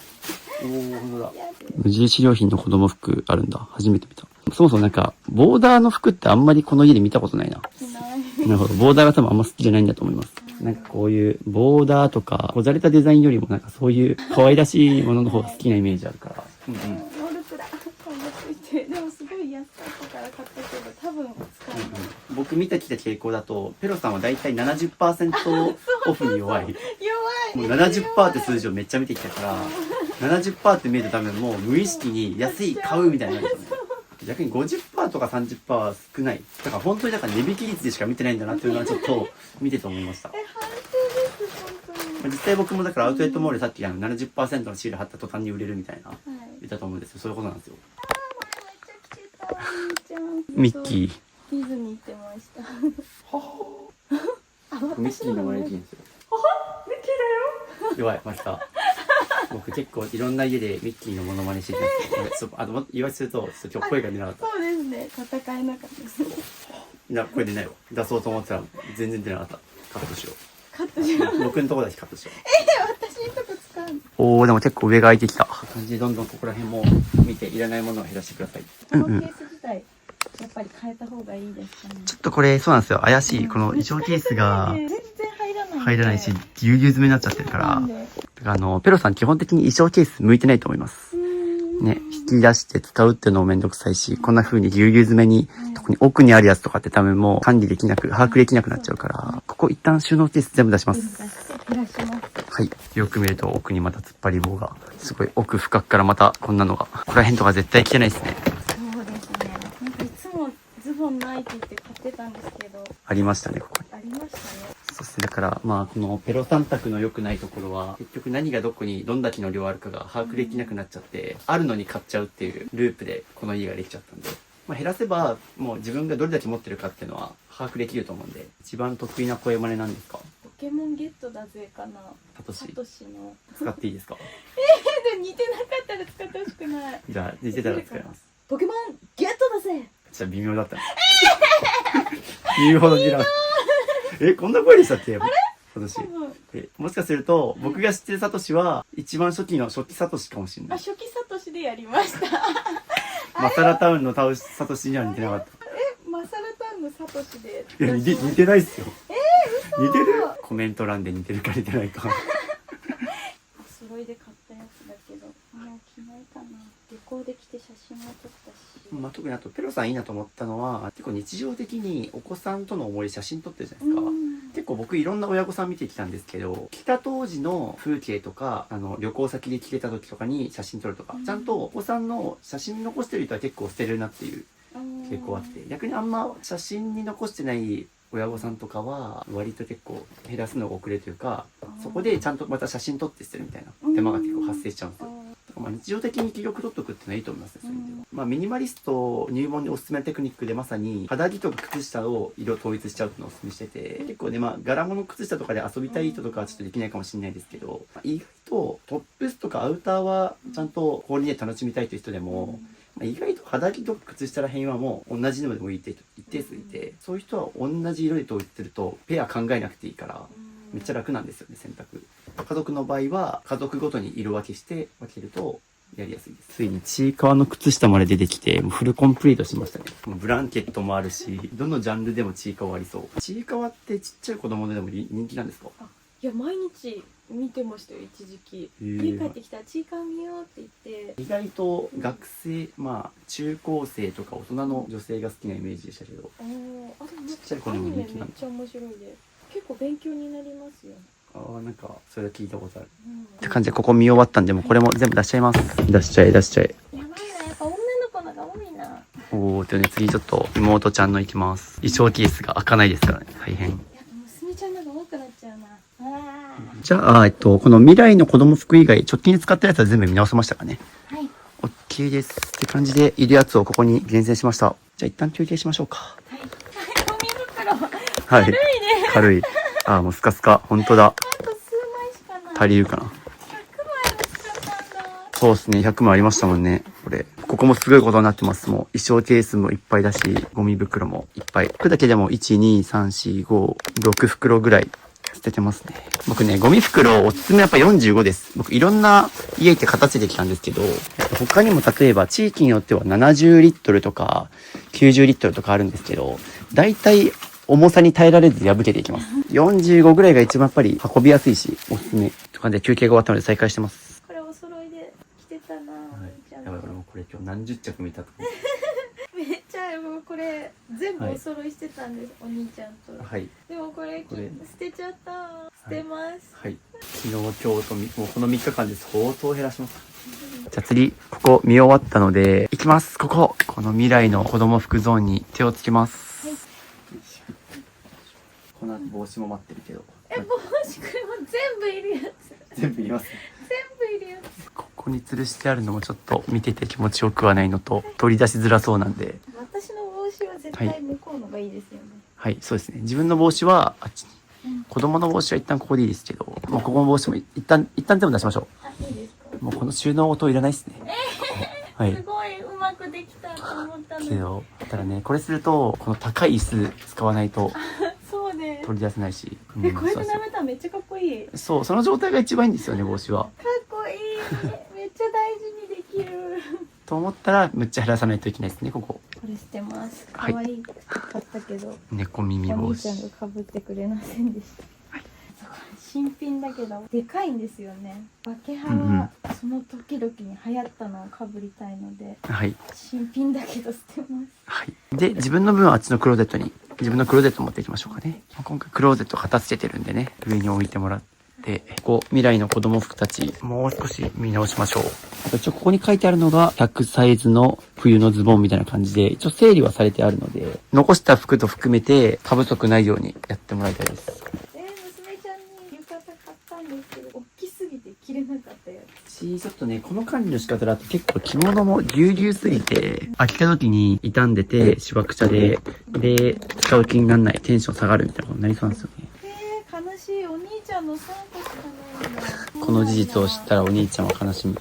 そう、お兄ちゃんいつもね、はい妹ばっかみたいに言って、いや、買ってるよと思ってたんですけどね、今こうやって全部出してみると、妹さんのちっちゃい子の方が服の数が明らか多いっていう。で、今一旦は直近1年分は残すっていう風に決めましたけど、今後はこの1年分使い切ったら、もうそのタイミングで買うってことやった方がいいです。で、もらい物、ありがたいからっつってもらっても結局、ほとんど捨てたじゃないですか。でも多分ペロさんもだからもうもらわずに、ちゃんとその都度大きくなったら、自分が欲しいものを買って、それを着るっていう風にやった方がいいので、これも最後の未来の子供服っていう風にしましょう。今後未来の子供服は残さないっていう風にやってもらって、はい。めっちゃ捨てれます。半分捨てれてる。はいね。すると、残した服も割と衣装ケース余裕持って今入ってるから、もうこれだと服も傷まないですよね。これくらいある程度ちょっとゆとり持たせて詰めた方がいいです。今までがすごいもうぎゅうぎゅう詰めだったんで。家の中見せるってなんか自分のその裸とか見せるより恥ずかしくないですか？ああ、なるほど。まさにね、確かにこの企画に出る人はかなり勇気持って取り組んでますね。そうですよね。はい。自分の裸見せるより恥ずかしいっていうのは結構なね、覚悟ですよ。本当に大丈夫かな。まあ今は恥ずかしいと思いますけど、終わったら堂々とできるんじゃないですか。できますかね。よくダイエットとかでも太った状態の写真とビフォーアフターの写真とかあると思うんですけど、あれ載せてる人たちも太ってる時は恥ずかしいけどね、痩せてスタイリッシュになったら堂々とできるみたいな。ああ、確かに。ここ安いからって言って買ったやつ全部 70% オフシール。本当に 70% オフしか見ないな。50% とか 30% 本当に一回も見てないけど。 70% しか買いたくないっていうルールで、はい。そういうセール会場に行きます。ああ、なるほどね。自分で決まりを決めていってこうなってると。これいります？いや、もうなんか可愛いと思えないんで、はい。全捨てします。しかもこれもらい物でもなく自分で買ってますからね。これ捨てます。じゃあこれ捨てて、こういう感じで見てもらった結果、空箱が4つぐらい出たんで、だいぶ減ったと思います。じゃあここにいるやつを戻していきます。もうこれ外して、これを直でどんどん置いていこうと思ってるので、まず3つはもうそのまんま横に並べちゃって、そしたら横幅余裕持って3つ入りますよね。極力隠さずそのまんまいこうと思います。こんな感じでどんどん置いていきます。これだったら割と高さ余裕持たせてるんで、お子さんも何がどこにあるかパッと見やすいと思うし、奥の方も手届きますよね。こんな感じでちょっとどんどん設置していきます。いろいろ考えたんですが、ここがギチギチな理由の一つとしては、まあシンプルに数が多いのもそうなんですが、お子さん2人分の服がね、ここ一緒に吊るしてあるので、ここを空いたので、こっちが男の子、こっちが女の子みたいな、子供一人ずつのクローゼットを左右に作ろうと思います。で、お子さんが手が届かない上の方を大人が触れるように、季節物とか、まあ、家族のものを置いていくっていう風に、せっかくここを減らして空間空いたから、それぞれクローゼット作ろう。で、そこにおもちゃもそれぞれ注入する。なんで、お子さん一人ずつにちゃんとスペース与えて、自分のものは自分のものでっていう風に管理してもらうような空間にしようと思います。というので、今からクローゼット大改造します。ということで、こんな感じで仕分けしました。すごい。男の子がこっち、女の子こっちってので、服可愛いですね。こんな感じで全部、衣装ケースの側を外して全部見える形にしました。こっちの方が絶対に何が入ってるか分かりやすいし、お子さんも取り出しやすいっていうので。で、すごいもう上の方とか結構スカスカです。で、未来の子供服減らしてもらえたんで、ここに全部綺麗に収まってます。で、下の方はもうおもちゃですね。ここにおもちゃ今から入れていきます。まあ、なのでも、おのおの子供たちにも自分のものはここっていう風に管理させます。でもそしたらここら辺のごちゃごちゃ今から入れ込むんで、ここら辺がだいぶ綺麗に開くと思います。そうですね。あそこ、捨てる予定だった衣装ケース、これに入れてもらいます。透明なやつの方が中身見えるから、おもちゃ箱これにします。めっちゃおもちゃ入れれる。入れれるし、中身も見やすいから、お子さんからすると何が入ったか、下の方が見えなくなっちゃうから、あれと入れ替えよう。はい、昨日。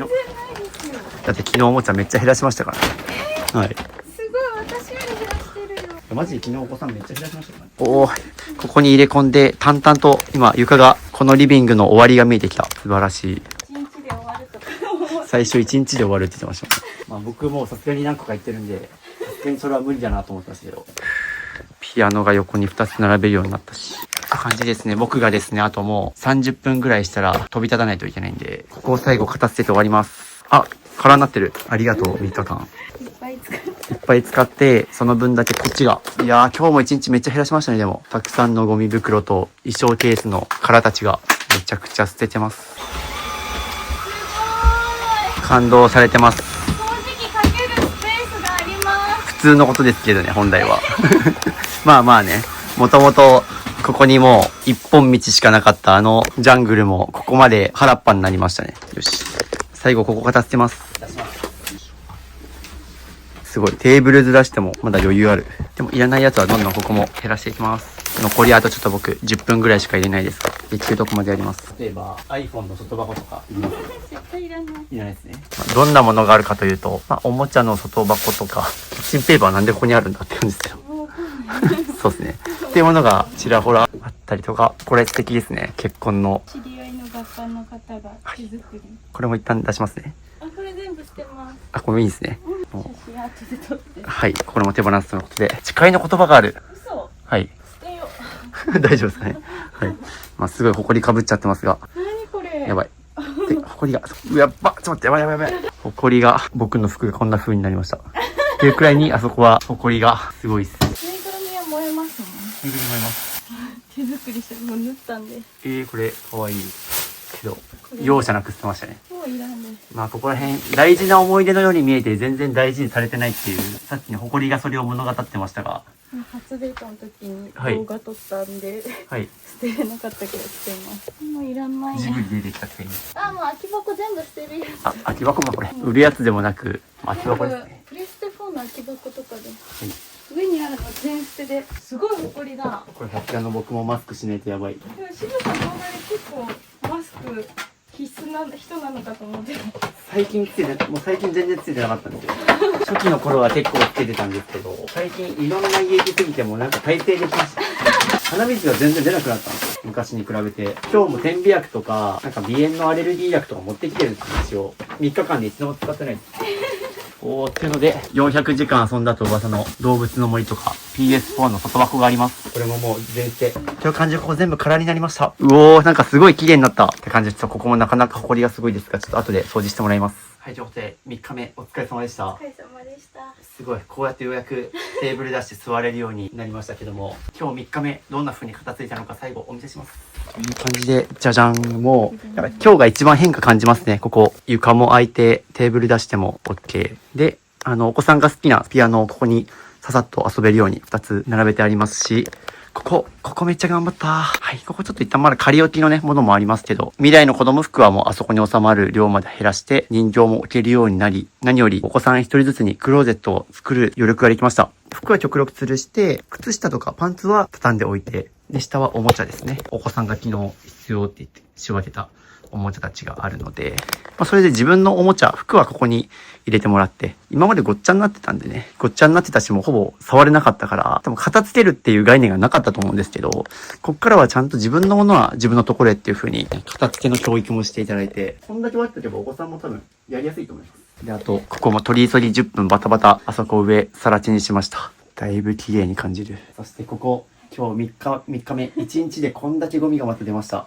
大変なことになってます。雪崩が起きてますが、大量の衣装ケースを減らしてくれたおかげで、この綺麗な部屋ができたので、お疲れ様でした。じゃあまた僕ちょっと、来週1週間空けてまた来ますので、よろしくお願いします。よろしくお願いします。でもその間は、もう僕の取れ高とか気にせずガンガン減らしてください。はい。もうなんならね、僕が来週来た時にはすごい綺麗になってるというくらいでも OK なんで、まだ僕は来週もう一回来る前に、できるだけ自分で。はい。どうですか？もうここまでやっちゃったからなんかできそうあ、そうです。なんかやりたいところいっぱいあります。ね。なんかね、昨日もやっぱりこの3日間全体的にそうだったんですけど、ちょいちょいカメラ回してないところでも、もう自然と手が動いても減らしたいみたいな感じで捨ててたから、なんかあんまりもう心配してないです、そういう意味では。あとはちゃんとね、お仕事と育児がちょっと忙しいと思うんで、時間さえ作れば多分もう減らせると思いますので、じゃあまた来週。はい。よろしくおよろしくお願いしますす。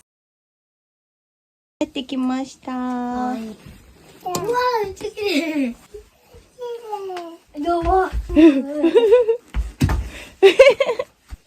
なんでこんなに綺麗なんだ。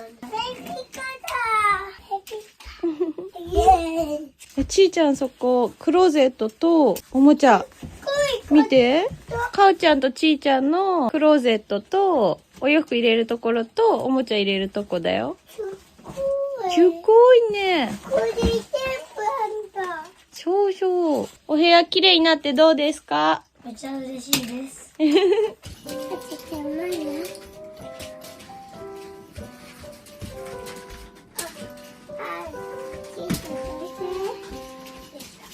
はい、ということで、1週間が経ちまして、お久しぶりです。久しぶりです。ちなみに、ここにそうですね、子供服が吊るしてありますが、1週間経過して、ちょっと部屋がどんな風になったのか含めて見たいと思います。よろしくお願いします。お願いします。はい、ということで、今日も服が真っ黒ということで、お揃いですね。はい。で、変わらず水回りは、ちょっとなんか、物別に寄せてはあるかなっていうので、僕が来るまでの1週間、変化があるのかないのか、お邪魔しようと思います。じゃじゃん。ということで、敷きたいと思ってたあれを敷いたんですね。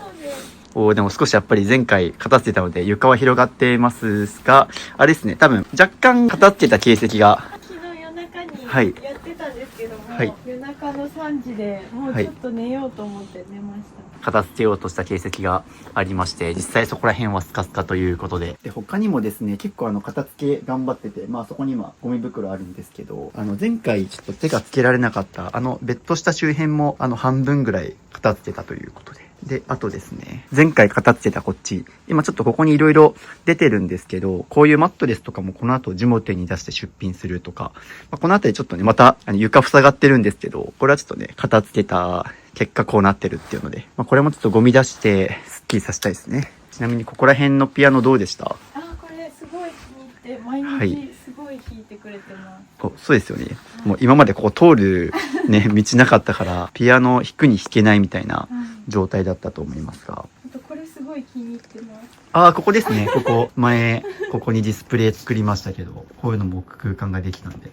僕が来るまでの1週間の間になんか LINE のやり取りはしてたんですけど、でなんかお子さんがここでテント引いてなんか遊んでたりとか、ここで結構過ごせるようになったなっていうのはありますが、今日からここら辺ももう少し片付けていくので頑張りましょう。頑張ります。よし、ということでまた頑張っていきますが、僕がいない間にですね、結構本をいっぱい出してくれてるので、このタイミングで本まとめて片付けちゃいます。すごいやる気に満ちてますね。あそこも含めて空にしてくれてるんですが、こことかそこにもちょいちょい本があるので、このタイミングで本まとめて片付けます。あとランドセルが増えてる。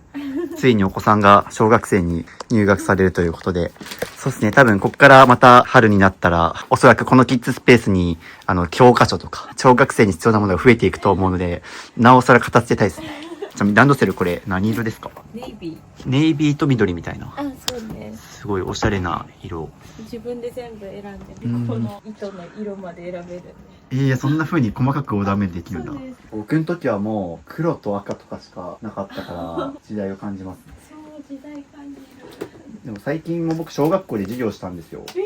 今小学校って置き弁ができるように、あ、なってるんですね、今。そう、結構小学生のランドセルが重すぎるみたいな問題があって、なんか社会人とかよりも重いらしいんですよ。なんか体重の何%超えるとなんか発育に良くないみたいな話があったりしてとか、小学校6年生とかだともかく1年生とかだと荷物が重すぎて、重心が背中にいて倒れちゃうとか。っっていう問題があって、なんか最近置き弁結構 OK されてる学校増えてるらしくて、逆に置き弁するってことは何が必要でいるかをちゃんと時間割見て考えないと、宿題を持って帰るの忘れたとか、逆にね、家に置き忘れたとかなるから、そういう意味で実は選択の授業をやってほしいって言われてやってきましたね。最近はなんかタブレットとかも使うようになってきてるから。タブレット普及されるって言ってあ、ですよね。はい、僕たちの大人の時代とは全然違う、置き弁 OK、タブレットもみたいな感じなんで、時代の変化感じました。まあ、という感じで今ここにあらかた本出したんですけど、これ僕なくした方がいいと思いますね。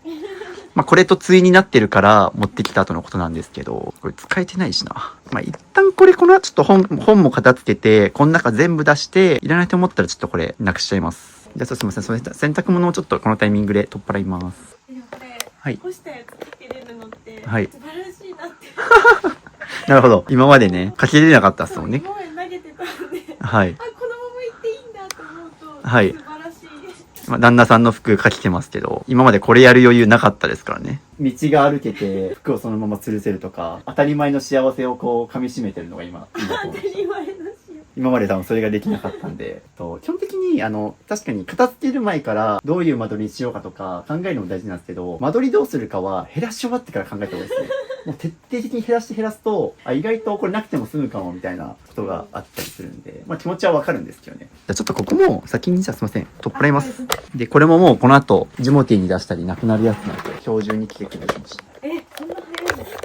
東京都内だったらありえますね。あ、ちなみに0円に出します。0円ではい。100円にしていいですか？なんか0円で出すより、はいせめて100円とかでもつけた方が変な人が弾けるっていう。東京の、今そうですね、ここめちゃくちゃいい場所なんで、まあそれでもいいですよ。極力もう利益出さない方が、間違いなくスピード速く終わるんで、それでいきましょう。相場見ちゃダメですか？相場見ない方がいいと思います。確かにこれ値段つけたら売れるんですけど、もうゴミ出しがね、早く言わないと、またそこ埋まっちゃうから。ということで今からちょっとジモティーに出品するので写真を撮ってます。という感じで、このマットレスのホームページ行ったらサイズが載ってるので、これをジモティーのところに商品説明で書きましょう。という感じでジモティー写真撮って説明も終わったので、じゃあ出品ボタンお願いします。OK。投稿完了しました。もう今日中に来てくれる人募集という形で書いたので、待ちます。はい、ということで、この家中にある紙の本を全部ここに集めました。お子さんの絵本とか、で、あと、ペロさんご自身が読む本も含めて今ここに固めてもらってます。まあ、例えばこんな風にペロさんご自身が読んでるチャット GPT の大人の本とかもあるんですけど、ちょっと、ここにある本どんぐらい捨てそうですか？半分。半分くらいはいけそう。もうここもいるかいらないかで迷ったらどんどん減らしてもらって、いる本僕にください。ほんと、いろいろお子さんの絵本からビジネス書までいろいろあります。離乳食の本がいらないって話だったんですけど、こことかってもう時期過ぎてるし、情報も古くなってるので大丈夫ですね。ちなみに今見て気になったのが、これ、なんと未開封です。これなんで未開封ですか、ちなみに。同じのもう一個買っちゃいました。なるほど。で、一冊は友達に貸してるっていう。これいります？はい、いらないです。これも大丈夫ですね。はい、っていう風に、多分おそらく、こんな風にいろいろ家が散らかっちゃってるので、こう、あるかどうか忘れてたって感じですね。これはちょっと反省していただいて。お勉強いっぱいしたいみたいに言ってて、教材がどこにあるか分かんなくて、できなくて。そう、勉強したいけど、今この散らかった部屋だと、ね、何がどこにあるかとか、そこら辺にあるのは分かってるけど、取り出せないみたいなことになってると思うんで、お子さんに勉強してもらうためにも片付けなきゃですね。実際片付けて遊ぶようになったじゃないですか。片付けたら勉強もするようになると思います。お子さんの未来は本当にペロさんの手にかかってるんで、本当に片付けはだから、親が頑張んないといけないことなんですよね。そうですね。使ってあげれなくてごめん。使ってあげれなくてごめんっていうのはもうまさにその通りですね。これもうどこに行くにも持ってたやつ、写真だけ撮っていいですか？どうぞどうぞ。これはお子さんが肌身離さず持ってたものらしいので、ここら辺とかもすり破れてますもんね。もうこれ動画に撮って今記録されてますね。はい、という感じで本の整理が終わりまして、いるのがこっちで、いらないのがこっちになったんですけど、どうでしょうか？なんか半分減らしたいとのことだったんですが、結構減りましたね。半分ぐらいギリありそうギリ半分くらいは減らしたかなと。こんな感じで山積みに本いっぱい積んでありますので、一旦お子さんの本とか含めて一旦こんぐらいになりました。で、収納ボックスが結構空きましたね。で、本来だったらこれいる本を本棚に戻していくんですけど、ちょっと一旦これなくせないか検討したいんで、このまま戻す前にこれ全部出します。ここは片付けがいがありそう。出しながらいらないものがあったら捨ててもらって、じゃあ、ペロさん、これ撤去しましょうか。これ、本当せる方向で考えないと、これ絶対、また物詰めちゃうんですよね。これ一旦なくして、必要だったらどうしてもちっちゃい収納にするとか、しないと、そもそも出っ張ってて部屋も狭いし、これちょっと大変ですけど、頑張りましょうか。なんか出てきました、隙間から。謎の何か。すごい場所から日本の国旗が。というのでですね。いろいろ出てきますね。もう物を押し込みすぎて。これなくなっちゃうの？圧迫感すごいですわ。すごいどころかもう置く場所ないので、これを出します。やっぱ外したら軽いわ。重い。やっぱ広っ。いや、全然ない方がいいよ、やっぱ。寂しいです。感覚的に寂しいですね。いや、でもなんかめっちゃ違う部屋になった気分。じゃあちょっとこっから片付け頑張っていきましょう。今からですね、棚に入ってたやつ、ここ片付けていきます。嫌だなって思いました、このチップとデール。そう、僕もこれ、さっき入ってきた時に、寒いからこの電気毛布してたと思うんですけど、めちゃくちゃ生活感出るなってちょっと思ったんで、これもうちょっとこれはシンプルな、買い替えたい。そうですね、これ無地のものにするとかの方がいいと思います。こういうのって広げてみないとわかんないんだなと思って、勉強になりました。ね、これ多分前回片付けた時に、これ使いたいからって言って、片付けて残しましたけど、出したら出したで、実際片付いてるはずなんですけど、ここ床広がって、ね、なんかちょっとごちゃごちゃしてみますよね。なので皆さんもぜひなんか物減らしても、なんかごちゃごちゃして、片付いた感じしないなと思ったら、だいたいごちゃごちゃ感の原因、だいたい3つで、一つ減らし足りてないかっていう、シンプルに物が多い人と、で、2つには色数が多いっていうのがありますね。ごちゃごちゃしてるっていう。例えばこれのそうですね。ピンクとチップとデールの柄みたいな。これは色数がちょっと多くてごちゃごちゃしちゃってるっていう。だから前回よりだいぶ物減らしてるけど、ちょっとごちゃごちゃ感があるのは色数が多いっていうの。3つ目が置き方分散させすぎみたいな、いろいろあるんですけど、この場合は色数が多くてちょっとごちゃついてるなっていうのは思います。という感じで淡々と今物を減らしていただいております。ピンクの箱も潰していただいて、ちょっとお聞きしたいのが、あそこ減らした分ですね。ちょっとさすがにまだ全部のもの、いきなりなくすとあそこ入らないので、これを使おうと思います。これおそらく、なんかキッチンアイテムが入ってるのかと思いきや、食料品とか、はい、医療品、はい、あったんですけど、一回全部どかして、減らそうっていう努力をした感じです。そうなんですね。ここだから意外とそんなものないんで、もうささっとこれ全部出してなくしちゃって、で、これをあっちに移動させます。気をつけて。いける？でもジャスト入るはずなんですよ。ぴったりだ。はい。そうですね。という感じで、一旦はこれで、ちょっと収納小さくして、厳選したものはそこに置いていきます。で、ここをお子様専用のスペースにしちゃうので、ランドセル置いたり、下に絵本とか子供の本置いていこうと思います。結構入るんですね。そう、意外と子供のやつ、一旦全部入れ込みました。今ちょうど減らしてくれたから入ったっていうのもありますね。そして、改めて見てみると、減らしたくなりますよね。まだいけますね。ただ一旦ここまで絞れたんで、また生活していく中でいらないと思ったら減らしてもらえばいいし、でも一旦入りました。っていう感じで、今、お子さんの絵本を入れてもらって、で、ここにあと大人の本が入っておりません。ここにブルーロックとか入ってて、ここ僕からの案なんですけど、この扉外してみます？これどうしたいかっていうと、こういうブルーロックとか好きな漫画はそこに全部ディスプレイした方がパッと読めるなと思ったんですよ。絶対ここの頭上にこの洗濯物を吊るすと、まず生活感めっちゃ出るし、なんか違う方法でやった方がいいかなと。これでちょっと吊るすのはあんまね、見栄え的にもそうだし、なので一旦ちょっと扉は外してみて、最悪必要だったら付け直しできるし、これ一旦なくしてみましょうか。で、ここに好きな漫画とか物ディスプレイできたらめっちゃいい場所になるじゃないですか。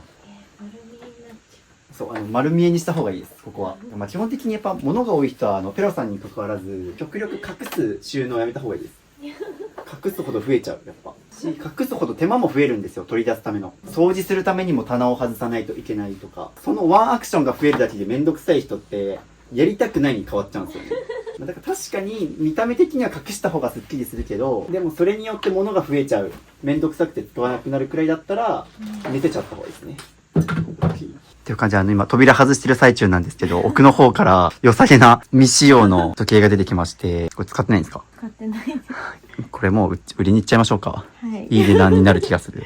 っていう感じでなんか値段がつきそうなものが結構奥の方から出てきてて、これもったいないですね、でも。そういう意味でもやっぱり見える化した方がいいですね。覚えてました？ここにあったの。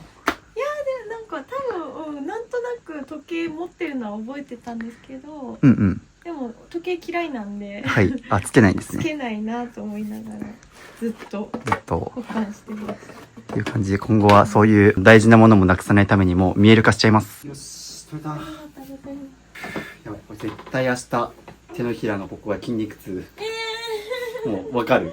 いやー、という感じで全部扉がなくなりました。おー、なんか開放感ある。という感じで、ここ全出します。ポイントカードやだ。大量のポイントカードの山が出てきました。これも後で厳選します。という形でここ全出ししたので、ここら辺を今仕分けてもらってます。で、いるやつはどんどん戻していきます。奥がもったいないな。なるほどね。動画だと分かりづらいと思うんですけど、これ奥開けてますが、もうここはあえて埋めないようにします。で、ここもちょっと同時に片付けていきます。これちょっと相談を受けてて、この木の箱で保管するか、もうこれ全部出しちゃって、僕だったらジップロック的な、ああいうなんか中身が見える系のものに入れちゃった方がいいとか、こういう箱にバンって入れちゃうか。お子さん絶対この木の箱のロックを外してとか絶対やらないから。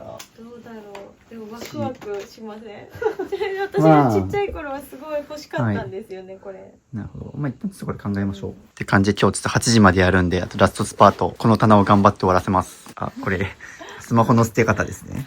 今大量に懐かしいと思いながら、昔の iPhone とか、懐かしいこれ iPod とかでできてるんですけど、これはバッテリーが入ってるので、ちょっと家庭ゴミで捨てられないです。なので、小型家電回収ボックスっていうのが、家電屋さんとか、役所にあったりするので、これは自分で持ち込んで手放します。これ、中学2年生の時に買ってもらったお財布。中学2年生ってことは、14歳とか。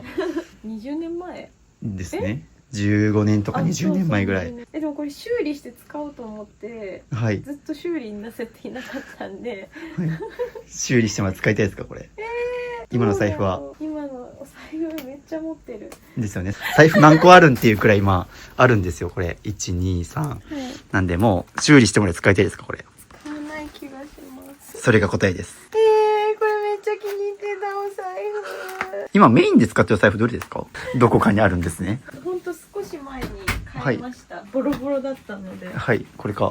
うん。でこれ可愛いなと思って買ったらでかすぎて、はい。ちょっと嫌だなと思って、で肉持ち嫌だなと思って、はい。こっちに入れ替えようか悩んでました。はい。これが今使ってる財布を2つ。どういう用途で使うってきますこの2つ。お財布とポイントカード。はい、右手のそのチョコレートが可愛らしい財布は。これは小銭と、はい。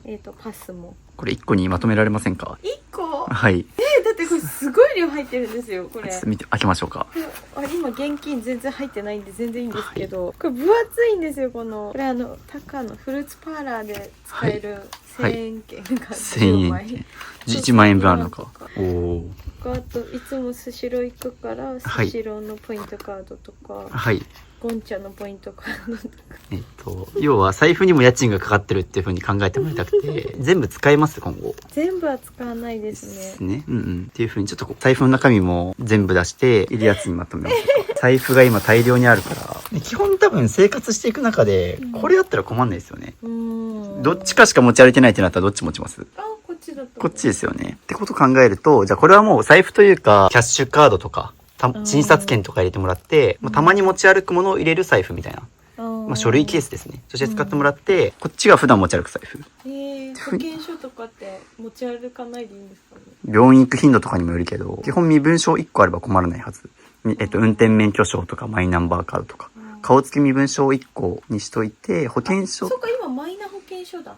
そうです。じゃあマイナンバーカードこっち入れとけば解決。そうですね。っていう風に、もうメインで使うものはこっちに入れて、これだけ持ち歩くようにしましょう。でも結構急にスシロー行ったりするんですけど。僕基本的に財布の中身片付けるときに言ってるのが、できるだけ出かける前に1日の流れ想定してほしいっていう。確かにたまにあるかもしれないけど、基本的にはね、ちゃんと出かける前に考えとけば、じゃあ今日はスシロー行くから、この中に入れておこうみたいな。今日は病院行くから診察券持っていこうみたいな。で、基本ここには毎日使うクレジットカードとかだけに絞っておくのがおすすめ。これはお家に置いとくようで、スシロー行くときにその日に入れ替える。そう。ってことをやると、おそらくここら辺のやついらないんですよね。はい。はい。だとしたら、じゃあ思い出のボックスに入れるしかないですね。これ一回使ってみたいんで。すごい。待って、お金入ってた。結構なえぐいが3万ぐらいありそう。2万入って2万入ってました。嬉しい嬉しい臨時収入。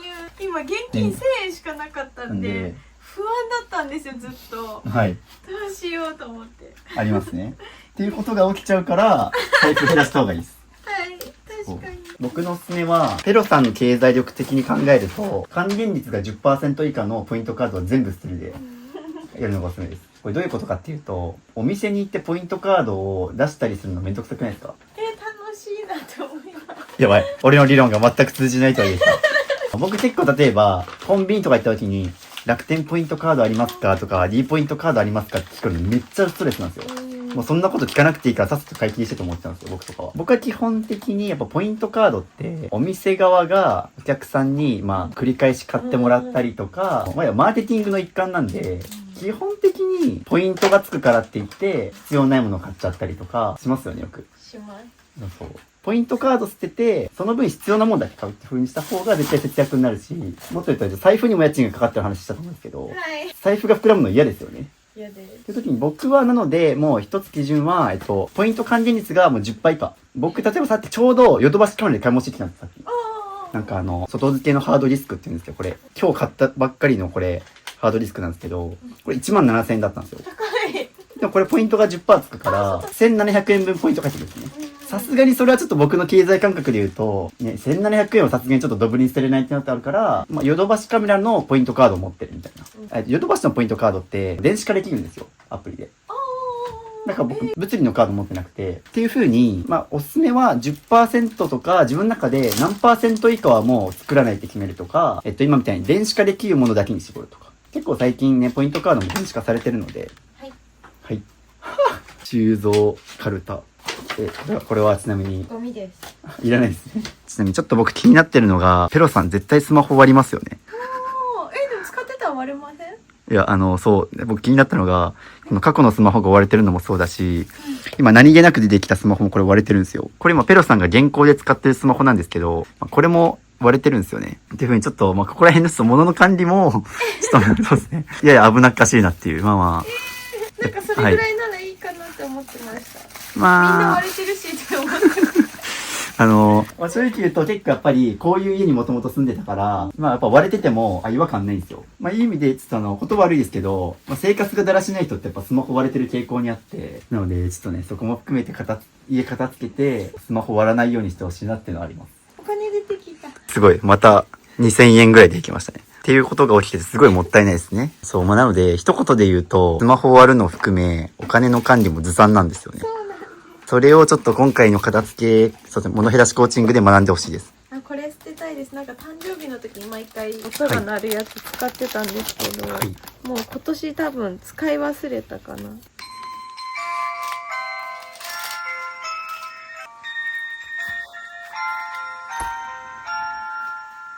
ちょっと早いですけど、誕生日おめでとうございます。ありがとうございます。ということで、これは、じゃあ、己の手で手放してもらって。という感じで、この辺り今、文房具見てもらってます。いるやつだけをピンクのカゴに戻していくって形で。文房具とかを分かりやすく、機能が重複しているもの、同じようなボールペンとか、ハサミが複数本あるもの、機能が被っているものはどんどん減らしてもらって。はい。という感じでですね、この周辺片付け終わって、必要なものは引き出しの中に入れ終わりました。はい。ということで、本日4日目終わりました。ありがとうございます。一旦この周辺は綺麗になったかなって感じで、一応4日目こんな感じでまたいらないものがいっぱい出ましたね。特に今回ちょっと頑張ったのはこういう本とかですね。本がいっぱいいらないの出てます。ここも収納ケースもいっぱい開きました。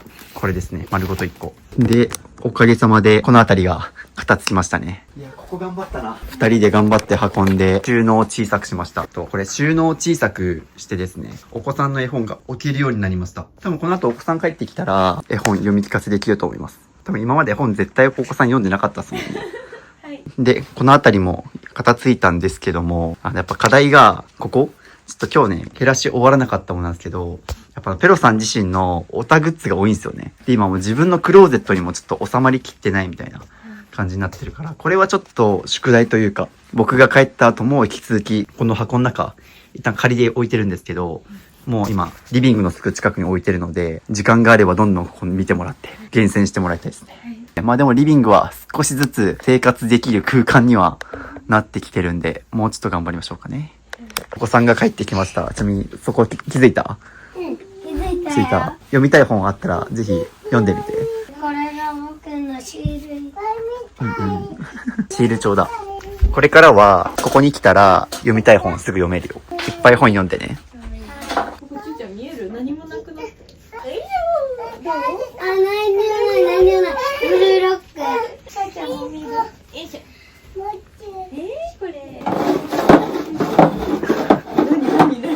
シーサーで遊んでます。じゃあ明日はですね、キッチンと水回り、お風呂場の前とか、こっちをやっていくので、はい。じゃあ明日もよろしくお願いします。よろしくお願いします。はい、ということで今日もよろしくお願いしまよろしす。くお願いします。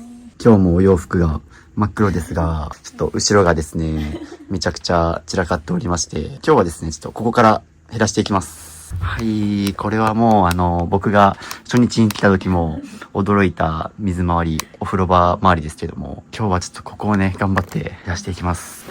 もう見てもらっての通り、床もそうだし、もう洗濯機、せっかくいいドラム式洗濯機がありますが、ここも洗濯物を入れっぱなしだしっていうので、もう床も壁もここも全部埋まっておりますが、これ一旦全部ここから出します。僕申し訳ないんですけど、これ見てどういう風に生活してるのか全くイメージが湧かなくて、ここで洗ってとりあえず今ここに取り込むのがめんどくさいから置きっぱになってて、でここからほじくってで切るみたいな。切る。で洗濯かごはあるけど、クローゼットに持ってってないってことですよね。ああ、そうですね。なんか気が向いたら持ってく。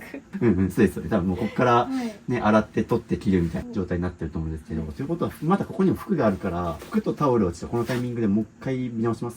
で、タオルもこっちにいっぱい、もう、ぎゅうぎゅう詰めにぶち込まれてるんで、ここも一旦全部出します。こんなやついないだろうみたいな。思います全然。いるのはいます。絶対仲間が。コメント欄に私もこんな感じの部屋です。そういう風に書く人いるんですか？人が出てくるかもしれない。嘘、友達になる。という形でここも全部出しながら、いらないものは僕がもらいます。なんかここのタオルって、なんか生活用品のタオル以外にも、そういう趣味のグッズが多いって感じですね。そうですね。ここってお子さん来ます？でもお風呂入るか。ああ、一緒入れます。ですよね。という時にやっぱりお風呂場が散らかってると、お子さんたちもちょっといい気分ではないと思うから。バスタオル捨てようなんて思ったことがないです。だって雑巾にできるし、ボロボロになったら捨てればいいしっていうスタンスで生きてました。でもそれを思い続けて雑巾としても使ってないし。雑巾として切るのがめんどくさくて、結局なんか靴下を雑巾、いらなくなった靴下を雑巾代わりに使ってて、良くないなって思います。そうですね、タオルなんかそういう風に雑巾とか布巾にすればいいからっていうのを残す理由作っちゃって捨てない人多いんですけど、結果めんどくさがりなペロさんをやってないので、それをもうどんどん使わないものは捨てて、もう布巾は布巾で買って大丈夫です。待ってください、なんでこんなあるんですか？びっくりした。てかこんなに今までぎゅうぎゅう詰めにしてたから奥にあったやつとかもう存在把握してなかったですよね。そうです。こんなのあったわみたいないっぱいできてたんですけど、すごいまだ始めて10分ぐらいなのにもうこんなゴミ袋がパンパンに。もうこれはもう雑巾としては使えませんね。もう収納ボックスにタオルがギッチギチに入ってますね。ハンカチってみんな1人何枚ある？2枚ずつ？4枚にしときましょうか。1人4枚1人4枚で、洗濯乾燥機あるから、理論上毎日回せるはずなんですよ。はい。そしてこれをまとめて全部捨てます。もうこれはもう雑巾としては使えませんね。やばい、旦那さんのハンカチがもう一生兼用にしちゃおうかな、私と旦那さんで。兼用にするっていうのはいいアイデアですね。旦那さんも正直多分そんなこだわりないですよね。じゃあもう私がチョイスします。多分こだわりがあったらこんな家になってないんで絶対。確かに。という感じで未開封のものもあるので、もうこれを開封して古いものと入れ替えていきましょう。こんな捨てて大丈夫かな？余裕で大丈夫です。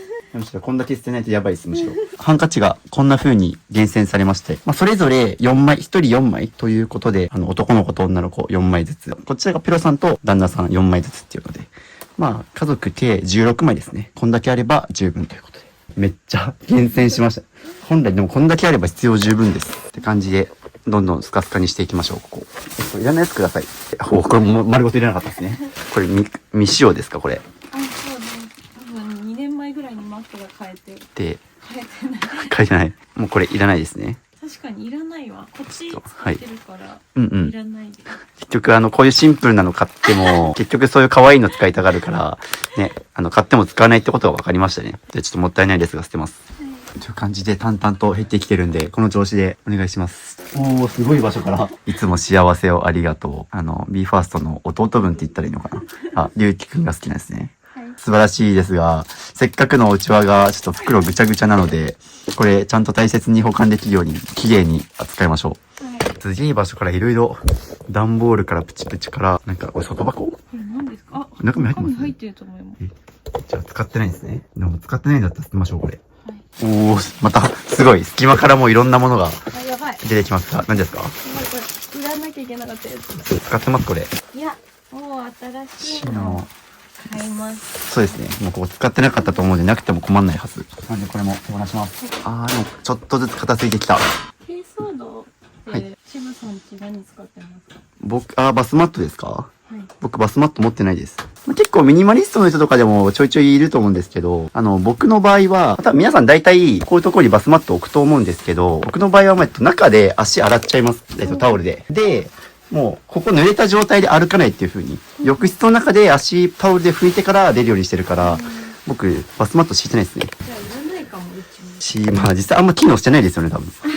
こういう状況だから。安いし。なんでもう浴室の中で足拭いて、普段のタオルで、フェイスタオルとかバスタオル使ってると思うので、浴槽の中で拭いてから出ればバスマットいらないです。これさ、前お客さんが来るときあって隠しとこうと思ってあー、なるほど。はいつ。けてたんですよね。はい。ちなみに、僕いろんなものが多い家庭してるんですけど、物が多い人ほど布物で隠そうとします。来客用物隠し布みたいなのが家にあって、すごい今までで一番ラブリー、可愛らしい感じですけど、これいります？もう隠す必要ないですよ。こんだけ綺麗だったら。確かに綺麗になれば隠さないでいいのか。そうです。でもこれをなんかカはいーテンで使ってたんですけど、この家でカーテン使って、これをラブリーすぎるダメって言われて、で、なんとかどこかで使えないかと思ってうんうん。ちょうどいいじゃんみたいな感じでつけたんで、これちょっとここ片してから考えます。はい、最終ちょっと外せるように頑張って片付けましょう。僕ずっと気になったんですけど、なんとここに新品タオルメルカリ出品中ということで、これもちょっと後で。でも空になった気がする。それ渋さん来る前にはい、やった気がします。本当だ。だいぶ軽い。なんか入ってるかもしれない。はい。こういう2つ、はい。脚立っていりますかね。これいらないです。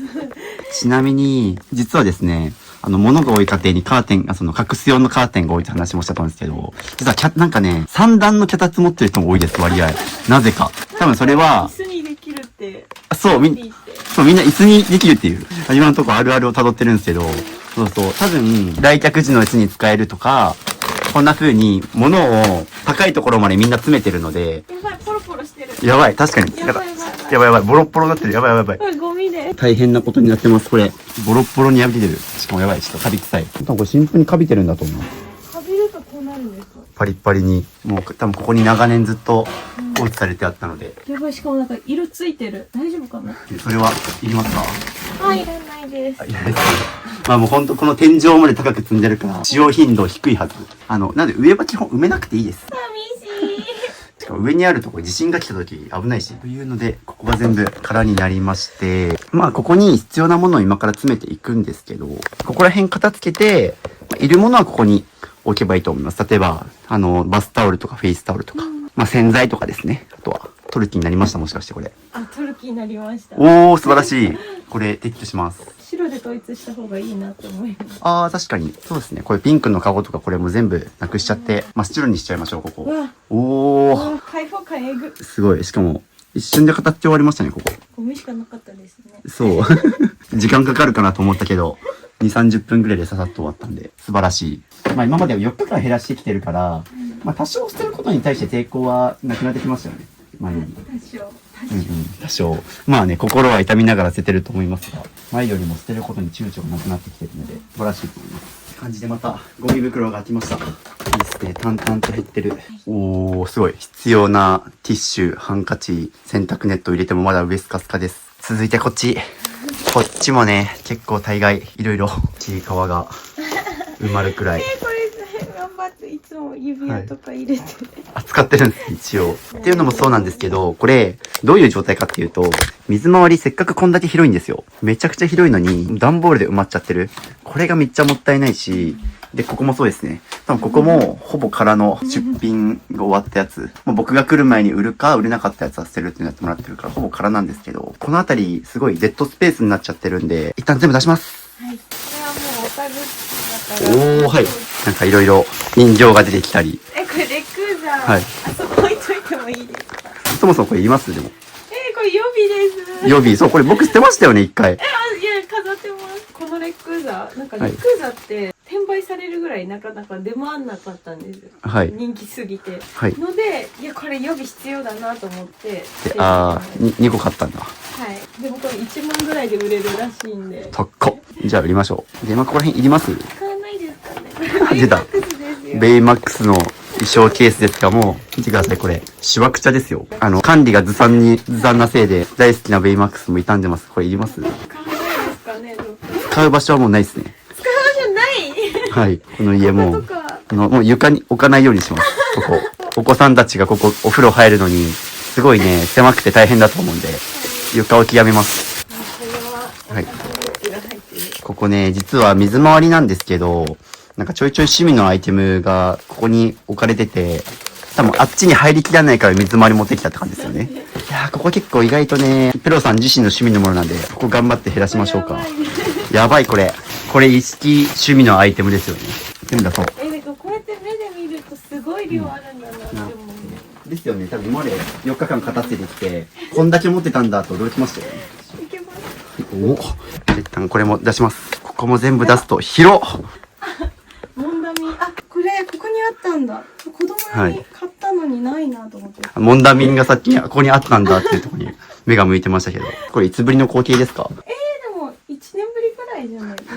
1年間これずっとここ埋まってたんですね。はい。もったいない。いやすごいね、こうだから、すっごいここ使いやすいね、水回りなんですけど、もったいないですよね。じゃあ次、ここ行きます。はい。意外に倒れなかっって感じで。本当だ、これ。これめちゃくちゃもったいなくて、なんと空です。そしてそちらもた。あ、よかっ空。た。確かにちょっとほっとしたけど、逆に言うと、もったいねえと思っちゃいました、この空間。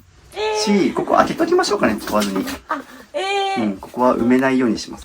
おー、こっちもパンパンですね。これはなかなかの情報量。後で出しますが、まずは一旦ここを全部出しちゃいます。これ何が入ってますか？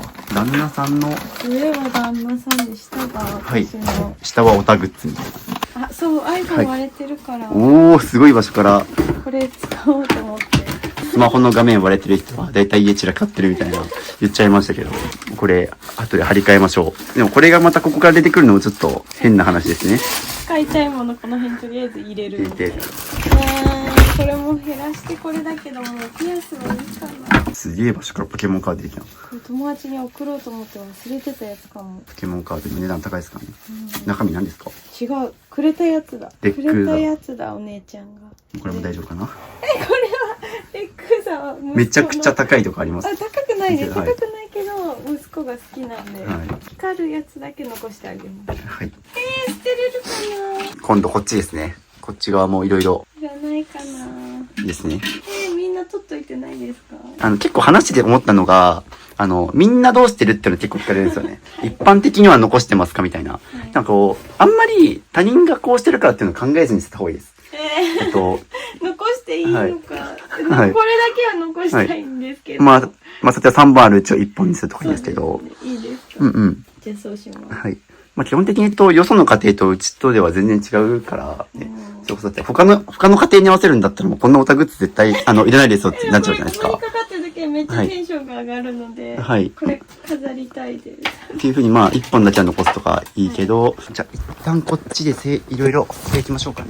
という形で全出しして、もろもろ全部こっちに持ってきました。まずタオル。タオルも一応いるって言って残したやつですけど、ここもうちょっと厳選しましょう。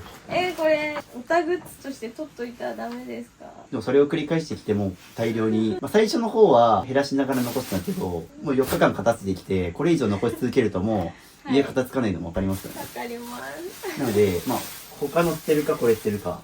悩みます。はい。一旦保留でどんどん明らかにいらないのをどんどん捨てちゃって。OK です。じゃあここに残した分必要なタオルだけ戻していきます。バスタオルこんだけ？はい。こんだけあったら足ります。フェイスタオルもありますからね。おーって感じで全部入ったな。足りる？余裕で足ります。ちゃんと洗濯してあんな風に溜め込まない限りは余裕で足ります。不安になりますよ。大丈夫かな？まあ今まであんだけあったからね。はい。よく見えますよ。大丈夫ですか？はい、見えた方がいいですよ。だってこれ一人4、5枚ずつありますよね。あ、一人一枚。一人ずつそうですねで4枚分あるかな。はい。で使っても一人1日1枚くらいですよね、そこら辺。一日一枚です。だとすると洗濯3日サボットもあります。ああ。でも毎日やってますもんね、うん。一応。毎日回ってます。はい。で、あとはもう洗濯終わったらここに畳んでおく。で、この綺麗な空間が保たれます。よし。っていう感じで、どんどん全出ししているものを戻していくってことだったら綺麗になるんで、またあっち戻ってやりましょうか。っていうので、今、同時に、この洗濯かごに放り込んであった子供たちの服を今、戻してもらってます。なので、今後は洗濯したら、まあ、ここにどんどん置いてもらって、そしたら子供たちここから服取りやすいと思います。今までは多分ここがもう物で埋まってたから、水回りも、リビングも、こっちで持ってこようにももう、できなかったと思うんですけど、今後はできます。これを持ってきて、じゃあみんなで入れてねって言えば。そうそう楽ですよね。お子さんたちもそれで手伝ってくれるだろうし、まあそこも教育ですね。じゃあこれ空になりましたね。じゃああっちにちょっと持っていきましょう。まあ理想はこういう風にもう洗濯したら、必要なタオルはこっちにまず畳んでおきますよね。で、子供服とかあっちに持っていくやつだけここに入れて、まあ基本空にしとくっていうのが一番いいですね。で、洗濯毎日回せば余裕で足りる。まあ2日に一遍でも余裕で足りると思います。ここももうすごい必要十分な量になりました。よし、次、ここ。水回り、メイク用品とか、もろもろ、こう片せていきます。頑張ろう。頑張ります。でも絶対使うものだけに厳選してください。絶対使うものだけ。ちょっとでも迷ったら出してください。そうしないとこの段ボールの山はなくならないですね。全部大事はどれも大事じゃないです。でマスク、ちょっとそんなにいります？そう、マスクが今大量に出てきましたが、こんなにいらないですね。しかもマスクまだキッチンとかにスパッとしない。可愛いマスクだけ厳選して全部出しましょうか。この間買ったばっかこれ。なくなる前に買いすぎっすね。なんか出先で必要だってなったらすぐ買っちゃうかもね。持ってくるの忘れるからですよね、それは。そうです。で、まあ玄関に置いた方がいいと思います、マスクは。もう使う分もっていう感じでマスクもいらないのは結構あったと思うんで。ベージュと黒系の2種類あれば大丈夫って思って、これに絞りました。なんかすごい色になってるビビアンの。わざわざ海外から取り寄せて買ったのにもうボロボロで。まあ、ああいう状態で置いてるから傷んだんでしょうね。そうなんですか。はい、もちろん、奥でぎゅうぎゅうにやってるから、まあ、基本この家にあるものって、長らく使わずに放置してると、どんどんああいう風に傷んでいくと思いますね。で、傷んじゃって結局、お気に入りのものも使えずに捨てちゃってるじゃないですか。すごいもったいないですよね。ここら辺が、みんな持ってるやつです。そう、みんな持ってる試供品ゾーンなんですけど、ここも結局、いつか使おうって言って、使うことがないまま、普段使ってるお気に入りのやつありますもんね。し、みんなだいたい旅行に持っていくとか言うんですけど、ね、結局旅行もみんな一般的な人ってそんな、まあ、年に数回しか行かないじゃないですか。それのためにこんないっぱい大量に取ってる必要ないから、もうこの辺りも全捨てっていう形で。ちょっとだけ見ていいですか。はい。イヤリングとか、ピアス系ですかね。そうです。アクセサリー関連。ここにぎゅうぎゅうに詰めたまま、多分毎朝、どれつけようかなとか、そんな迷う暇ないですよね。これいつも出してはい使ってそはいのまま放置しちゃってて落としたりとか何回もしてて、うんうん。すごい使いづらいなって思ってました。すごい、まだまだありますね。これ取っときたいやつ。という感じで、まだ他にもこういう風に、アクセサリー入れがあるので、ちょっとこれまとめてチェックお願いします。アクセサリーも絞ってもらったので、ここのやつでもう全部捨てます。すごいです。なんとですね、ここ全部減らして、で、必要なのをここに全部枠に1個っていう形で、ここに全部収めていただきました。めっちゃ減らしましたね。ここ全部減らして、綺麗に、指輪と、ネックレスと、ブレスレット、ピアスっていうのがもろもろここに全部収まりました。すごい、こんだけ減らしてるんで、綺麗になりましたね。で、アクセサリーは基本もう今後ここに入る分だけにしましょうかね。でも実際こんだけ減らされてるから、今後は使わなくなったものを入れ替えていけば、ここ見終わりました。こんな捨てちゃっていいのかな。こんだけ捨てないとこの家まだまだ片付かないんで、頑張りましょう。続いて今ちょっとコンタクトを厳選してもらってるんですけど、片付けてる途中にですね、これですね、このコンタクト用品っていうこのタグがついてて、これ自分でつけたんですか？なんか片付けコンサルの人に依頼した時にそういう風にまとめてくれました。なるほど。これどうでした？使ってみて。でもなか中に何入ってるかわかんないし、それもなんか汚らしいなって思います。そうですね。なんでこれもちょっともう使わない方針で中身出して見えるようにどんどん固めていきましょう。どんどんそういう風に見えるように収納していきます。おーという感じでこの2箱分見終わりました。ここを頑張って減らしてもらいたいですね。例のちいかわが積んであった段ボールです。これ何ですか？人形なんか入ってますよね。小物入れ。あ、小物入れ。はい、絶対これに入れて使いたいですか？正直使いづらいのは間違いないです、これ。結構僕も今こう、ガバーってやって分かってみて。間違いなくここに入れると使わなくなるし、開けるのめんどくさくなって、どんどん物が溜まっていくから、推奨はしないです。こういうやつの方がまだ半透明で中身見えるし。じゃあいらないで。お、これはもう大丈夫ですかね？大丈夫です。ちいかわさん、ありがとうございました。バイバイ。やばい、めっちゃアクセサリーある。おー、まだまだ出てきますね。さっきこれに厳選しましたが、まだまだアクセサリーが出てきますね。ちなみに、ここに今自分のスタメン残して厳選した上で、新しく出てきたじゃないですか。はい。ここから使いたいの思い浮かびます今、これ見た瞬間。あ、でも探してたやつがあります。なるほど。じゃあ一旦こう見ましょうか。ベイマックスの指輪、これもういらないので捨てます。ちいかわ出てきました。すごい。これちいかわなんだ。ちいかわゴールドアクセサリー。これいります？これはもういらないです。じゃあこれ、手放します。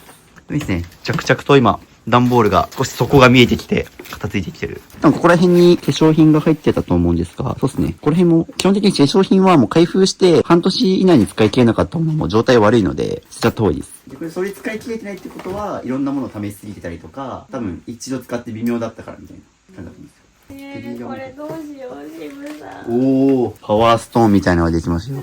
はい。これいります？これ残してたらもう、この家、どんどん狭くなりますね。はい、すごい、これも。重い。いえ、重っ。おー、いっぱいあります。出ます。あ、やばい、こぼしました。っていう風に、そうですね。捨てると決断したは良かったものの、ちょっとこれ片付けて捨てましょうかね。はい。感じで、石は全部手放します。ということで、この段ボール3つに入れてた分を、ゴミ袋3つ分捨てまして、いる分はここに厳選してもらいました。お疲れ様です。という感じで、じゃあ、厳選したやつは戻していきます。はい。よいしょ。でも全然入んない気がする。ちょっとここら辺は考えます。例えば、このコンタクト今、こんな風に仕分けてもらったんですけど、もうこれを直で入れちゃいますね。次回で？次回です、ね。次回で？だってここからもう見て取り出した方が、ここに入れちゃうと地味なことですけど、目線の高さ的にあんま見えないですよね。確かに。でも多分全部出してみると思います、私。けど、一旦この時から入れましょうか。でもここが一番使いやすいんで。で、そこに本当に毎日使うもの厳選して置いていきましょう。あ、かわいい。そう。っていう風に、本当にもうここで毎日使うものだけ厳選しておきましょう。絶対毎日って言われるとちょっと怪しい。はい、という感じで本当に使うものをですね、そこに今厳選してもらったりとか、ここ、じゃじゃん。上はちょっと旦那さん帰ってきて見てもらう旦那さんゾーンなんですけど、ここ、コンタクトこんな感じで、ストックはそのまま置いて、開封済みはこの中に入れてもらって、使いやすいですよね、コンタクト。はい、使いやすいです。で、あとさっき厳選してもらったアクセサリー類も、もうここにそのまま置いてあるので、毎朝ここで身支度するときにコンタクトもアクセサリーもパッと取り出せるかなと。でね、ちょっとまだ、厳選したやつ、ちょっとまだここに溢れちゃってるんで、下を開けてもらってですね、ここですね。ここを今から片付けて収納できないか考えます。実は休憩します。当たり前のことだけど、こうやって床に座って食えることが幸せだ。さっきもだって水回りのものをこっちに持ってきて、作業場に使うってこともできなかったじゃないですか。これすごいリアル。ここなんですけど、こんな風にもう、テーブルのこっち使えてないですもんね。やばかったですね。冷静に考えると、こんなので暮らしてたんだと思って、怖いです、自分が。でも、これ過去になってるんで懐かしくなりました、これ見て。懐かしいね。今は、360度全部使えますからね。はい、まだまだ床広がってるんで、大成長。僕もよくこんなモンスターを語ってたなと思って。モンスターですよ、マジで。何が手強いって、まず、この家って、僕の部屋と同じような広さなんですよ。ああ、そうなんですね。何もない冒頭に出てくるミニマリスト部屋あるじゃないですか。あそこで家族4人が、しかもオタクグッズ収集してるお母さんと一緒に暮らしてるっていう状況なんですよ。だからいかに難易度が高いか、今ので多分皆さん分かったと思うんですよ。僕が一人で住んでる部屋を、物が多い人が家族4人で暮らしてるっていう、この難易度の高さ。でも、なんとか今日、割と水回りも綺麗になったし、終わりは見えてきたので、ピロさんは確かに、苦しいって言いながら捨ててますけど、なんだかんだ手は動かして減らしてるんで、時間かければ減らせる人だなとは思ってるので、い、ということで続きまして休憩終わったので、あそこ行きます。ここ、全部開けて、はい、ここは洗剤系ですね。じゃあここも全部出します。出します。でも全部出しながらいらないやつは捨ててもらって。雑巾買ってもらったんですけど。雑巾あるじゃん。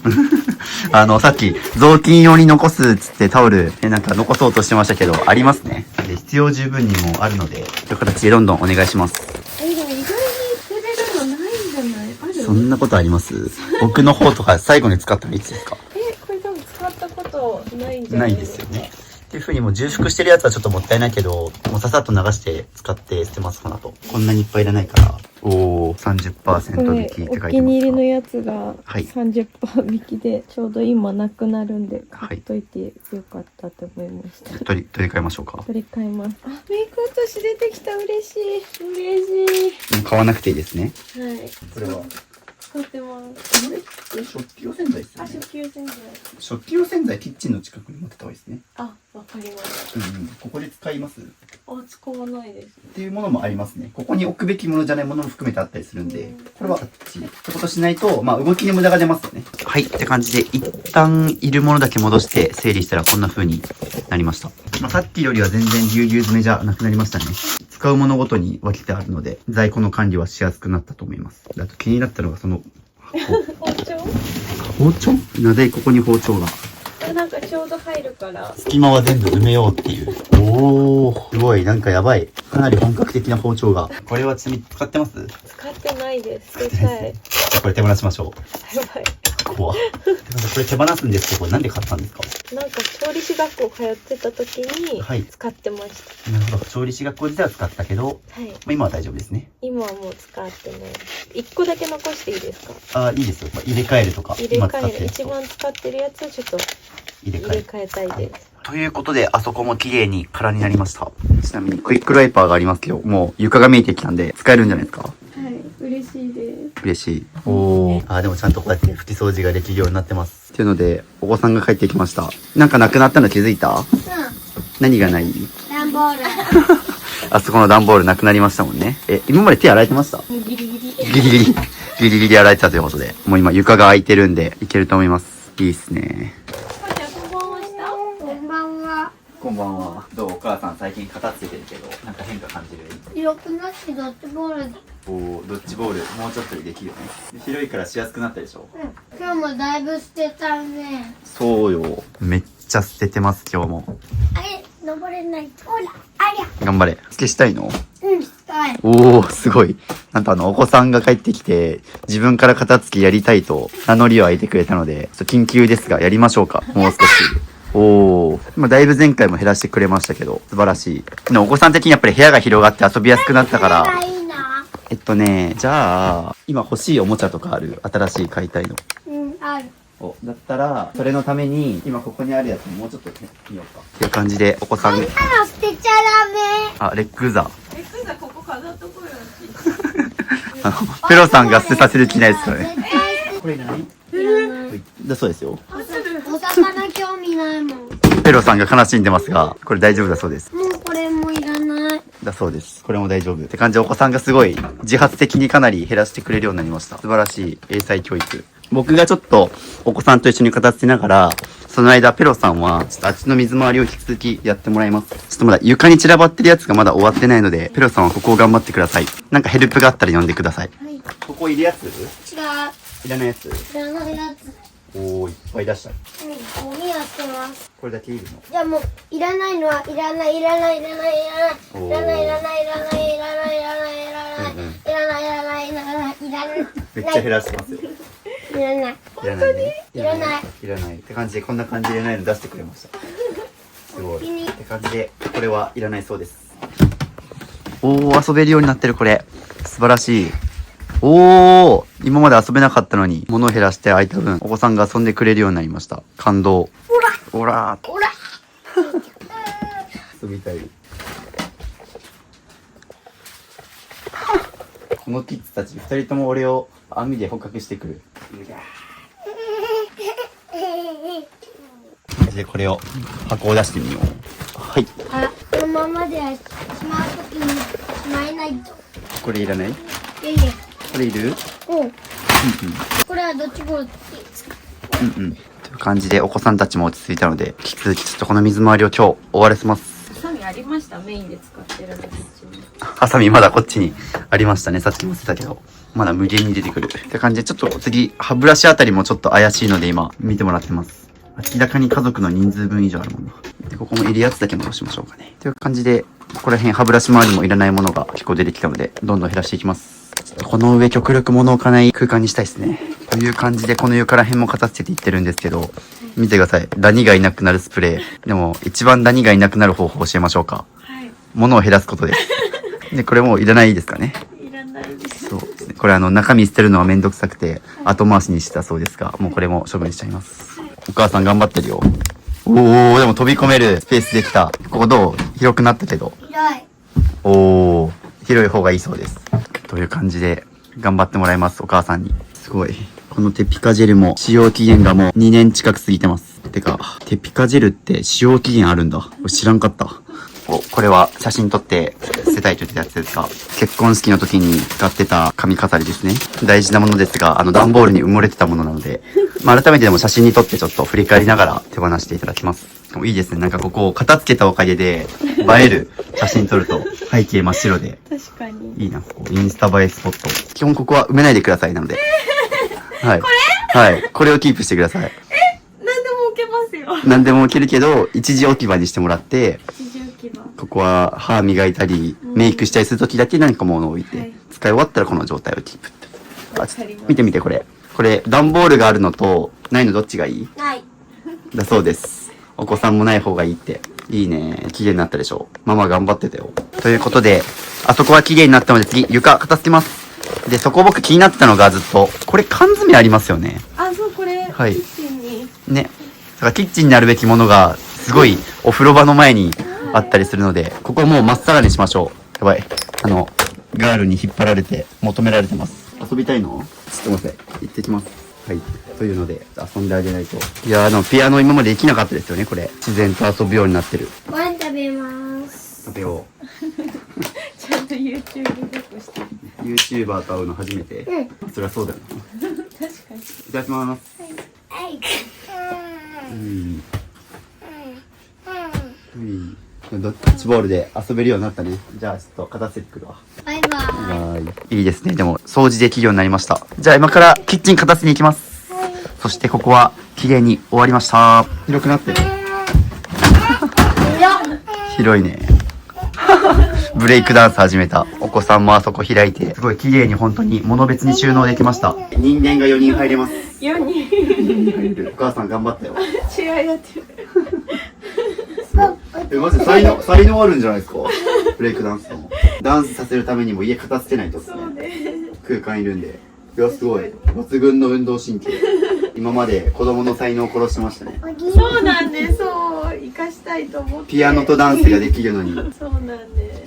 いいですね。という感じで、ここは片付け終了です。あ、よし。お疲れ様です。続きまして、キッチン行きます。うおー、すごい量ですが、ここいりますか？いらないで。っていうので、ここ結構もう事前にほとんどいらないっていうの分かってるらしいので、ここ全部出します。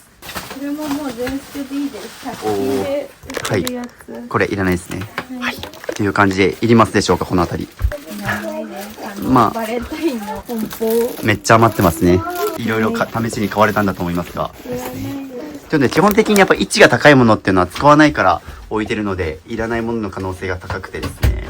で、もう上ほぼ全部開きました。上は全部開いたので次、食材系。これ食材の賞味期限とか大丈夫ですか？あ、いやもうこれ、もうめっちゃ食べてて最近。はい。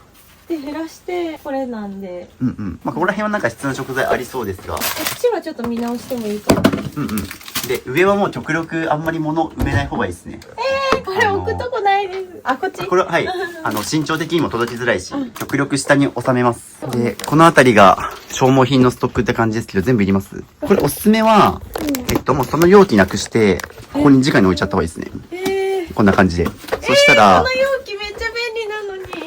でもそうすると、これを取り出すときに、ここ上から見て取り出すっていう手間が出ちゃうんで、身長的にもここだったら、脚立なしで届くんで、確かに。ここはちょっと直置きでいきます。これ捨てようかな。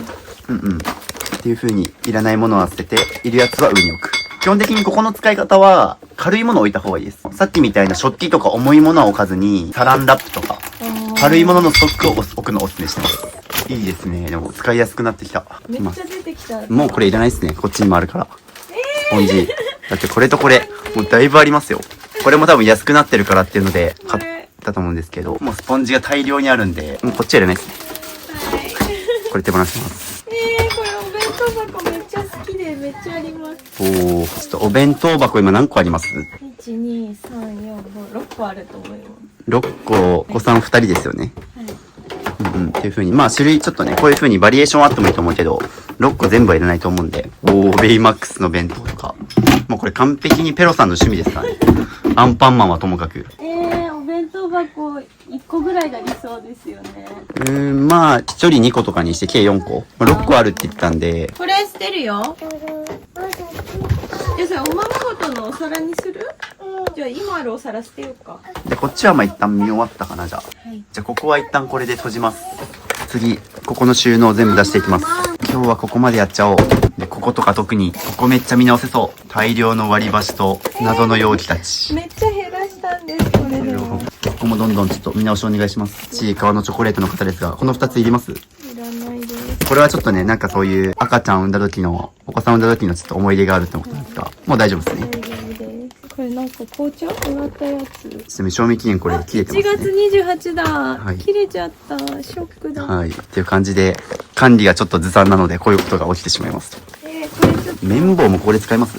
これお薬塗るよ。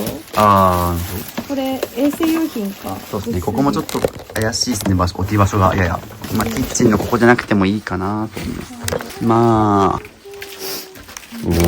いやー、すごいボリューム。ボリュームすごいですそうですね。てかまあ、奥の方はもう取り出せないですもんね。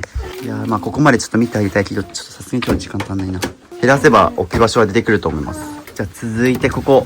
じゃじゃん、大量の食器。今日ここまでやって終わります。という感じで、食器も全部出します。これ今の使えてました？この食器棚。いや、こっから奥使ってないです。そうですね。まあ、使えないですよね。届かないから。手前しか使ってないので。そうそう。なので。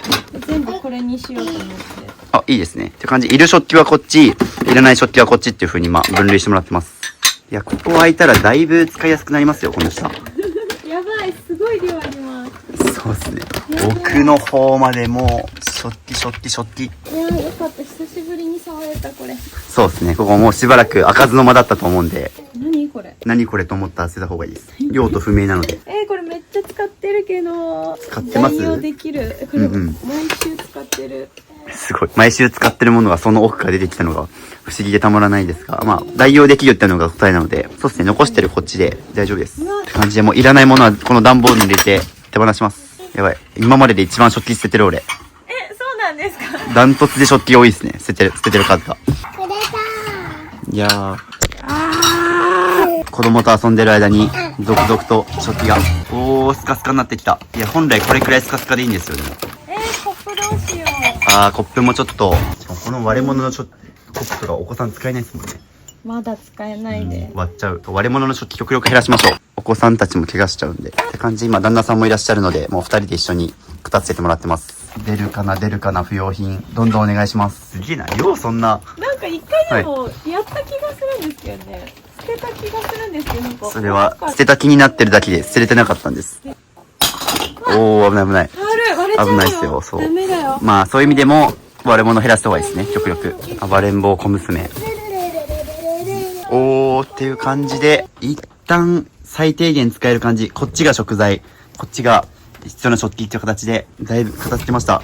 頑張りましたね。そして大量の不要品たち捨てます。僕思ったんですけど、このキッチン下のシンクにこんなもの入るんだって驚いてます。僕はこんだけのものが詰め込めてたんだっていう事実に。すっからかんになった。素晴らしい。出番の少ないある順に出した方が。そうですね。使用頻度の高いものを手前、低いものを奥でお願いします。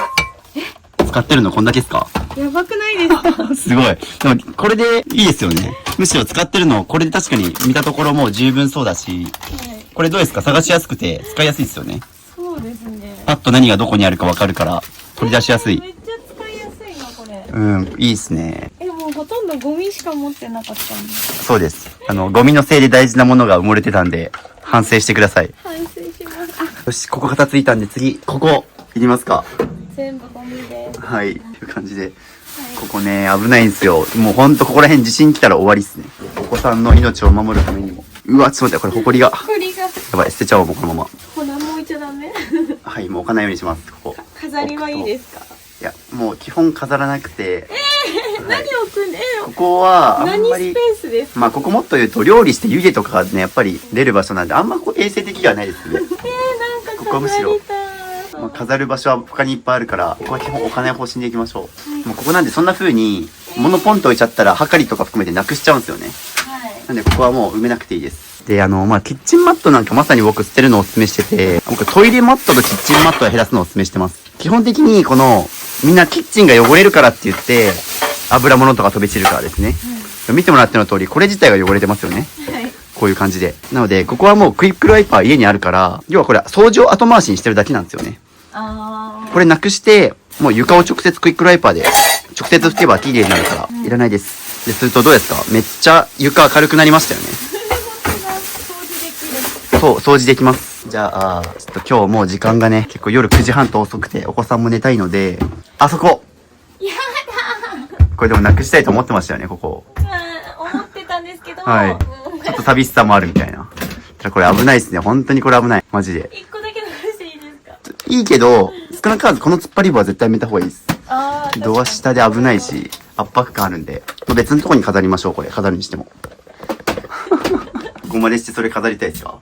この子ちょっと飾りたい。あ、でもちょっとよく見ていいですか？はい。なんかでもちょっとリアルすぎるかも。うん怖いかも。じゃあ、ちょっとここに置くのやめるか手放しましょう。そうですね。はい。という感じでもうここは撤去します。という感じでここもちょっとディズニーグッズを今厳選してもらってます。っていうので、見てください、これ。キッチンからこんだけ出ました、いらないものが。いやー、めっちゃ減らしましたね。もう上もスカスカになりましたから、いいですよ。これくらい減らさないとこの家片付かないから。いやー、お疲れ様です。いや大丈夫これ？余裕です。入った。泥棒入ったらやばい。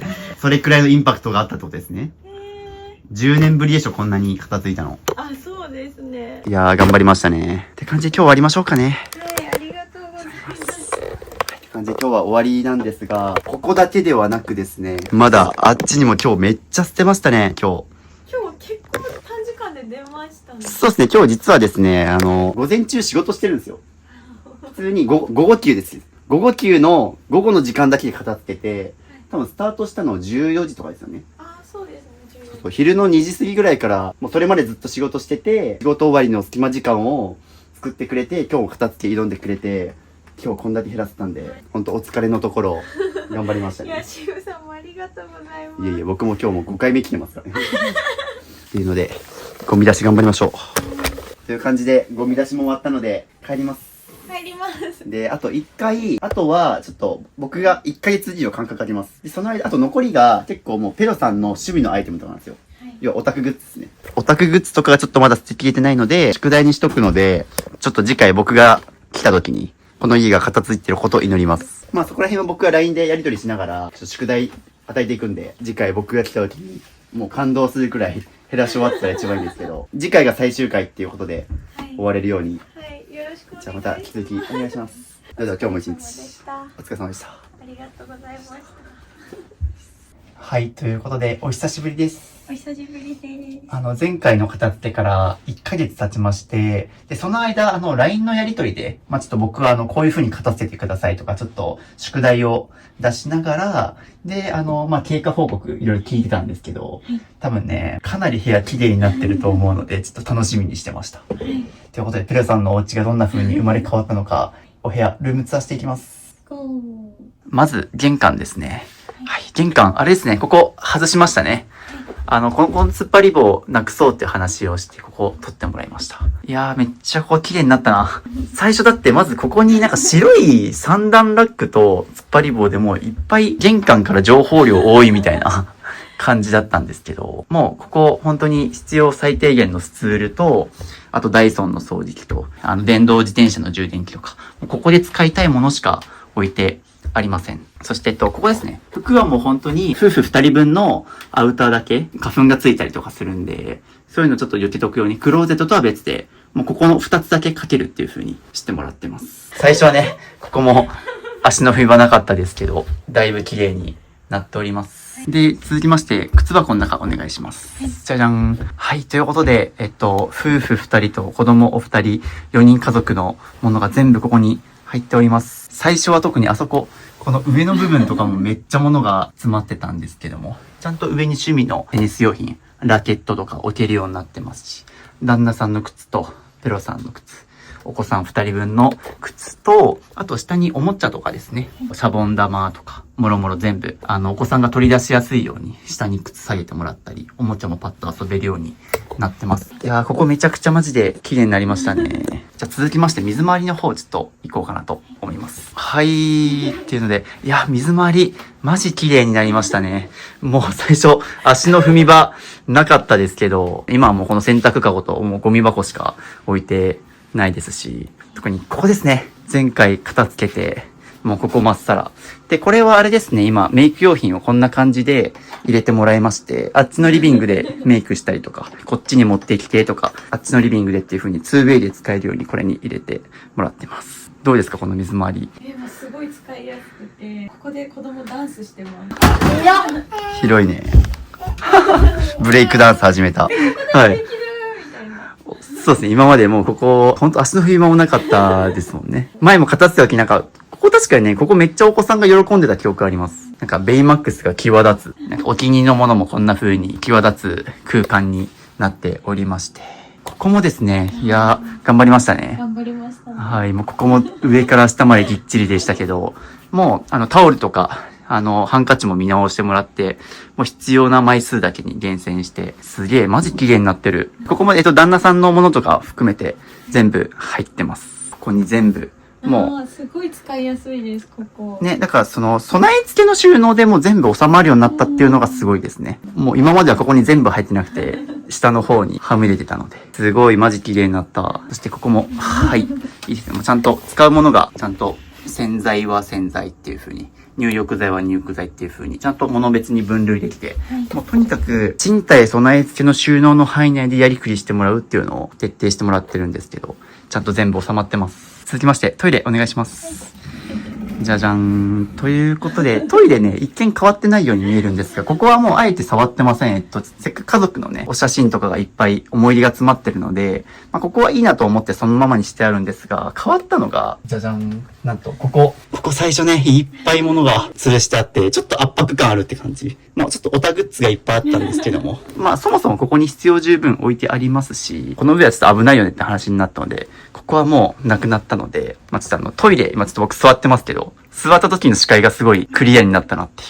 そしてですね、もうそのまんまじゃあリビング行くんですけど、すごい床も真っ白ということで、ちょっとじゃあ、そっちの方に行きましょうか。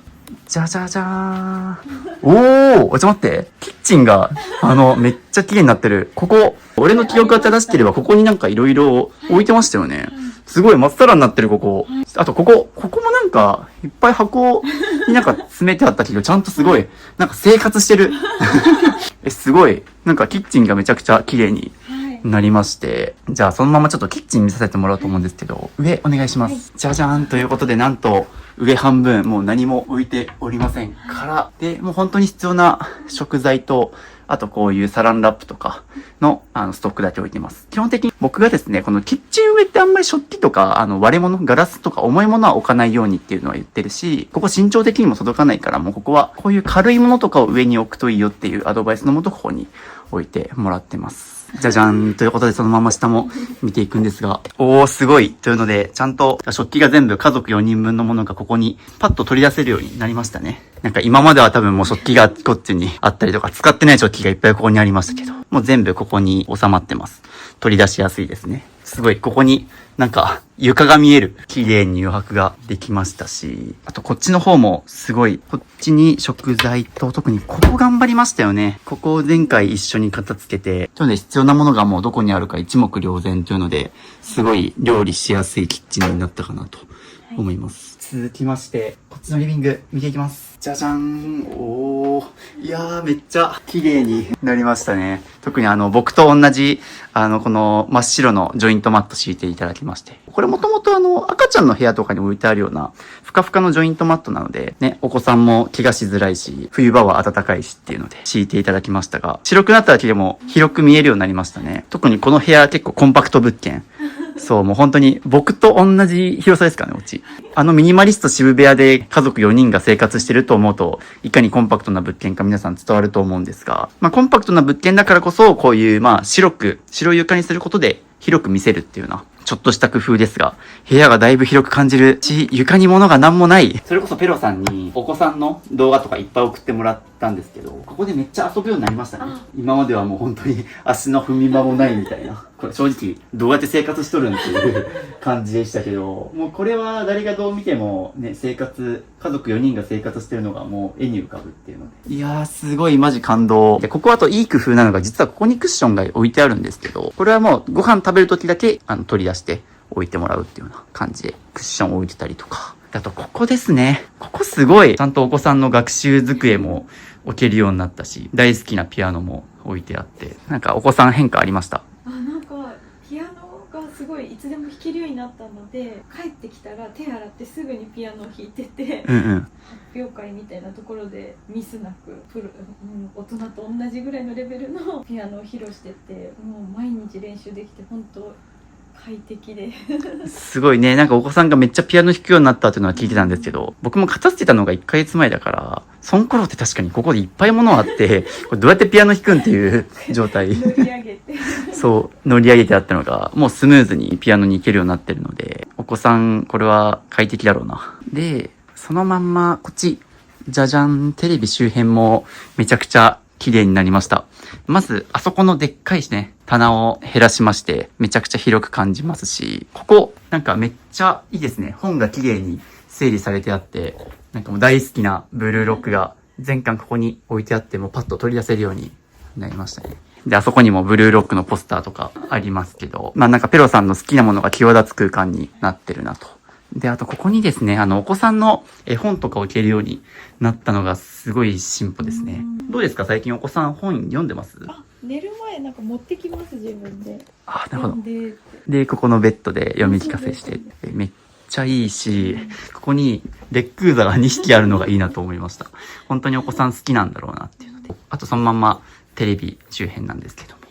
で、なんかお子さんがコライドンは置きたいっていうので、置けるスペースもできましたね、こう片付けて。なんで好きなものも置けてるし、ティッシュとかゲームとかちゃんと使うものもここに置けてるので、このリビングからパッと手が届いて使いやすいかなと思いますし、ちょっとその棚の下開けてもらっていいですか？なんかここが結構変わったとのことで、こっちはガジェット系、家電、リモコンとかゲームとか、家電系が置いてあって、で、こっちが文房具コーナーにしました。なんかここお子さんがめっちゃね、なんか触るようになったって聞いて。なんか自分で持って行って、お絵かき自由にできてすごい便利です。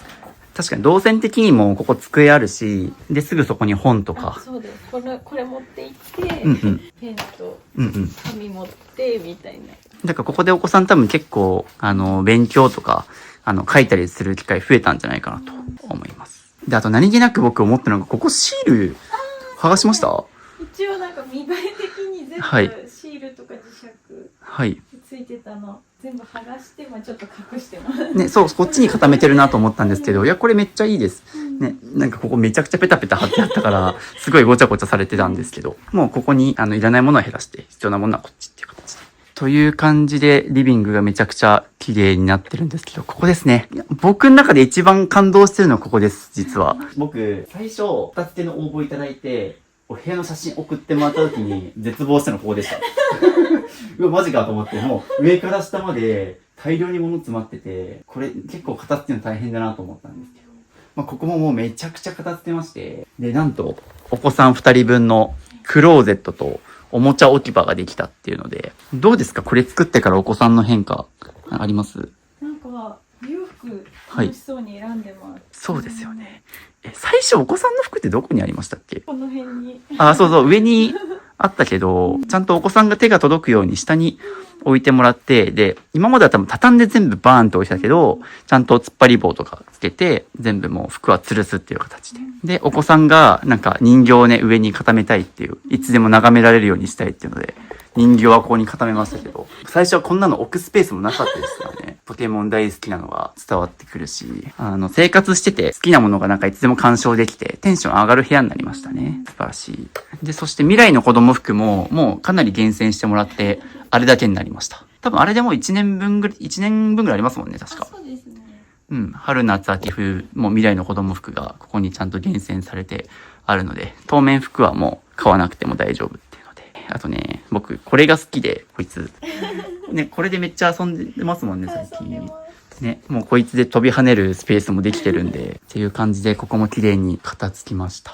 で、あとですね、このあたり、お子さんの学習机とか綺麗に置いてありますが、ここですね、あと、ケーブル配線とかもこんな風にボックスに入れて、綺麗に整理してます。ここも最初いろいろ飾ってありましたけど、本当にもう最低限のものと、ケーブルもここまで綺麗になったっていうので、あとここ特にあれですね、最初ベビーベッドありましたもんね。やばい、マジでそうだった。はい。ぐらいなんか物があったけど、何だったっけなと思ったらベビーベッドに。そうですね、もう遠い過去のようですが、ベビーベッドももうちゃんと手放しまして。いやー、マジこの並びいいな。ここでお子さんがピアノと読み書きしてる絵が浮かびます。で、最後は寝室。ここも、じゃじゃじゃん。はい。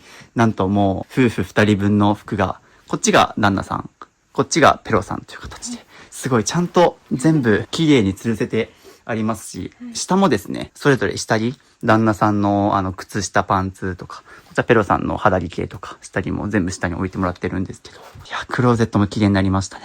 どうですか、毎朝起きて。すごい楽です。あと全部お気に入りしかないんで、お店屋さんでお洋服選ぶみたいな感覚でテンションが上がります。そうですよね。なんか本当に、前回片付けた時も、とにかくなんか見ててテンション上がるっていうことをすごいおっしゃってたので、ね、特に服好きだからこそ、ね、好きな服がこう、特にここ、寝室と繋がってるから、朝起きた時に大好きな服がこうやってブティックのように、セレクトショップのように置いてあるっていうのはすごいテンション上がるかなと思いますし、旦那さんもだいぶ頑張ってくれたので、一緒に片付けましたけど、夫婦の服が全部ここに吊るしてあっていいですね。なんか、このお家すごいコンパクトなんですけど、ちゃんとそれぞれクローゼットが、お子さん2人分、夫婦2人分っていう形でクローゼットができたので、すごい生活しやすい空間になってますね。すげー。ちゃんと家族4人分のものがこんなに綺麗に整理されてるっていうのがもう感動です。最初の部屋思い出すともう泣けますもん。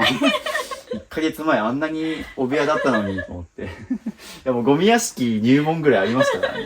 どうやって生活してたんでしょうね。って思いますよね。なんか一人分通れるぐらいあったんで、それで十分だって思ってました。いやけどあれが異常だったってことに今遠い過去のように思い出しますよね。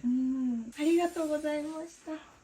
渋さんのおかげで。いや本当にもうペロさん自身も頑張ってくれたので。はい、ということで物減らしコーチングお疲れ様でした。ありがとうございました。ここだけ見るとミニマリストですね。この床だけは。いや本当になんか今感動してます。いや頑張ったな。こうやって2人がね、ミニマリストスタイルで床に座れてることがもう奇跡なので、いや俺最初本当にこれ終わるかなってちょっと結構心配だったんですけど。私もで。ですよね。いやでも本当ちょっともう2人頑張ったので、ぜひちょっとコメント欄で皆さん褒めてくださいし、多分また動画公開されるまで1ヶ月くらいあるので、ぜひちょっとね、僕が帰った後も多分ね、ペロさん結構減らせそうな気がしてます、まだまだ。なのでまたちょっと経過報告の動画も送ってもらおうと思ってるので、動画の最後まで再生止めずに見てくださいということで、最後改めてちょっと物減らしてみての感想とかお聞きしたいです。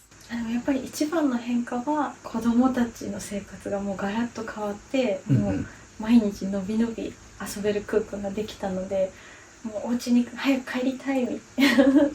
今までは結構休日とかもなんかもうどっか行こうよってすぐ連れ出されたんですけど、やっぱり家でできることが増えたので、明日はお家でこれしようねみたいになって家にいる時間が増えて、すごい子供にいい影響があったなって思います。確かになるほど。家が散らかってるからこそもう家にいたくないというか、だから外出しようみたいな。でまあそれこそ買い物行ったり外食したりっていうので、結構まあお金の出費とかもね、外出ると増えるから。でも多分片付けるとね、なんか家でこうしたいああしたいっていうのがいろいろ思いつくから。そうですね。なんか物これ欲しいなと思った時に、はい、でも1個増やしたら1個減らさなきゃなーって、買いすぎたら渋さんに怒られちゃうかもって思うようになったので、ちょっとすごい慎重に物を買うようになったと思います。そうですね、さっきもなんか僕が来た時になんか新しく夏服買った、なんか夏服4つ買ったのかな、夏4つ服買ったけどその分ちゃんと4つ減らすみたいなっていう形で、買う時には減らすっていうのもなんか習慣化されてたので、なんかカバンも結局買うかどうかで2週間ぐらい結構ね慎重に検討したみたいな、ね、多分昔のペロさんだったらもう欲しいと思ったら買ってたじゃないですか。そうです。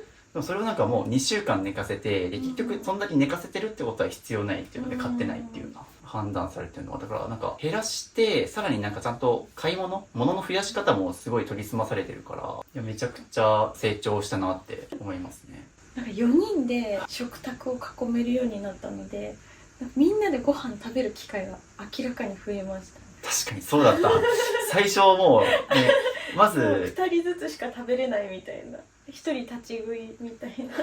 そうそうね、なんかペロさん今までってまず足の踏み場もないし、なんか机の上も物いっぱいだし、机も隅っこに寄せないといけないから4方向全部使えない、今は部屋の真ん中にボンと置けるけど、だからペロさんがなんかいつもキッチンで立ち食いしてましたもんね。